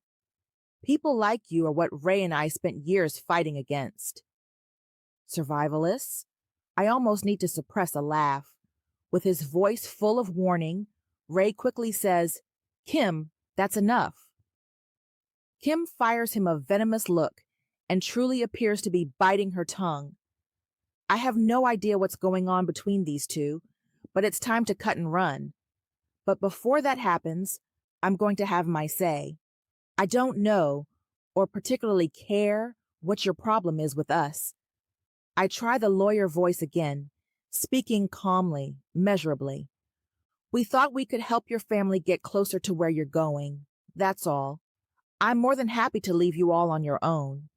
As soon as we know this threat is over, we'll move on. You two can do whatever you think is best for your children. I spin on my heel and head back to the mouth of the tunnel. When I reach Sabrina, she whispers, I couldn't hear you, but still heard her. Guess we're survivalists, huh? Guess so. Look, I know you think we're supposed to help them. We are. I'm convinced of it. We need to be with them. Why? They seem to be doing fine without us. It's not just that, there's more. I don't know what it is, but we have to stay together. Stay with them. I'm sure of it. Could we at least put a little space between us? I don't want to be holed up with that woman. Let's move to the other tunnel. Then, if you still insist we travel with them, after we know there isn't a threat of being bombed, I'll consider it. Sabrina puts her hand on my shoulder and very quietly says, "Trust." Oh, for Pete's sake, Sabrina. You get loonier each day. Next thing I know, you're going to tell me the terrorist attacks, the bombs, all of it was done by God for our own good. No, Sylvia, she says quietly.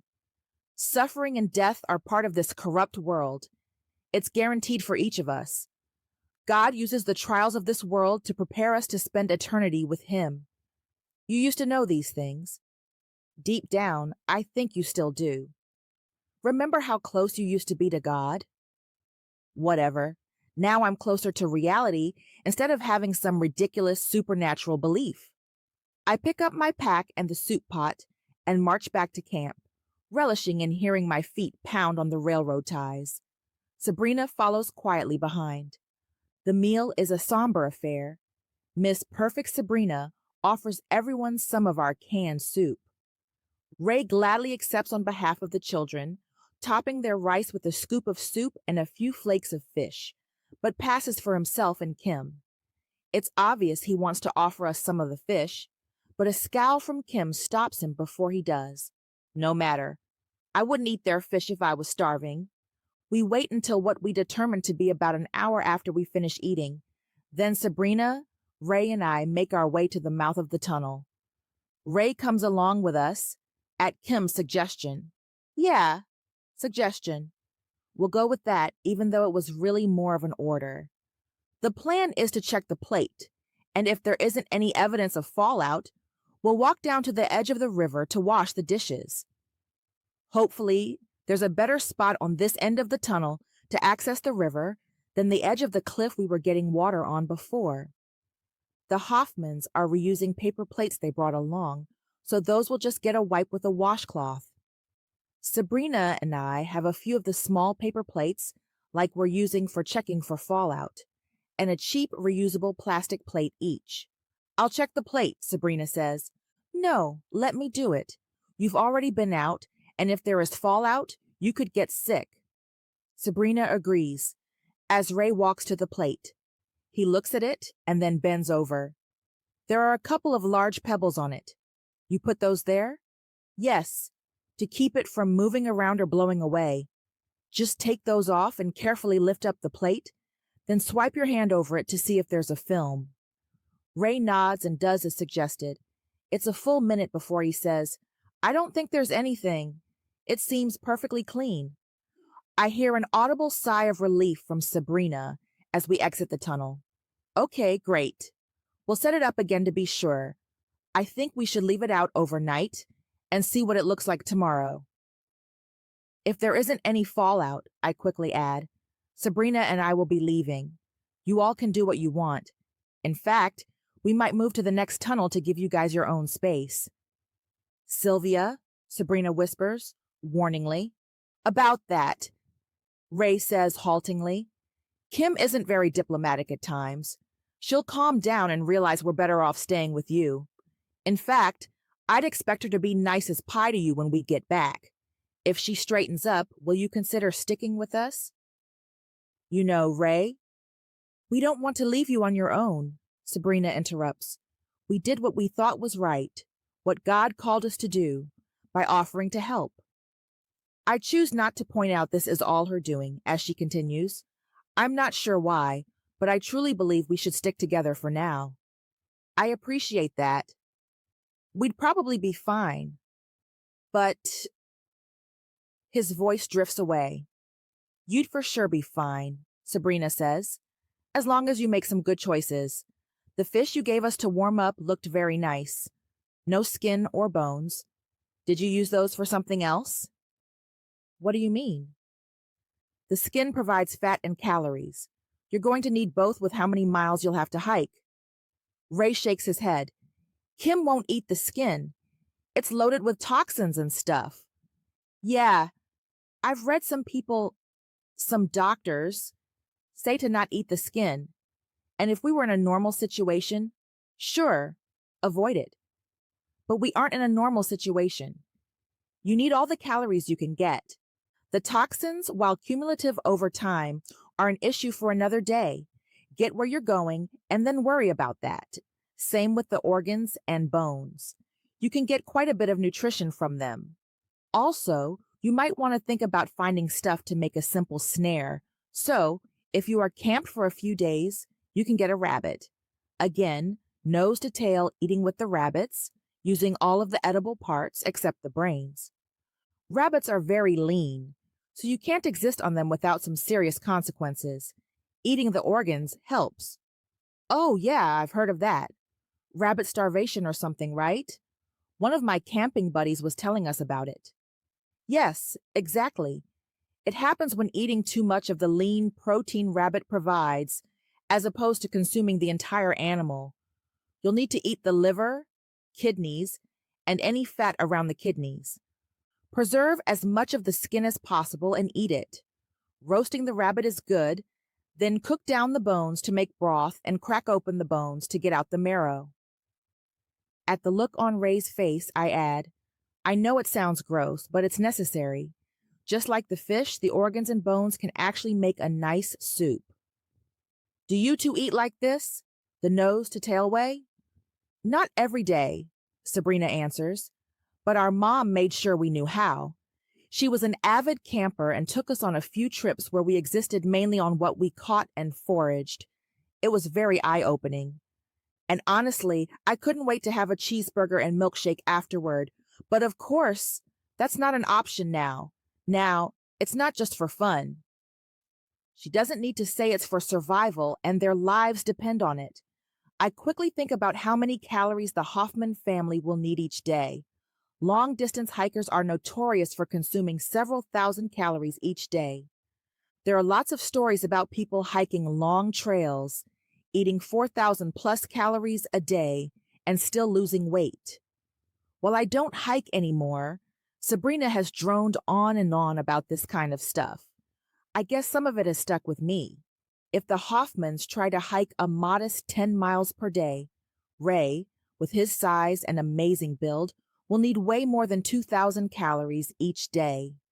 Kim and the children, not much less than Ray.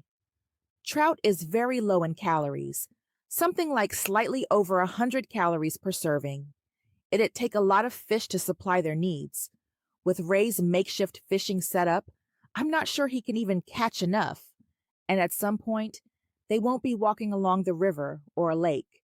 Rabbit, with slightly more calories than trout, will likely become their mainstay. They can also forage, if they have knowledge of how to do it. I'm not sure Sabrina and I can even forage very well up here. We didn't grow up in Wyoming and aren't familiar with the native plants. We finish washing the dishes in silence. Sabrina and I fill up the water filter and replenish our fresh water supply in the same manner we used when entering the tunnel earlier today. Earlier today? It feels like it's been much longer. Yeah, I'm not sure I want to walk 150 miles with Kim in tow. Ugh, thanks a lot, Sabrina. Chapter 24. Sylvia. Sunday, day 11. Railroad tunnel between Shoshone and Thermopolis, Wyoming. As we near the others, in the middle of the tunnel, we're greeted with squeals of delight from little Naomi. Daddy, Daddy, and new friends, look at how cute I am. Mommy brushed my hair, then put it in a nice braid. She did it all by touching me, since we didn't want to waste a light. Right, Mommy? That's right, sweetie. Kim answers in the calmest, kindest voice she's had since we left the campground. Naomi continues, barely taking a breath. She brushed Cole's hair too, but not Nate's. He said he could do his all by himself and Mom could just fuss with us girls. How about you two girls? You want Mom to fuss with you? She's really good at fixing hair. I almost laugh out loud thinking about Kim brushing and fixing my hair. First, with our rocky relationship, I envision her using the opportunity to rip my hair out by the roots. Second, my hair likely doesn't behave the way her daughter's silky, smooth, stick-straight locks do. Caucasian hair is way different than biracial hair. Shoot, even biracial hair differs from person to person. I ended up with more of my mom's hair, with tight, springy curls. Unlike Mom, who likes to keep her hair cut super short and under control, mine's shoulder length. Of course, on this trip, it's been pulled up in my standard cow patty bun. Sabrina has a lot less curl, leaning toward wavy instead of curly. We both have Mom's deep brown eyes combined with light brown skin, thanks to our dad's Norwegian heritage. Before Sabrina or I can respond, Kim says, "I'd be happy to help you with your hair. Just let me know." Huh. I'm not sure what to think about this. She sounds sincere, but it's a little too soon to have her touching me, since she was flinging insults my way not too long ago. "That's very nice of you, Kim," Sabrina says. "I might take you up on it later." I mumble something non-committal.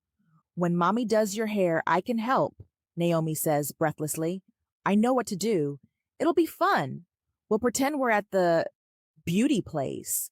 Oh, maybe we can even play with makeup. Mommy, can you do makeup in the dark?" Kim and Ray both laugh. "No, you dork, that won't work," Nate says, while Nicole says, "I can only imagine," and starts to laugh with her parents. Naomi, not getting the joke, joins in. I'm struck by the realization they seem to be a normal, loving family. Maybe Ray's right. We were seeing the worst of Kim. A short while later, Kim says, "So, the plate thing, it worked?" Sabrina and I both hesitate in our response, allowing Ray to take the lead. We think it worked fine. The plate was clear. For safety's sake, we left it out, and we'll check it again tomorrow. Then we can talk about how to proceed. "Okay, sounds good," Kim answers kindly. "Okay, who is this woman, and what has she done with that shrew Kim?" To say the rest of the day was incredibly boring would be an understatement.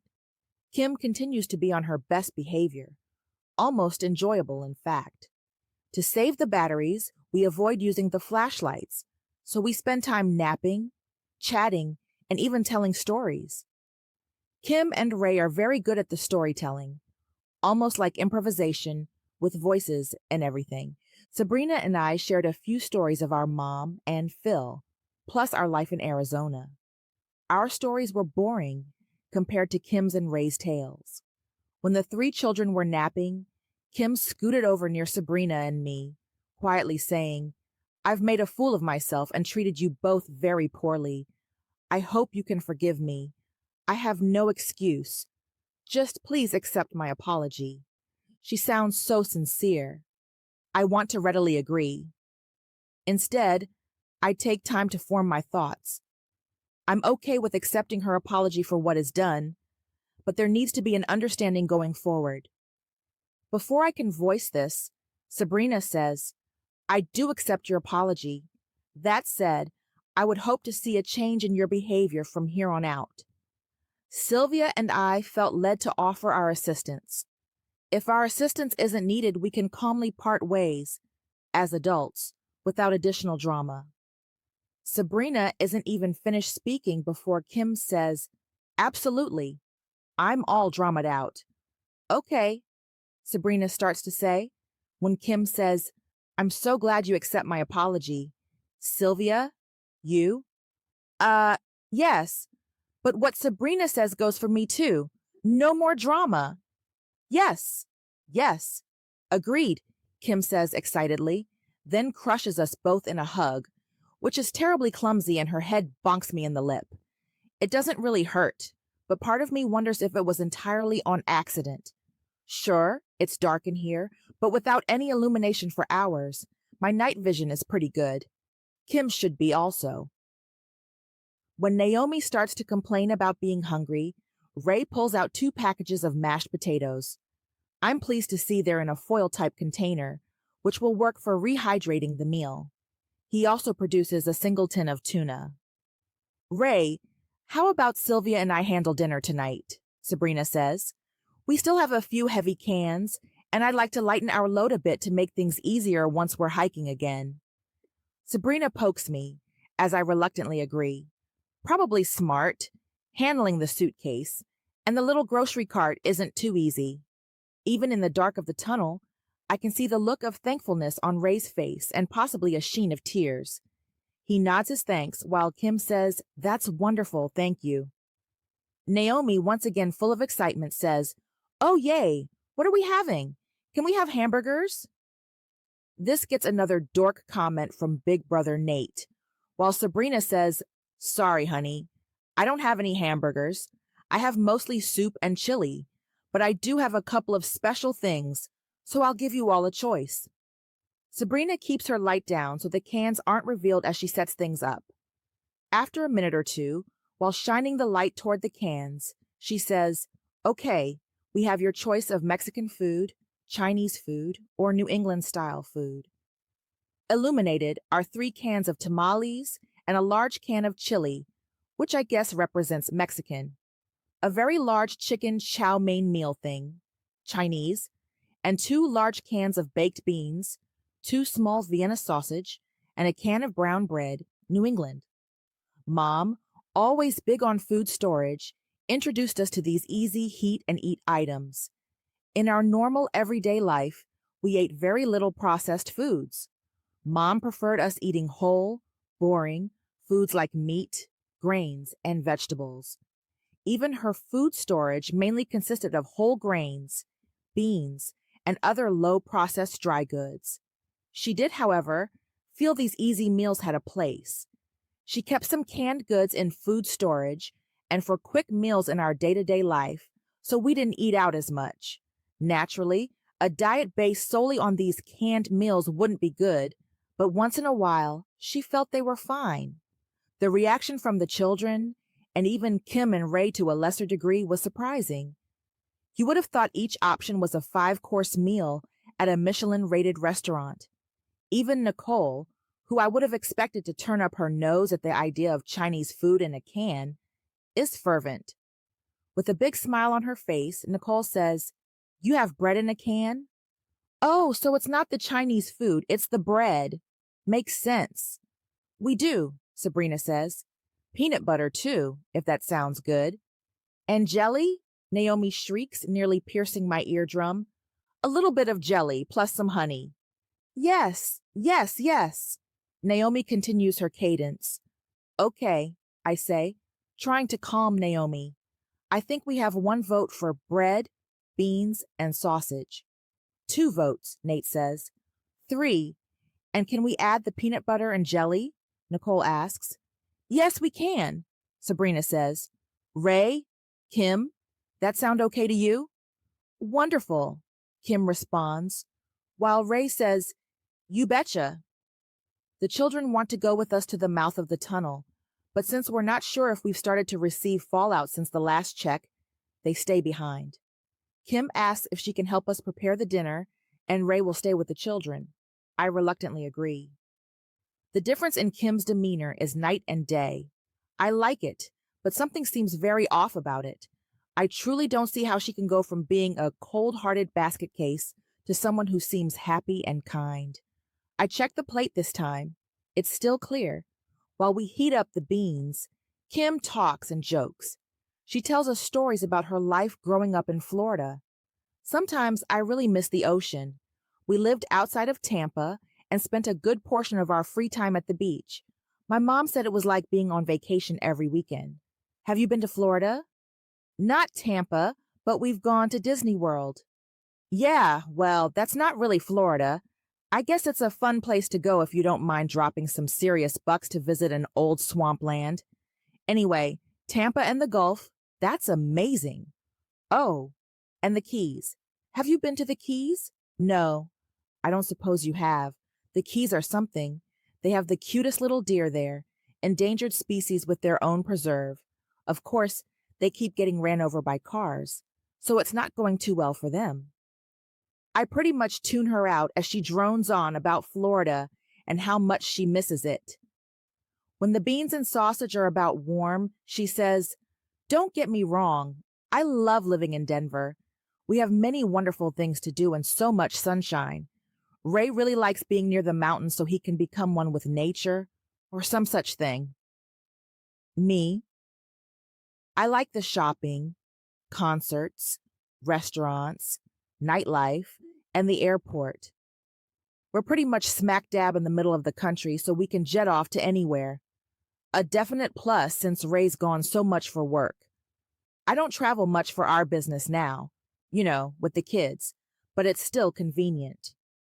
As we walk back to the camp, I realized Sabrina and I barely spoke at all. Kim pretty much carried the entire conversation on her own. I do like this version of Kim better than the other version, but she's exhausting. I feel like I need a nap. The baked beans were good, but only Ray liked the sausage. Vienna sausage is one of those odd foods. I question whether it's really a food or some strange, overly processed food-like item. Sabrina likes them, even eating them as an occasional snack, in addition to keeping them on hand for emergency meals. Me, no. The slices of canned brown bread were a huge hit. We put thin smears of peanut butter and jam on the bread for the Hoffman children. Sabrina and I both skipped the peanut butter and jelly. The first several days we were on the road, we mostly ate peanut butter and jelly sandwiches, or PB&J, on bagels or in a tortilla wrap.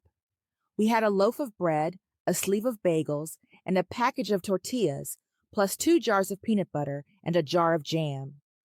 When we were in the car, we didn't even stop. Whoever was in the passenger seat would pull out the fixings and make a sandwich on the fly. Thankfully, we finished up 1 jar of peanut butter and all the bread products the afternoon before we met up with the Hoffmans. I'm okay with not eating peanut butter again anytime soon, but the children. The children made all sorts of appreciative noises. Naomi declared the bread the best I've ever had. Nate said it was sweeter than most bread, but he liked it. Nicole asked her parents why they'd never bought bread in a can. Both Kim and Ray said they had no idea it even existed. We know about it from our grandma. She learned about it from a friend. One day, she was visiting her friend, and it came on to supper time.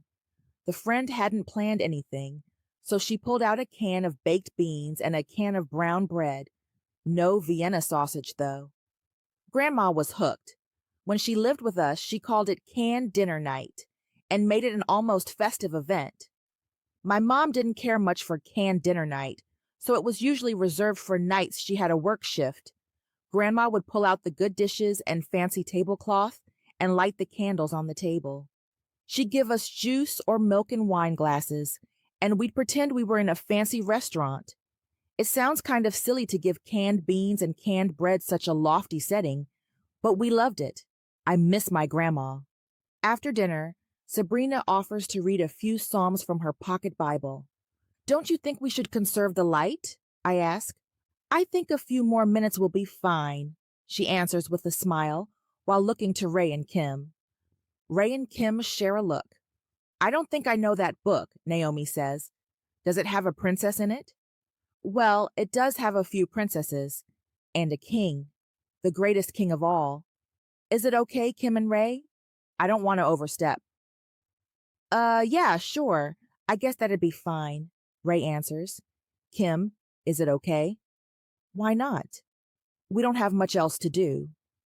Sabrina asks if I'll hold the flashlight for her while she reads. She turns to Psalm 91, one of the passages she's been working on memorizing while we've been walking. She's told me many times over the last few days how fitting this scripture is. I tune her out as she babbles about God's protection. Yeah, right. When she finishes the passage, she immediately bows her head. Our Father in heaven, we ask you continue to watch over us. We're so grateful for the protection you've provided so far. Please keep us safe from the fallout, if there is any. And please, dear Lord, be with those tonight who are not as fortunate as us. Please comfort the hearts of those who are hurting. We pray these things in Jesus' name. Amen. She is the sole amen. Amen is an expression of agreement. I don't agree, so I stay quiet. Sabrina doesn't seem at all upset by the lack of consensus. After a brief silence, Kim says, Well, Sabrina, that was very interesting. Nice. It was very nice, Ray corrects. Yes, of course. Nice, Kim says. Nice is a much better word. I fight rolling my eyes at the hypocrisy. Sabrina chooses to ignore it, as Naomi says, "It sounded so pretty, like a song. It needed music with it." Sabrina nods in agreement. The Psalms were songs. They would sing them while walking from place to place. The Psalms are now often referred to as religious poems. I think they're beautiful. Nicole quickly agrees. I had no idea anything from the Bible could sound so nice. I thought it was all about, oh, well, never mind. You thought it might be full of hate and anger? Sabrina gently asks. I guess so. I've heard people talk about how the Bible wants to rule our life, and it's nothing but a fairy tale, an evil fairy tale that hates anyone who isn't white, and that it promotes things like slavery. But you're not white? Weren't your ancestors slaves? Kim lets out a gasp, while Ray softly says, Nicole. I laugh out loud, and Sabrina says with a slight chuckle, I'm of mixed ancestry, I suspect, like most of the people living in the United States. My dad was born in Norway. My mom's family was originally from Africa and did come over on slave ships. Nicole nods confidently. And do you think your slave ancestors were fans of a book promoting slavery? That's a great question. One my Grandma Marie, my mom's mom, and I talked about many times. I'd be happy to share more of what I believe the Bible says about slavery, but I need to pull out my full Bible and get the correct scriptures for you. This here, she says, lifting up her pocket Bible, only has Psalms, Proverbs, and the New Testament. A good number of the things you're asking about are in the Old Testament. My Bible's packed away pretty good, and I don't want to drag it out tonight. If it's okay with your folks, we can read another time. Nicole shrugs one shoulder. Sure, yeah, that's fine. I have no doubt Sabrina is sincere in her offer. But from the looks Ray and Kim exchange, I doubt this conversation will go any further. I'm okay with that. While I may have believed the same as Sabrina at one time, I now find biblical discussions to be a complete waste of time and often insulting. Chapter 25. Molly. Sunday, day 11, Bakerville, Wyoming. While tallying up all the people from the check-in sheets, baby Emma makes herself known, and Dodie brings her to the safe room for food. Madison is exclusively breastfeeding Emma, even with the injuries she sustained when the bandits killed her husband, sending the bullet through him and into Madison's shoulder. When Belinda and Dr. Sam operated on the shoulder, they used a local anesthetic, allowing no interruption in her feeding schedule. Madison's taking painkillers, but they've been keeping the doses as light as possible and trying to time them around Emma's needs. I don't think Belinda was too terribly happy to introduce Emma into the semi-sterile room. Belinda made a point of using a wet wipe, followed by a few alcohol swabs on Emma's exposed skin, even gently cleansing her face. She also asked someone to stay nearby in case of Emma needing a diaper change, which would happen outside of the safe room. Hey, Molly, Jake says, since you don't have to go into the safe room, how about we move to the rec room? One of the chairs in there or a futon might be a little more comfortable for you. You look like you could use a rest. Do we have a plan for sleeping arrangements? I ask. There's more people here than we planned on, and I can't see some of them sleeping on mattress pads on the floor. We'll figure it out. As long as there isn't fallout, we can use the bedroom and futons for additional sleeping space. Some might even want to sleep upstairs, knowing they can get down here quickly if need be. He's right.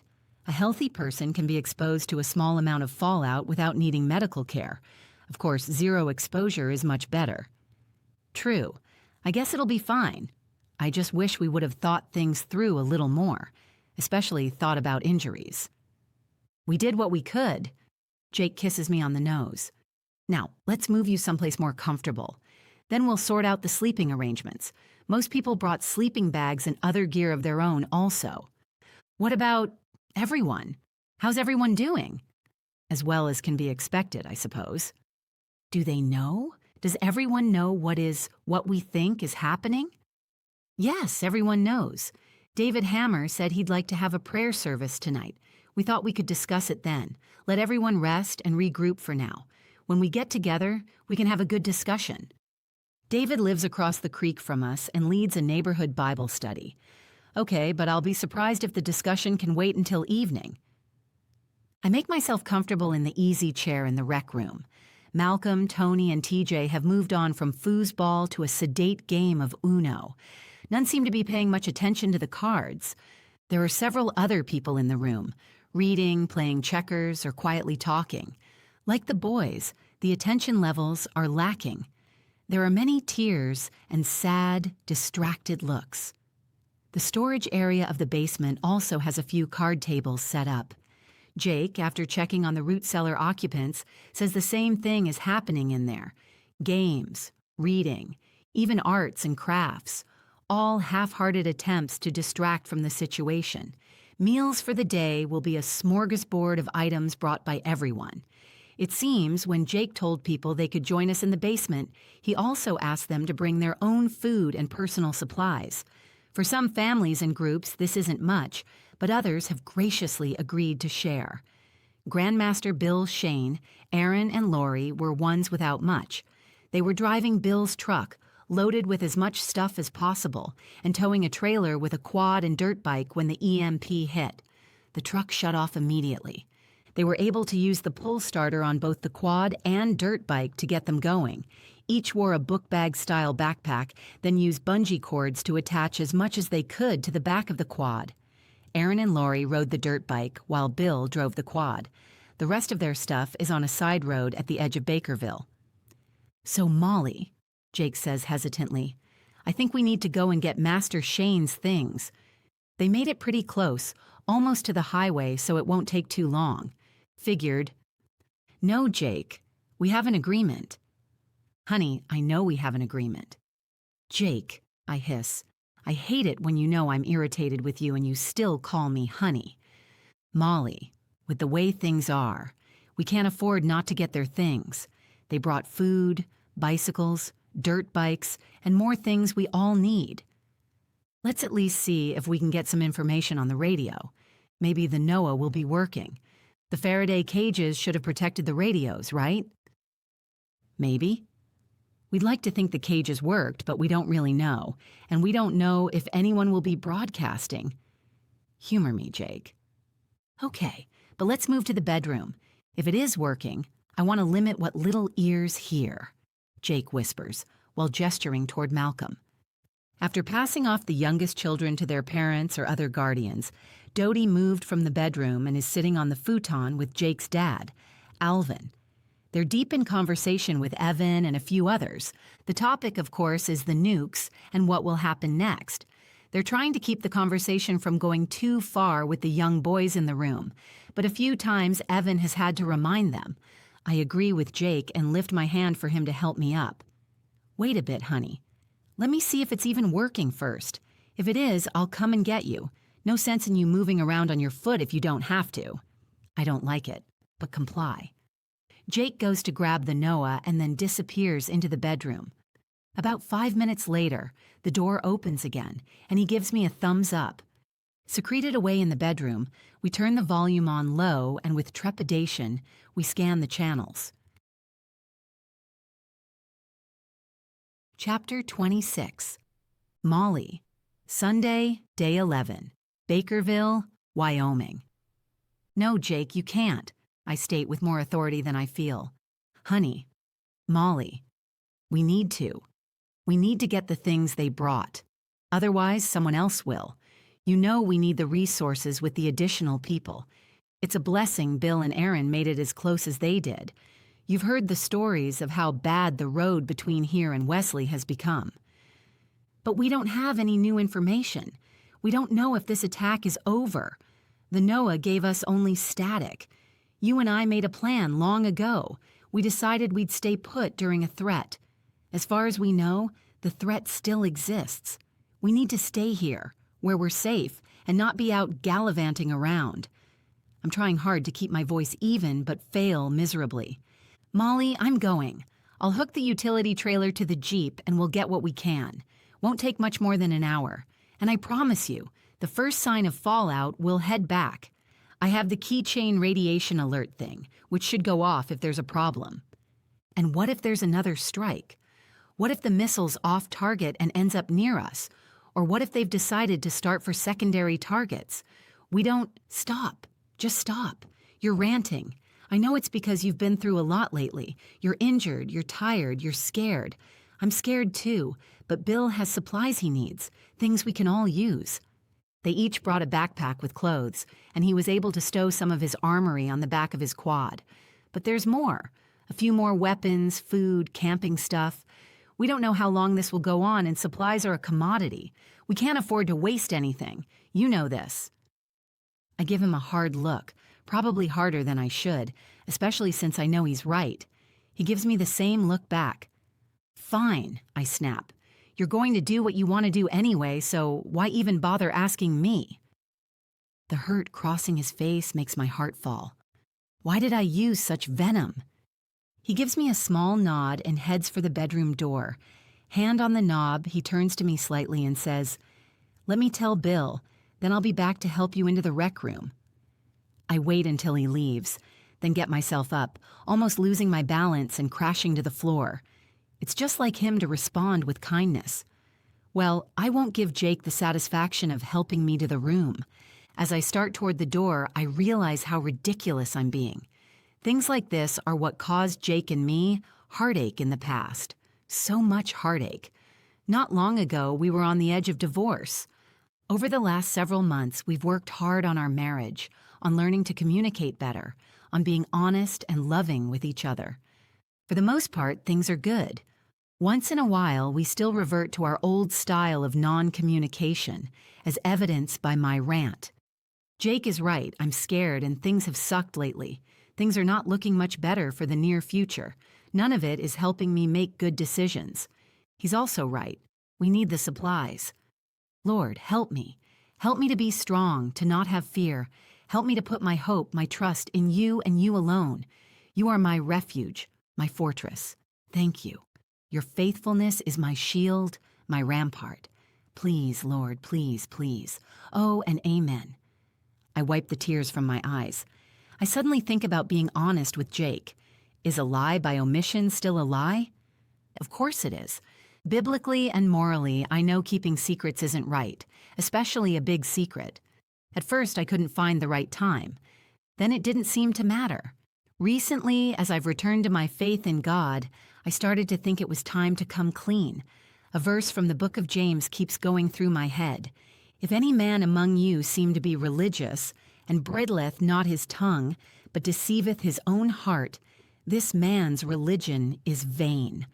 While I don't think of myself as religious per se, I am a believer, a follower of Christ. As such, I should strive to be more like him.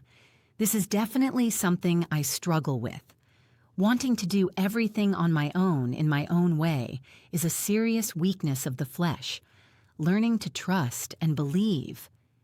I stifle a sigh. Truthfully, though, I haven't had any real desire to share my secret. The can of worms it would open up.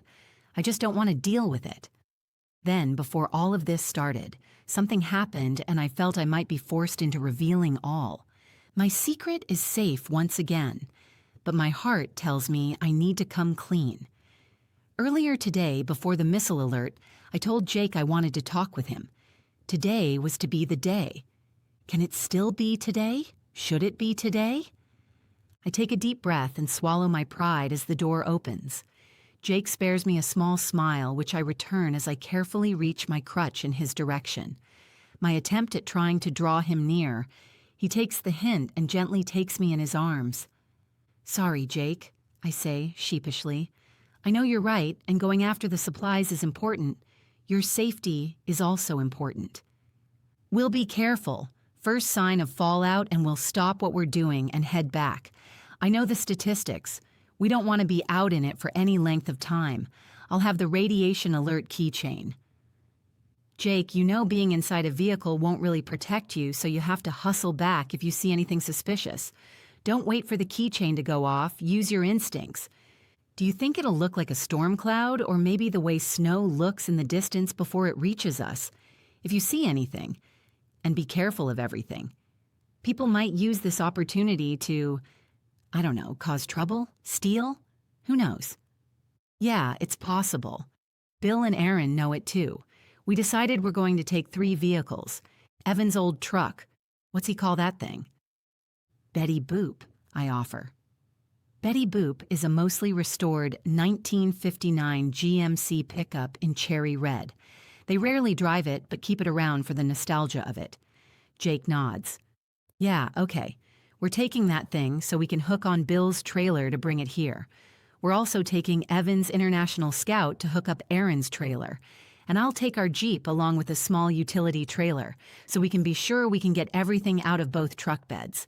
Leo's going too. He'll ride shotgun with Evan. Bill will ride with me. Aaron and Aaron's girlfriend will be in the Scout. She said she isn't comfortable staying here without knowing anyone. And Molly will all be on alert. I nod my understanding. I can't imagine Belinda's happy about Leo going along. Didn't she make a big deal about the medical team not putting themselves in danger? Yep, she did. Things have changed. Jake shrugs. And both Leo and Dr. Sam told her that having someone medically trained on outings might be more of a benefit. Anyway, we'll be careful. And at Evan's suggestion, we're leaving a couple of sentries out for as long as we can. Keith and Tate are standing watch outside right now while Roy and Mike are using the upstairs windows to keep an eye out. Really? Why? Now that Morse is no longer a threat. I don't finish what I'm thinking, because I killed him. But my eyes fill with tears. Even though he needed to die, I still feel icky about it. I blink quickly to remove the moisture. Like you said, people could try to take advantage of the situation. The world isn't what it used to be, and we have to be safe. Jake gives a sad shake of his head. He doesn't like it any more than I do, but it's the way things are. I've given both Keith and Roy one of the keychain nuke alert things. Roy's pretty upset about Sheila and her refusal to come downstairs. I guess I can't really blame her. As long as there isn't fallout, she's perfectly fine in the cabin. That's true. Really, as long as the children and those who can't move very fast, like you. He gives me a smile and a kiss. Yep, like me. As long as we're down here and the livestock is secured, those who are healthy can be out of the basement unless fallout starts. Oh, I guess I pretty much just made your point about going after the supplies. You did and you didn't. I totally understand Sheila staying in the cabin. 300 yards away from the security of the basement is different than being several miles away if fallout starts. I'll be careful, I promise. Now, you want to go back out to the rec room? Angela, Sarah, and Callie are in there now. Angela had a nap, and Sarah decided it was safe to come out of the cellar for now. She's ready to run back at a moment's notice. Oh, I'm sure she is. I can't help but smile. Sarah and Tate are so excited about the baby. I wish we could have done something special to celebrate their announcement. Maybe when things settle down. Sure, when things settle down. Plus, I don't think they want to make a super big deal about it yet. You know, after losing the last one. Tate said they're cautiously optimistic. Did you know they'd started fertility treatments? What? No, what kind of treatments? I knew they were talking about it after they were settled, but I didn't know they started. I don't know. Jake shrugs. Tate said some kind of pill. She only just started taking it and they got pregnant right away. Guess it worked. Huh. I guess it did. Of course, with the way things are now. She'll be fine, Molly. We have Belinda and her mom. Wasn't her mom the kind of nurse that helps deliver babies? And Dr. Sam? It'll be fine. Dr. Sam was a Navy doctor. You think he delivered a lot of babies in the Navy? Maybe not, but don't they learn how to in medical school? Besides, it's still a long time until the baby will be born. You don't need to worry yet. Plenty of time for you to worry in 9 months or so. Huh, aren't you funny? I give him a slight jab in the arm. And you do know it's going to be less than 9 months, right? She's probably at least 6 weeks, so... Sure, honey. Are they playing cards? You know it, Jake answers with a cheesy grin. I allow Jake to help me to the rec room and he gets me situated at the table, where there is one spot open. My beautiful girls, Sarah, Angela, and Callie, along with Lois, Deanne, and 2 neighborhood ladies, are just starting a game of nines. "Hey, Mom, we're ready for you," Callie says, motioning to a spot saved for me at the table. Callie and Angela, along with Katie, share the same naturally curly, medium brown hair, full lips, and a perfect nose, compliments of their dad, and my green eyes.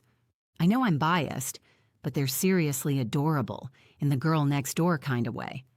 Sarah has more of a regal beauty about her, elegant and classy, with my aquiline nose and slightly thin lips. She knows just how to do her makeup to make the most of her classic features. Her dark brown hair is usually styled in a sleek page boy, similar to Rosemary Clooney in White Christmas. But today, it's pulled back in a low bun. All 3 are dressed casually in yoga pants or something similar. Jake gives me a rather ambitious goodbye kiss, causing me to blush slightly, considering our audience. As he starts to pull away, I hold on to him and whisper, "Be careful. More careful than you've ever been. You see anything that doesn't seem right? Come straight home to me. You're more important than any stuff." He kisses me again, this time on the nose. "I will. I'll see you soon." I try to focus on the game, to help with passing the time. Not that any of us do a great job paying attention. Even so, I often check my watch. I'm usually fairly competitive, and while I don't mind if I lose, I'd prefer not to. Today, I'm beaten soundly. Angela, still feeling the effects of getting hit in the head a few days earlier, begs off after the first game to rest on the futon. On the second game, we switch to Crazy Eights, and I'm the first person out. We all spend more time staring at our cards than actively playing. Jake's been gone an hour and 20 minutes. I suspected his estimate of an hour was a little short, so I'm trying not to be concerned. Somehow, I do slightly better in the next game of Crazy Eights. We're down to 3 remaining players, and I'm holding on at 98 points. 100 is the target to be eliminated. I've had 98 for the last 3 hands, managing to win each one, when I hear noise on the stairs. We all look toward the noise, as Leo's head pops down. He's walking backwards, which makes no sense, until it's clear he's carrying a stretcher. "Oh no," I gasp. Another one of us is injured. Chapter 27. Molly. Sunday, day 11, Bakerville, Wyoming. "We found her. We found her and the children," Leo says, in answer to our looks of panic. Aaron's carrying the other end of the stretcher. I breathe a sigh of relief. I don't know the woman on the stretcher. Does being happy it's not one of us make me a bad person? Maybe so. Sarah rushes to the door accessing the storage area of the basement, opening it wide for them to go through. I want to help, but know, with my limited mobility, I'm likely to be more of a hindrance than an asset. Jake is at the bottom of the stairs, holding a young child 3 or 4 years old. I think it's a girl, but I'm not completely sure. Her hair is shoulder length and matted. She's wearing shorts and a shirt, which may have been pastel pink at one time. It's apparent she's in need of a bath. Behind him is Bill, holding a younger and possibly even filthier version of the child Jake's carrying. Aaron's girlfriend Lori is next, holding the hand of a boy who looks to be 6 or 7. He's in the same condition as the other 2, but his dirty face shows streaks of clean skin from crying. Jake catches my eye, and I ask, "Are you okay?" "We're fine. We found Mark here," Jake says, motioning to the boy holding Lori's hand. "When we were heading back, he flagged us down and told us his mom is sick." Mark starts crying again, burying his face into Lori's leg. She gently pats his head. I can tell she's trying, but doesn't seem to be very comfortable. Then I catch a whiff and suspect the close proximity to the children isn't very pleasant. Jake continues. "Mark says she's been sleeping a lot. This morning he couldn't wake her up. Leo checked her out and decided we needed to bring them all here. Mark, his brother, and their sister haven't had much to eat or drink lately, so we gave them a few snacks and they shared a soda on the way back here. We told them you'd help them take a bath, then we'll get them a nice hot meal." The little one Jake is holding says, "I want a bath. I love baths." The smaller one chimes in excitedly, Me too, me too. I want a bath with Sissy. His toddler-level language is muddled and hard to understand. I guess I could take a bath too, Mark says. It's been a while since our water stopped working. Uncle Brandon was bringing us water from the river, but he hasn't been around for a few days. Mom's friend John was over yesterday and said he heard someone hurt Uncle and he won't be coming back. John told Mom we're on our own. He's going to hide out in the wilderness so he doesn't get hurt too. Uncle Brandon probably did some bad things. Mark dissolves into tears. Sarah, always my tender-hearted child, goes to him and immediately pulls him toward her. Lori looks grateful to have Sarah take over providing comfort. You think we could use the master bathroom? Since there's no fallout, it would be fine? I asked Jake. Yeah, the two younger ones at least. I bet Mark would like to use the solar shower in the main bathroom. Mark perks up and says, I don't know what that is. Let me show you. I'll do it, Mom, Sarah says. You stay off your foot. You sure, Sarah? Yes. Jake, you mind if I use the keychain thing? If it goes off while I'm up there, I'll know to get right back down. Sure. Bill, you mind if I give Sarah the one you have? Roy and Keith are both using one also, and whoever helps bathe the other children can have mine. I'll get the bathtub set up for the younger ones, Deanne says. The water in the dark gray rain barrel should be warm enough. You think there would be any problem with them bathing in it? Jake and I look at each other.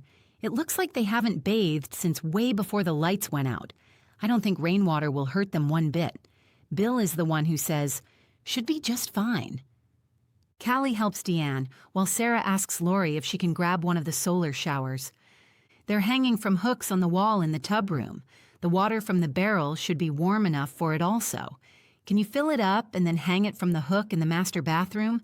I think let's take all three into the master bath and we'll put the young ones in the tub while Mark uses the separate shower. Sound good? Lori shrugs. Fine by me. Great. Let's use one of the larger 5-gallon shower bags. Within a few minutes, the three children are set up for a shower and bath. Erin Ogden is back in the rec room after helping get the children's mom situated. They decided not to take her into the semi-sterile room Katie, Madison, and Doris are in. Instead, she's on a cot outside the door, in the same area Angela and I had been sitting in when we were first brought down to the basement. Evan, who I just realized didn't reappear with everyone else, returns and quietly says, Jake, Molly, I think we should have a little meeting. I'd like to check with Belinda first, get an update on Doris. Maybe we could chat in the bedroom? I think you should invite Bill, too. I'll see if Leo's available. Say, 10 minutes? 10 minutes later, the 5 of us are in the basement bedroom. Evan starts with, Leo, what's the status of the children's mom? She's stable. Looks like she overdosed, likely a combination of alcohol and drugs of some sort. My guess is she's a heavy drinker. There were quite a few bottles of booze in her house. From what the older boy says, though, it sounds like she has a brother who was keeping her supplied and possibly some sort of boyfriend. Which brings me to what I wanted to talk about. Evan says, I don't know this woman or her kids. I thought the house they're living in was abandoned. I just spoke with Pete Fairbanks, and he said no one was living in it over the winter. He had permission from the owner to trap coyotes and such there. Pete said he doesn't even know how someone could live there. The place is barely standing. When we found her, it was full of all sorts of things. It reminds me a lot of how Phil described Dan Morse's house. I wonder if we might have a second gang operating out of Bakerville. What? How? I ask with disbelief. I'm not sure. And I could be wrong, Evan answers with a shrug. I'm with you on this, Evan, Bill speaks up. I don't think they've been there long. Kind of reminded me of a stash house. Mark seemed to be happy to share information. Maybe after he gets cleaned up and fed, we can learn a little more. Evan nods and Leo says, You think whoever they're with will come looking for them? No one says anything, but I see the way Jake, Evan, and Bill's eyes are darting around. Yep, I guess you do, I say. It's possible, Evan agrees with a sigh. As far as I know, we weren't followed. After everyone was dropped off, I took my truck and went back up the road, then took it up the side road up. That spot makes a great lookout, giving me views in just about every direction. I didn't see anyone. If someone were looking for them, I don't think they'd have any idea to look here. I suppose it's too dangerous to go back and empty out the house, Leo asks. Why would you want to do that? Most of the stuff I saw was electronics, probably all fried, Evan says. I grabbed the couple of bottles of liquor laying around. I'd like to see if there's more. Medications also. We could use both for our medical supplies, Leo answers. Evan and Bill both nod. Maybe, Jake says. We can discuss it, but not today. Not until we know the situation with the nukes. We've pushed our luck as it is and need to stay put. I shoot him a grateful look as he says, we also need to keep our guard up. Evan and Bill, can you take charge of setting up a rotation schedule for guards? Not just the men, but any women comfortable with it, except Molly and any who have been injured recently. They need to rest up. Hold on, Jake, I say. Aren't Mike and his dad taking watch from the upstairs windows? Why couldn't I do that? Well, babe, because you're kind of terrible at walking up and down stairs right now, Jake says with a straight face. I have no comeback. He's right, I am. Okay, but as soon as I'm able to, I want to be added in. You've got it, Bill says. Any chance we could find a notebook or something to get started with the schedule? Sure, let me grab one for you, Jake says. With that, our little meeting is concluded. The 3 children are back, and they look and smell so much better. Sissy, hair untangled and put in a ponytail, is all smiles. Sarah found old clothes of Malcolm's for all of them to wear. It's wonderful to see them looking so happy and content, the way children should be. Chapter 28. Molly, Sunday, day 11, Bakerville, Wyoming. The children's mom, Mark says her name is Lydia, has vomited several times. She's still pretty much out of it, but is expected to recover. Leo says she's going to have quite the hangover when she wakes up. He's in charge of Lydia, staying out of the sick room, while Belinda and Tammy care for our original injured. Sarah, through talking with Mark, Sissy, and baby Andy, has learned the family moved to the house after the lights went out in their other house. Mark isn't exactly sure where the other house was, but he thinks it was in Montana. He doesn't know if they moved because of the cyber attack or if the lights went out for a different reason. He doesn't know anything about the plane crashes or other attacks. He also doesn't have much of a concept of time and can't say how long they've been staying in the Bakerville hovel. He did say their mom made a big deal about not wanting to live in Wyoming and hated the dump they were living in. Their uncle told them it would only be a few more days. Then they'd be moving to a much nicer house with lights and water. When Belinda was checking on Lydia, she updated us on Katie's condition. She's really doing quite well. I was concerned she'd have a setback with moving her here, but so far she's stable. Wonderful, Jake says. I'm near tears, so only smile and nod. He continues. So she's out of the woods? Not completely. She's holding her own, and that's encouraging. She has a drain in, and everything looks good there. With an abdominal wound, well, lots of things can go wrong. As you know, we worry about infection, so we're taking protective measures. She's starting to ask for food, but we're not to that point yet. Keep a good thought. We're praying, Jake says. Belinda replies with a shrug and, whatever works for you. And Madison? I ask, feeling a protectiveness over her. Yep, she's doing well. I would have sent her home today so she could recover. Well, here, I guess. You'll be housing her, right? That's right. Yeah, but with so many people here and the tight space, for now, I'd like to keep both Madison and Doris in the room with us. It's the most sterile choice, especially now since we've added Lydia and her vomiting to the mix. I'm glad you cleaned up the children. Leo checked them over and says they seem in good health. I'll check in with you next time I come out. TJ. He's doing okay? He seems to be doing fine, I answer. Tony, Malcolm, and him are doing well together. Lydia's older boy, Mark, is with them. They've been very kind to him. That's good. Our children have been through a lot lately. Belinda gives a sad shake of her head as she excuses herself to return to the safe room. TJ and Belinda have both been through a lot. One definite struggle today has been the bathroom situation. With just under 60 people utilizing our basement and root cellar, the 2 toilets aren't enough. Since we're not receiving fallout, thankfully, the 2 bathrooms on the main floor plus the additional upstairs bathroom are all in use. Our family members who are living here often return to their personal space for bathroom use and a few minutes of privacy. People are settling in for the night. With our new number of 58 people, we're full up. Every cot, mattress, bed, and couch we have in the basement is spoken for. Fortunately, others brought their own cots and air mattresses, and 4 people are on guard duty. Sheila's still in her cabin, but everyone else chooses to sleep in the basement or root cellar. While we've yet to have any type of fallout, we're all a little leery. We know fallout could start at any time.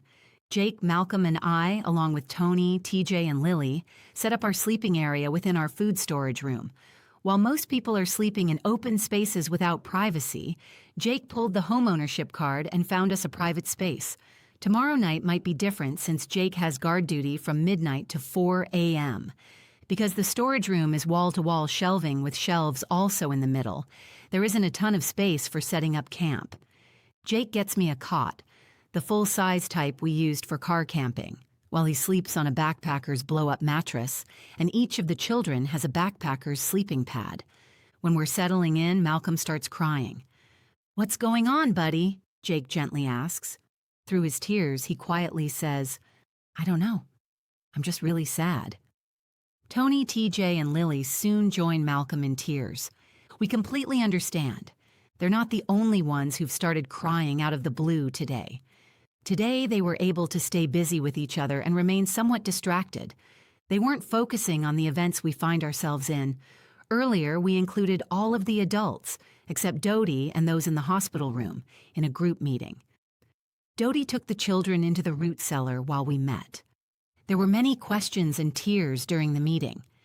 None of us really know what's happening, not with any certainty. Maybe we should have let the older children join the meeting. We spend many minutes talking with the children about what we know. Most cars won't run, phones won't work, and the lights may or may not come back on. We think there was an electromagnetic pulse, but we're not sure. If it was a pulse, we don't know if our solar system survived. While Jake and I don't share this with the children, we have things in place that will allow us to still have a good quality of life, whether the solar works or not. People thrived without electricity for years, and just under 1 billion people live without power worldwide, even in these modern times. Well, considerably more than that since the cyber attacks last week. But still, at least some electricity will make our lives easier and give us the ability to put other things into practice that, up to now, have been strictly theoretical. Sure, we've made lots of plans and gathered lots of information, but at this point, it is all theoretical. We've never had to actually survive without electricity before. Malcolm soon asks, "Do you think there are lots of other people who made plans like we did?" Neither Jake nor I are sure how to answer, as 3 pairs of eyes look at us expectantly. Lily has settled somewhat and appears to be ready to fall asleep. We know preppers are a minority. Most people think crazy preppers are several cards short of a full deck or setting out to destroy the country. Sure, FEMA recommends storing 3 days' worth of food and water, but we're already way beyond 3 days of our world changing. The lights went out over a week ago. Even in our little community, people are running out of food. "I think some probably have," Jake answers softly. "What about the bombs? Did the bombs explode and kill people?" TJ asks. "We have no way of knowing. We don't believe there have been any explosions nearby since there hasn't been any fallout. So right now, we're safe," I answer. "But if there were bombs," Tony quickly interjects, "lots of people died?" "Yes, Tony. If there were bombs, then probably a lot of people died," I quietly respond. His eyes fill with tears again, but he doesn't fully cry. "Do you think my dad is safe? Were there bombs where he is working?" "I'm sorry, Tony," Jake says tenderly. "We just don't know. We don't know where or if any bombs detonated. I wish..." He lets out a heavy sigh. "I wish I could answer you, but we just don't know." "Okay, Tony says so quietly that we barely hear him. I watch as Malcolm reaches out and touches Tony's shoulder, giving him a slight smile. Tony nods at Malcolm, then says, "Mr. Caldwell, Malcolm told us earlier you usually read before bed. Will you read tonight?" "I'd be happy to. I found a book of short stories in the rec room. Thought one of those might be good. You guys ready?" "Yes, but I was wondering," Malcolm says, "do you think Mom can read the Bible story first? The one she read during Bible study tonight?" "Mom?" "Sure. Psalm 91. Sometimes called the Soldier's Psalm. It's been helping me a lot lately." "It helped you get home when you were lost in the woods, right?" Tony asks, elaborating a bit on the information I shared at Bible study. "Well, I wasn't exactly lost. I knew where I was, but I was overwhelmed and tired. Plus, I wasn't feeling too good from my bonk on the head." I make a funny face, which they all three smile at. But yes, the passage helped me get home. Jake holds the light while I read the psalm. Then I hold it for him while he reads the story he picked out. Jake reads for only a few minutes when we begin to hear rhythmic breaths of sleep and soft snores. "They didn't last long," I whisper. "Stressful day. It wiped them out. Wiped me out, too. You comfortable?" "Sure. My foot hurts, but the blanket rolled up under it helps. See you in the morning." "Love you, honey." Even though I'm tired, I struggle with relaxing enough to sleep. I usually read to fall asleep, but with my e-reader in the Faraday cage, just in case we get hit with an additional EMP, my attempts to relax fail. I thought about using a lantern and reading a paper book, but the cot is too skinny and my foot hurts too much to contort with a book and a lantern. Instead, I'm replaying the last few days in my head. It's like a bad movie. I think of today watching Sarah with baby Andy, Sissy, and their older brother Mark. The children were so scared. She was so good with them. And I suddenly remember, I'm a grandma again. Sarah and Tate have been wanting this baby for so long. I do a mental inventory of the baby stuff we've collected as part of our preparedness efforts. We should be set up pretty well, even though we took a minimalistic approach, copying the finish with a baby box. Everything the baby needs is together in one box, and the box is baby's first bed. For clothing, we took a page from the past and went with old-fashioned baby dresses, for both sexes. Not only a few ready-made dresses, but fabric and patterns to make additional. Even with my minimal sewing skills, this is a project I can handle. We did buy a few cute onesies that I couldn't pass up. They have sayings like, "Grandma loves me" and "Grandpa's little helper." I love how the baby boxes came together, and I can't wait to give one to Sarah when the time is right. I never did talk with Jake today. Never shared my secret. There was just so much going on, the time never seemed right. Maybe tomorrow, or maybe not. I've kept this quiet for so long now, surely there's no reason to be in a rush. Chapter 29. Lindsey, Tuesday, Day 13. Underground Culvert, Tahoe National Forest, near Sierra City, California. Dear Diary, today, like yesterday, I'm bored out of my mind. So bored I thought I'd scribble out a note to myself on an old receipt I found in the bottom of my purse. This is my letter to the world, but now I'm out of space, so I guess I'll go back to being bored. Sincerely, Lindsey Maverick. Hey, Linz, what are you doing over there with the flashlight? Nothing. Just making myself a note. I click off the light. I shouldn't be wasting the battery anyway. Okay. Have something important you want to remember? No, Logan. I'm just tired of being holed up down here. It's so damp. I'm always chilly. The water is terrible, and it is starting to stink in here. No, not stink. Reek. It reeks. And I reek. I can barely stand my own stench. Agreed. On all points. Not you reeking, but me reeking. But there isn't much we can do about it right now.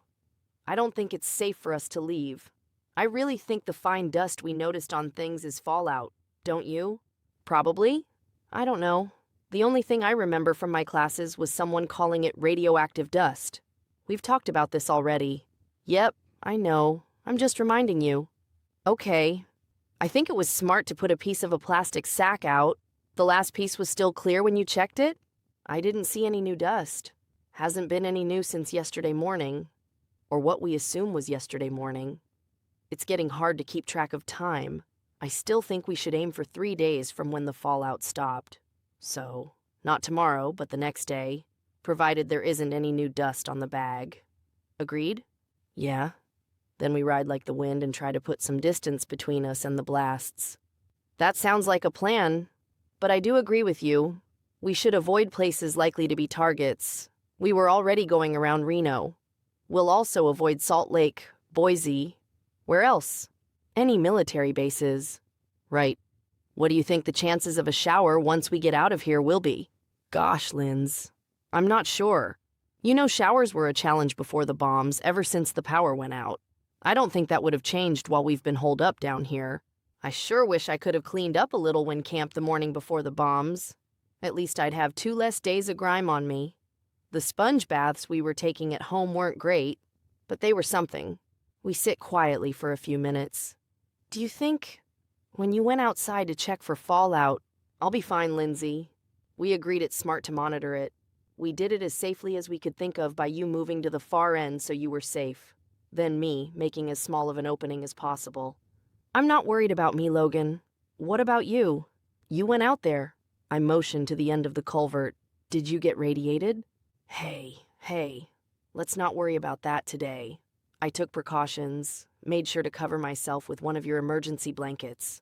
I'm sure it'll be fine. I'll be fine. I want to argue. I'm not sure he'll be fine. And he reused the blanket. Did he get the dust on him when he covered himself with it the second time he went out? But he's right. I can't really worry about it today. I guess I'm going to go back to sleep for a while. Might as well. At least we'll be well rested when we start our trip again. I guess. We'll need the rest since we'll be walking. Maybe not. I have a small hope I can get the bikes going. The Kickstarters are such simple mechanisms, it's possible they weren't damaged. We'll see. Chapter 30. Sylvia. Tuesday, Day 13. Railroad Tunnel between Shoshone and Thermopolis, Wyoming. Do we get to leave today? Do we get to leave today? Do we get to leave today? Naomi asks, bouncing up and down. Naomi, enough, Ray cautions. Yes, we've told you. We're going to leave today. We think it's safe now to start walking again. Good, Daddy, I'm ready to walk. It's boring and dark in this tunnel. Walking will be much better. You think if we walk today and maybe tomorrow, we'll get to your friend's house? No, Munchkin. I don't think we'll be there tomorrow. We'll have to walk for many days. My friend's house is a long way. We'll even need to keep walking after Sylvia and Sabrina get to their mom's house. Okay, at least we get to leave today. Though the rest of us contain it a little better, we're all excited to get out of here. The tunnel long ago lost its novelty, and since we don't have an outhouse nearby, it's really starting to smell in here. Seriously nasty. We probably could have left yesterday. Our little fallout tester plate hasn't shown us anything indicating nuclear fallout. But to be safe, we stayed an extra day. We know there's at least one more tunnel on the tracks, visible from the mouth of the tunnel. After that, we're not sure. There may be some rock alcoves, which wouldn't provide nearly the protection we have in our dark, dank tunnel. Within the hour, we've eaten, packed, and are on our way. We start off strong, but it doesn't last. 2 days of inactivity haven't done us any good. And the Hoffmans spent a couple of additional days at the campground before we met them. Our goal today, well, we don't really have one. Just putting one foot in front of the other and working our way toward the town of Thermopolis is all we're trying for. We talked about it, and we think it's likely going to be 2 days before we get there, or 2 nights would be more accurate. I think Kim has a little hope life will be normal in Thermopolis, and she'll be able to find a hotel and get a bath. Maybe even enjoy some time at the hot springs. I have to admit, I too hope the state park is open and the hot springs are available. That would be heavenly.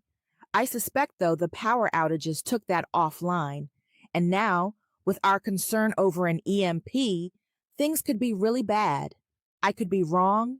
Maybe it's some sort of gravity-fed system and will be working. And maybe there wasn't an EMP, or whatever. Maybe our phones are just dead. A couple of days, and we'll find out. Chapter 31. Molly, Tuesday, day 13. Bakerville, Wyoming. We've dodged a bullet, 2 days since the alerts and what we're now sure was an electromagnetic pulse, but no fallout. We've tested with the little keychain nuke alerts, the homemade Kearney fallout meters Malcolm and I made, and the strange Geiger counter thing. We freaked out a little when the Geiger counter needle moved, but reading the instructions, we're confident it was for background radiation only, the kind always around. Getting out of the basement is today's big event. We're ready, more than ready. There were several times having so many people in close quarters became an issue. Lots of little spats and snide comments were heard, especially among families. There was also some wonderful camaraderie. We played cards and board games, sang songs.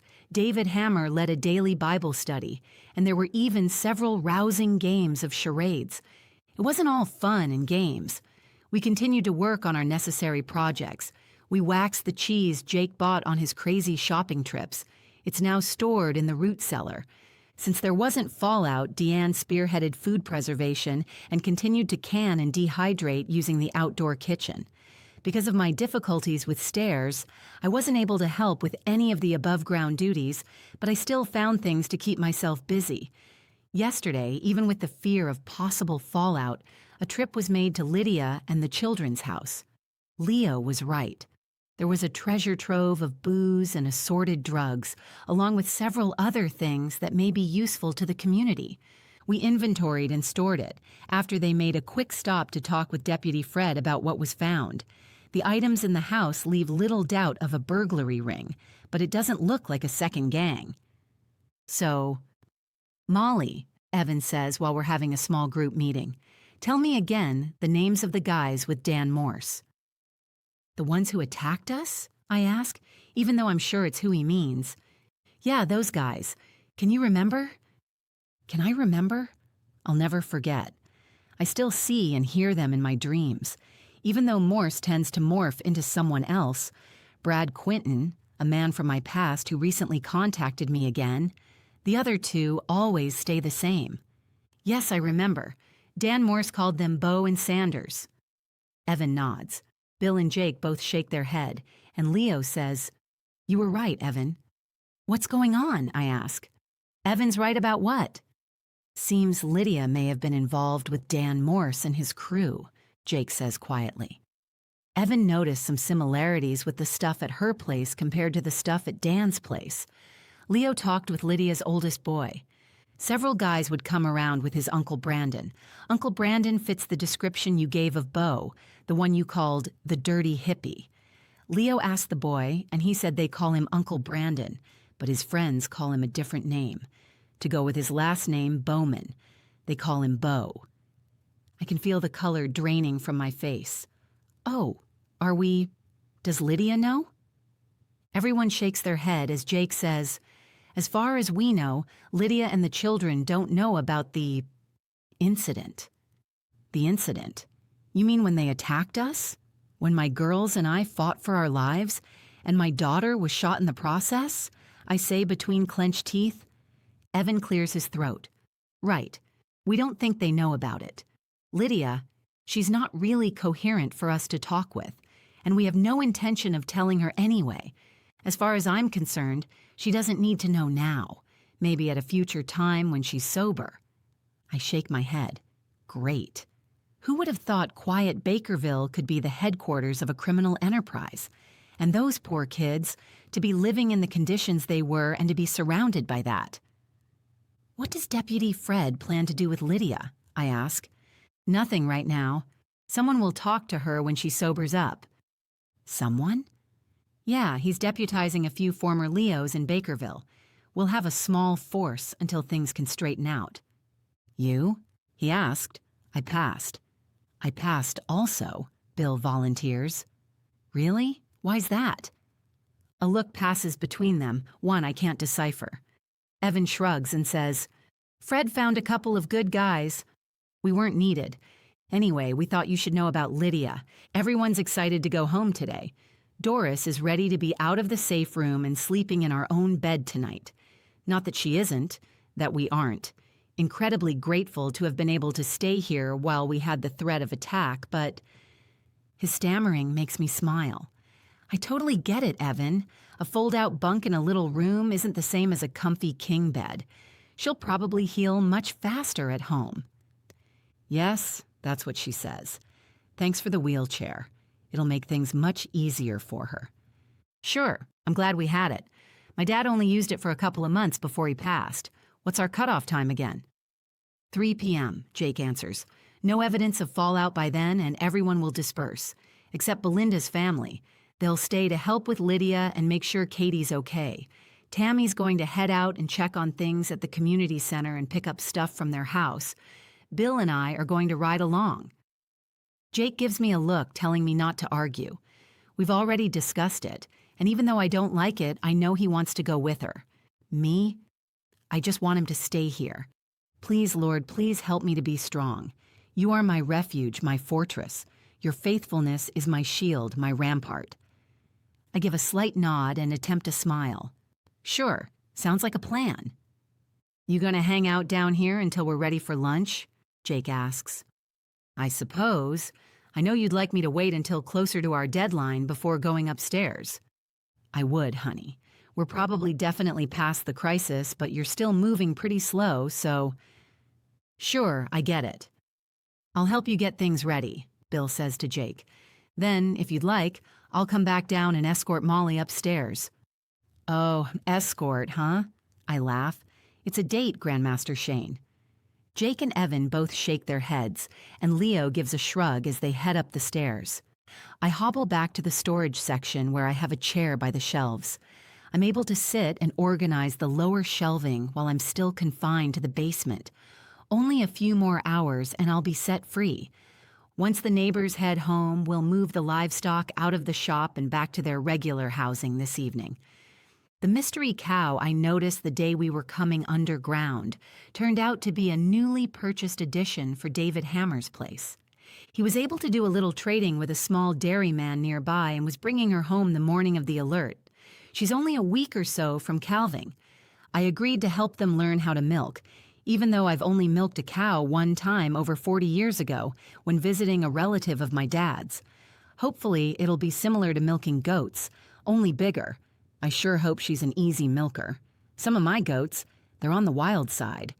While the rest of our guests are already upstairs or outside, Doris is still in the sick room, along with Madison and Katie. Belinda insisted they wait until the appointed time to be released. 3 o'clock is when everyone has agreed to disperse, but we're having a pizza party at 1:30, a celebration of sorts. Madison and Emma will be staying at our place, joining Keith, Lois, and Karen in the bunkhouse. Lois and Karen are tickled to have baby Emma to help care for while Madison regains her strength. Keith, not so much. His son, Tate, reminded him it'd be good practice for when our shared grandchild arrives after the new year. Katie's doing much better. While she still has a long road ahead of her, we're confident she's going to make a full recovery. Belinda has her up, taking short walks, and things are looking good. She'll be moving back to her downstairs bedroom.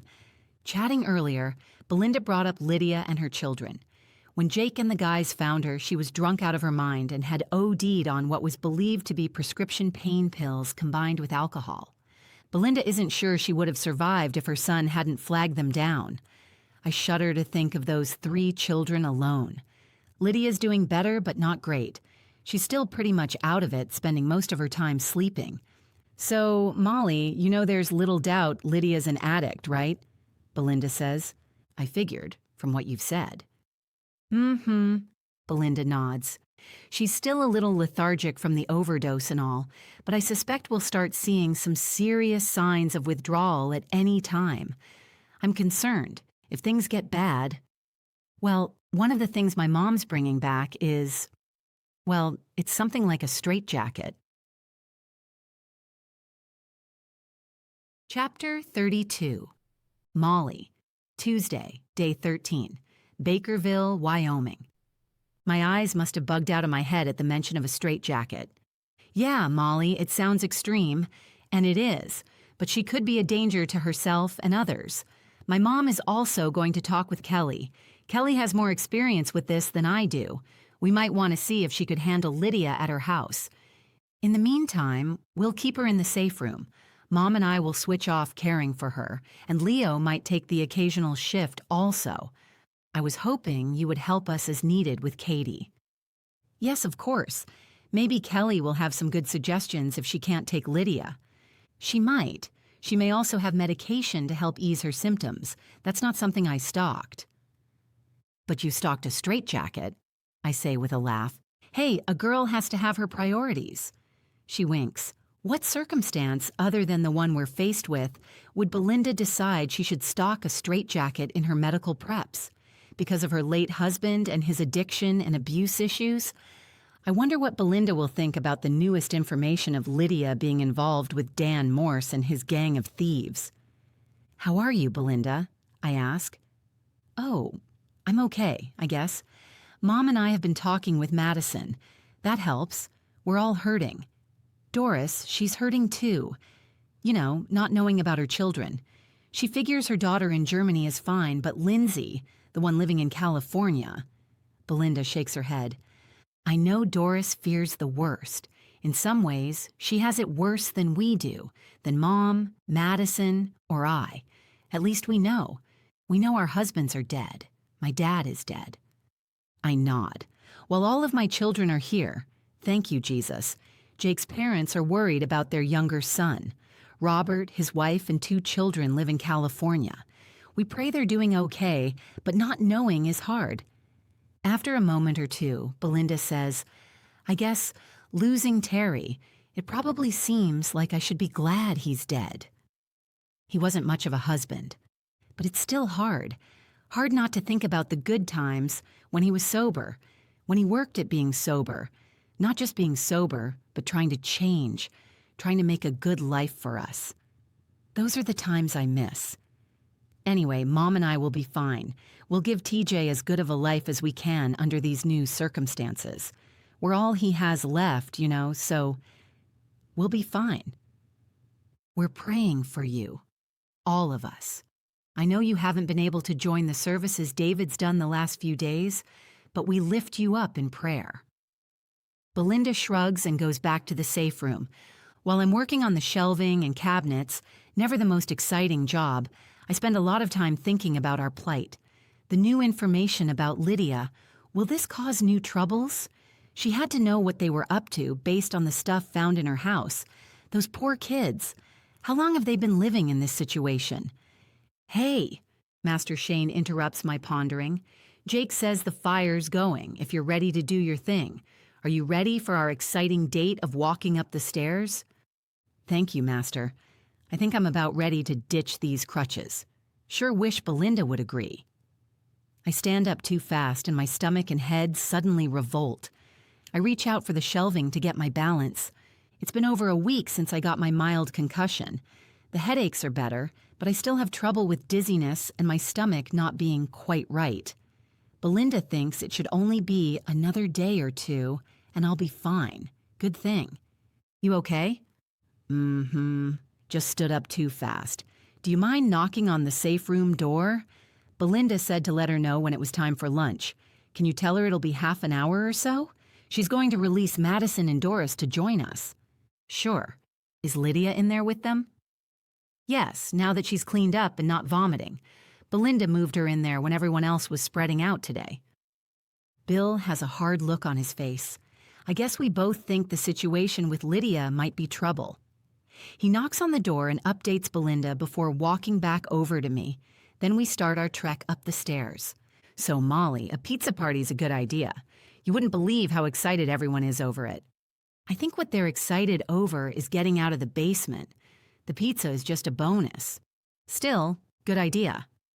You all getting settled into your new lodging? Yes, everything that needs to go in there is in the trailer, and Jake's putting some of the other stuff I brought in different spots. Art seems like a nice guy. He even offered me the bedroom since he gets up so early to do chores. Said he doesn't mind turning the dining room table into a bed every night, Bill says with a laugh. I finally convinced him I'd be getting up early also. He's taking the bottom bunk, and I'm taking the top. Art's staying in the 19-foot travel trailer Leo purchased when they were on a supply run. The trailer has a bedroom, of sorts, at the back with a double bed on bottom and a single on top. A curtain separates the small area from the rest of the small space. Inside the bedroom, there's just enough room to walk and get into the beds. I hope Bill remembers where he is and doesn't sit up too quickly and bonk his head. Art has really taken to farm life, I say with a smile.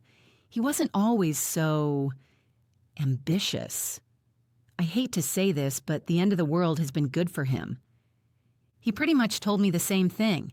Aaron's happy with his space, too. He and Leo really seem to get along, so he's okay rooming with him. Smart of Leo to buy the motorhome and travel trailer. Of course, I half think Aaron will be looking for the preacher before too long. He and Lori, they've known each other forever. Only makes sense for them to get married. I heard they met at Taekwondo, that right? Yep. She was in a few years before Aaron started. He was 11, I guess. She was 15 and an upper green belt. He was a scrawny little thing, and she took a special interest in him. Not a romantic interest, but just to help him out. There wasn't even a hint they might be more than friends until after he finished high school. The plan was to wait until she finished college. She's got one more year to go. She worked for a few years as a dental assistant before heading to the university. But now, don't think they'll wait much longer. I noticed they wear matching rings. Promise rings? Something like that. Kind of a cross between promise rings and purity rings. Ah, I wondered. I thought she was staying with him while she's here for the summer. No, she was staying with his parents. He was at his apartment. They both stayed in Wesley when the rest of the family went to Wisconsin. I know Aaron's concerned with the family being separated while all this is happening. At least Aaron's folks are probably okay at his sister's house, so it's good you had the bunkhouse space available for her. Yes, she seems happy with staying in the bunkhouse loft, even with the baby in there and having to climb a ladder to get to her bed. I don't think she minds. Did she tell you about the trouble she had in Wesley? No. Well, I'm sure she will. Let's just say you and her have things in common. Thankfully, you both have training to defend yourself. Well, here you are. Looks like your kitchen's already going full bore. You probably could have stayed downstairs and let everyone else handle it. He's right. The kitchen is full. 2 of my daughters and their in-laws are working away. As I step into the great room, Angela and Gavin are just walking in from outside. Hey, Mom, you look like you could use a chair. Let me help you get up on one of the bar stools. You can supervise from there, Angela says with a laugh. Gavin, you want to sit by Grandmo and help her supervise? The pizza for today's festivities consists of both store-bought and homemade pizzas. Yesterday, Jake was able to get our small pulley-style generator running and charge the freezers for a while. Likewise, each of the neighbors with a generator and freezers still holding food went home and took care of theirs. Generators and other backup systems are fairly common in Bakerville. Our community often finds itself without power due to winter storms or something happening with the lines. Earlier in the spring, we had daily outages, which the power company attributed to pelicans flying into the lines. I know Wyoming isn't a state people think of as having pelicans. We do. The American white pelican summers here, and apparently when they're sleeping on the river, the coyotes scare them into flight, causing the outages. At least that's the electric company's story, and they stuck with it. The buddy system was employed with no one going alone to check on their homes and everyone carrying a nuke alert. Even so, the pizzas and a few other things were starting to look less than stellar. Last night, Jake inventoried what food we have needing to be used, so we're making another 6 pizzas from scratch and adding in things from Tate's frozen food truck acquisition. A deal he made when trading some of our goods for an almost full truck. And for dessert, we're having ice cream treats, also from the freezer truck, and in desperate need of needing to be consumed. Chapter 33. Lindsey, Thursday, day 15, California. We're finally crawling out of our hole. Today is Independence Day. I don't think I've ever had a greater feeling of freedom. Goodbye, stinky rat hole. Logan pulled the motorcycles out. Under his strict orders, I'm still inside the pigsty watching as he tries the bikes. I let out a hoot when his starts up. You were right. He gives me a smile as he moves to my bike. It sputters but won't catch. Not good, I say, shaking my head, doing my best not to cry. Logan chews his lip and tries again. No dice. We're going to have to leave so much stuff behind if we have to share a bike. I'm still gulping back a sob. Let me work on it. Logan rolls the bike back into the culvert. In here? I ask, stepping aside so he and the bike can get in. Radiation. Oh yeah, good thinking. Before he starts on the bike, he moves our toilet buckets. With one end of the culvert open and the buckets out, it smells slightly better. Not much, but marginally. After 20 tense minutes, Logan says, I don't know, Lindsey. I just can't figure out what's wrong with it. Well, other than thinking the EMP fried it, I guess that must be it. I hate to lose all our stuff, but I guess we can scrounge things up along the way. It'll be better than walking. Yeah. I wonder... He stops talking and has the look. The one he gets when he's processing something. I think of this as his computer look. The data is flowing through his brain, and he's getting ready to spit out the results. I wait it out. Maybe the old truck will run. We could take it. The old truck? You know. He points up to the old Toyota parked above us. Ick. Do you remember the inside of the truck? Nasty. Plus, should I remind you that taking a truck is called stealing? You'd rather walk? Or leave our few supplies behind? No, I sigh. I don't want to walk, and we need everything we have. We're already low on food. Why do you think it'll start? One of the things I know about EMPs is they take out cars. One of the things we think we know about EMPs is they take out cars. Do you know for sure? Besides, the truck is older than dirt. It should be about as low-tech as our bikes. You mean as low-tech as the bike that doesn't run? Touché, darling. Wait here while I go check it out, he says, grabbing a fuel can to take along. In less than 5 minutes, the truck fires up and Logan lets out a whoop. Even though I don't want to ride in that filthy thing, I can't help but smile. Minutes later, he's popping his head back in our shelter. Your chariot awaits, my lady. Well done, my prince. So, we're just going to leave the bikes here? No. I'm going to take the front wheel off your bike and strap it down in the bed of the pickup. It's a full-size bed, so it should fit. Might have to leave the tailgate down. My bike will ride in the trailer, no problem. You have straps? We'll use the stuff the guy had holding his garbage in place. And I have a few bungees. I think it'll be okay.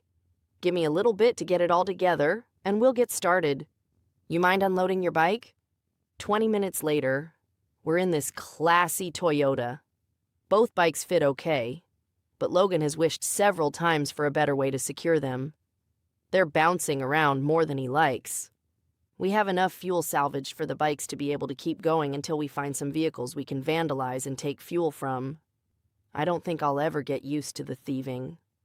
Leaving our shelter, there's a fine dust all around. Radiation. How much of our body's absorbed? After about an hour on the road, the dust seems to disappear. We think we're out of the fallout area now. Hopefully we won't go back into it. We have no idea where the bombs hit. Were other cities targeted? Surely they must have been. But where? Even though we think traveling at night might be safer so we avoid people, we decide traveling during the daytime will help us look for fallout. We know it's not a foolproof plan. The fallout could be so light we wouldn't see it, but it's the best option we have. Ready to call it a day, Linz? I am. Sitting around not doing anything has made me tired. Let's start looking for a place to spend the night.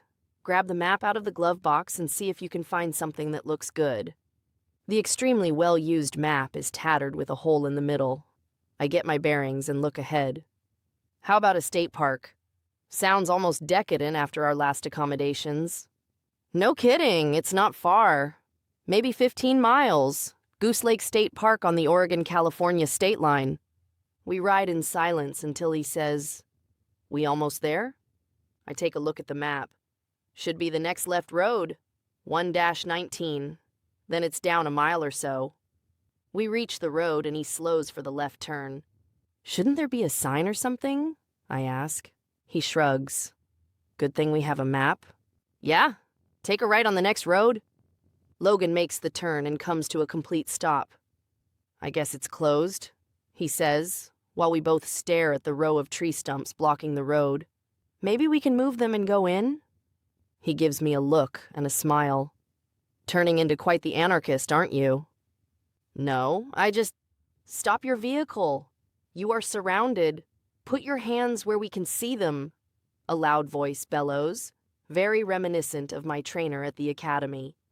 Logan whispers an expletive while shifting the battered truck into reverse. "What should we do? Can you get us out of here?" "Don't think so. Backing up with this trailer. I don't know. I can do it, but we'll be sitting ducks. Let's be ready." Logan has both hands on the steering wheel. I glance at the shotgun sitting next to my left leg. The rifle is on my right side, tucked between the seat and the door. Both are at the ready. Our backpacks, now filled with items we've decided we need to survive, are in the cab with us. We each have a pistol on our hip and one on our ankle. Plus, I have my little S&W revolver in a pocket holster nestled on the seat. 2 more handguns are in our backpacks. We have firepower. Can we fight our way out? I put my hands on the dash. For now. All right, now turn it off. Remember, you are surrounded, so nothing funny. We're more than happy to just shoot you. "Not yet, Lindsey," Logan says, apparently reading my mind. "Maybe they just want to know who we are. Let me do the talking. Keep your ball cap on. I don't want them to know you are... you, yet." He doesn't want them to know I'm a female. I understand. Human trafficking was an issue before things went crazy in our world. I have little doubt it hasn't gone away, and it's likely worse now. People who may have been law-abiding before for fear of being caught now have little reason not to act on their depraved impulses. "We're sorry if we've bothered you," Logan says. "We'll be happy to just back out of here and leave you be. Okay?" "Why are you here?" "Just looking for a place to camp. My brother and I, that's all. We can find someplace down the road." No answer for several moments, then a new voice says, "Where'd you come from?" "We lived in San Jose. We left there on, Saturday." Logan looks at me for confirmation. I give a slight nod as he continues. "Yeah, Saturday morning. There was a fire. It looked like a bad one, so we got out." "Any bombs there?" "We don't know where the bombs went off. We were up in the wilderness a couple of hours outside Sacramento. We saw..." Logan chokes up a bit, then gathers his composure. "We saw 2 flashes of light, then 2 clouds. Mushroom clouds. We don't know for sure, but think it was San Francisco and Sacramento. We've been holed up until this morning. We just want to get to our family's place." Can't say I'm surprised. Frisco and Sac both hit. Yeah, sounds about right. I'd guess LA and San Diego too. Oh, and Seattle, they'd be targeted for sure. Plus, lots of places back east, I'd suspect. "Doesn't sound like they want to kill us, at least," I whisper to Logan. He gives me a hopeful look and is opening his mouth to speak when the first guy says, "Why don't you 2 step on out so we can take a look at you? If you're armed, you should leave those things in your truck." "Oops, maybe I was wrong," I whisper. "Yeah, we're not unarming," Logan whispers back. To them, he says, "I'd love to meet you folks properly, but we're not unarming. How about you just let us back out of here? We won't bother you. Like I said, we just wanted to rest a bit and then get to our family. I'm going to start my truck up and back out. We'd appreciate it if you'd just let us go." My hands are still on the dash. Logan's are on the steering wheel. He doesn't make any movement, giving them a moment to respond. I'm thinking through my actions if things start going bad. Without moving my head, I've been searching for the guys. There's a large tree on the right and a berm of some sort to the left with trees behind it. "Logan," I whisper. I'm pretty sure they're together, and to my left, behind the slight knoll. "Seems they might be. What do you think? Take off?" Before I can answer, a new female voice says, "Oh, for Pete's sake, just let them get out and we'll introduce ourselves like normal people. If they were a threat, do you think they'd just drive up here? Nope, they'd sneak around and... Well, anyway." Suddenly, there she is, to the right of the truck, rifle held across her arms in a non-threatening manner. She's maybe in her mid-40s, wearing a brown and white patterned bandana as a headband to hold back her frizzy brown hair. She's a big woman, not necessarily tall, but overweight. She's not exactly smiling, but not scowling either. "Come on, guys. Step on out so they can see you. And you folks in the truck, go ahead and get out. You don't have to unarm, but, well, let's be smart about this." "Let's do it," I whisper to Logan. "You sure?" "Yeah, I trust her." Chapter 34. Molly, Thursday, day 15, Bakerville, Wyoming. Living back above ground is great. I treasure waking up to the sun streaming in our bedroom window. Such a treat after sleeping in the dark storage room. Malcolm, Tony, and TJ made a point of declaring, "We are no longer hobbits," and then dancing around, looking very much like hobbits. I hate to complain. I know how blessed we were only needing to stay downstairs for a couple of days as a precaution. No fallout means we can all get on with, well, with the business of surviving. Even without having radiation, things aren't all sunshine and roses on our homestead. Many times, both day and night, Lydia will let out blood-curdling screams. Our basement is nearly soundproof, but we'll still hear her wail if conditions are right. Poor Katie, back in her basement bedroom, hears it all. Lydia's in the straitjacket more often than not, secured in the safe room. Tammy, Belinda, and even Kelly Hudson take turns staying with her. It was decided Leo wouldn't take shifts caring for Lydia. He started a shift, but she was behaving inappropriately toward him, grabbing him, trying to kiss him, even flashing her bare breasts at him. He ended up having Belinda take over. Kelly believes Lydia has more issues than just detoxing. She may have a mental illness of some sort. She plans to spend time trying to diagnose her after the detoxing is completed. Belinda, TJ, and Tammy are using the recreation room as a small apartment. The location works for caring for Lydia and Katie. Unfortunately, it means TJ hears all of Lydia's outbursts. While his things are in the rec room, he's now sleeping on a camping cot upstairs in Malcolm's room. Katie's healing well. I spend as much time with her as I can. Each day, a little more of my energetic and vibrant girl returns. "Hey, Mom," Sarah says, setting little Andy on the ground. "Sissy, Lily, why don't you two take Andy into the office and play with the toys? You know, the box we set in there for you?" "Okay, Sarah," Sissy says, giving her a sweet smile. From the first day, Andy and Sissy have really bonded with Sarah, choosing to follow her everywhere. Lily will sometimes join the little group, but only if Dodie isn't available. Lily loves my mother-in-law, even calling her Grandma. "Are they getting things done?" I ask Sarah, gesturing outside toward her camp trailer. "Almost. It seemed kind of absurd to buy the camp trailer the morning after the airplane attacks. But now, I'm so glad we did. We've decided, once Lydia is well enough, we'll give her the bedroom and we'll take the futon in the living room." "You think?" I ask. "We do. It makes sense. The children are settling in and Mark loves the top bunk, especially after we put the privacy curtain up. And with the railing Tate and Leo built, it's safe for him. Right now, Andy and Sissy are sleeping foot to foot in the bottom bunk, but one of them could sleep with Lydia in the queen-sized bed." "And you think there will be enough privacy for you and Tate out in the living room?" Sarah sighs. "Maybe not. Maybe we'll try it for a few days, and if it doesn't work, then we'll let Lydia and the children have the camp trailer. We'll find another space." There's still some time. Belinda thinks it'll be a while before Lydia's ready for anything other than short visits with the children. How'd the wall turn out? Oh, it's nice. It was such a great idea. So smart of Tate, she says adoringly. I never even considered adding a divider wall at the foot of the bed. I was worried it'd make the room too small, but it doesn't at all. It's more like a really large footboard, and it does give us a modicum of privacy. Kind of like Mark's curtain, I say. Exactly. Tony said Jake is bringing a bunk bed from someone's house. Yes, the Styles.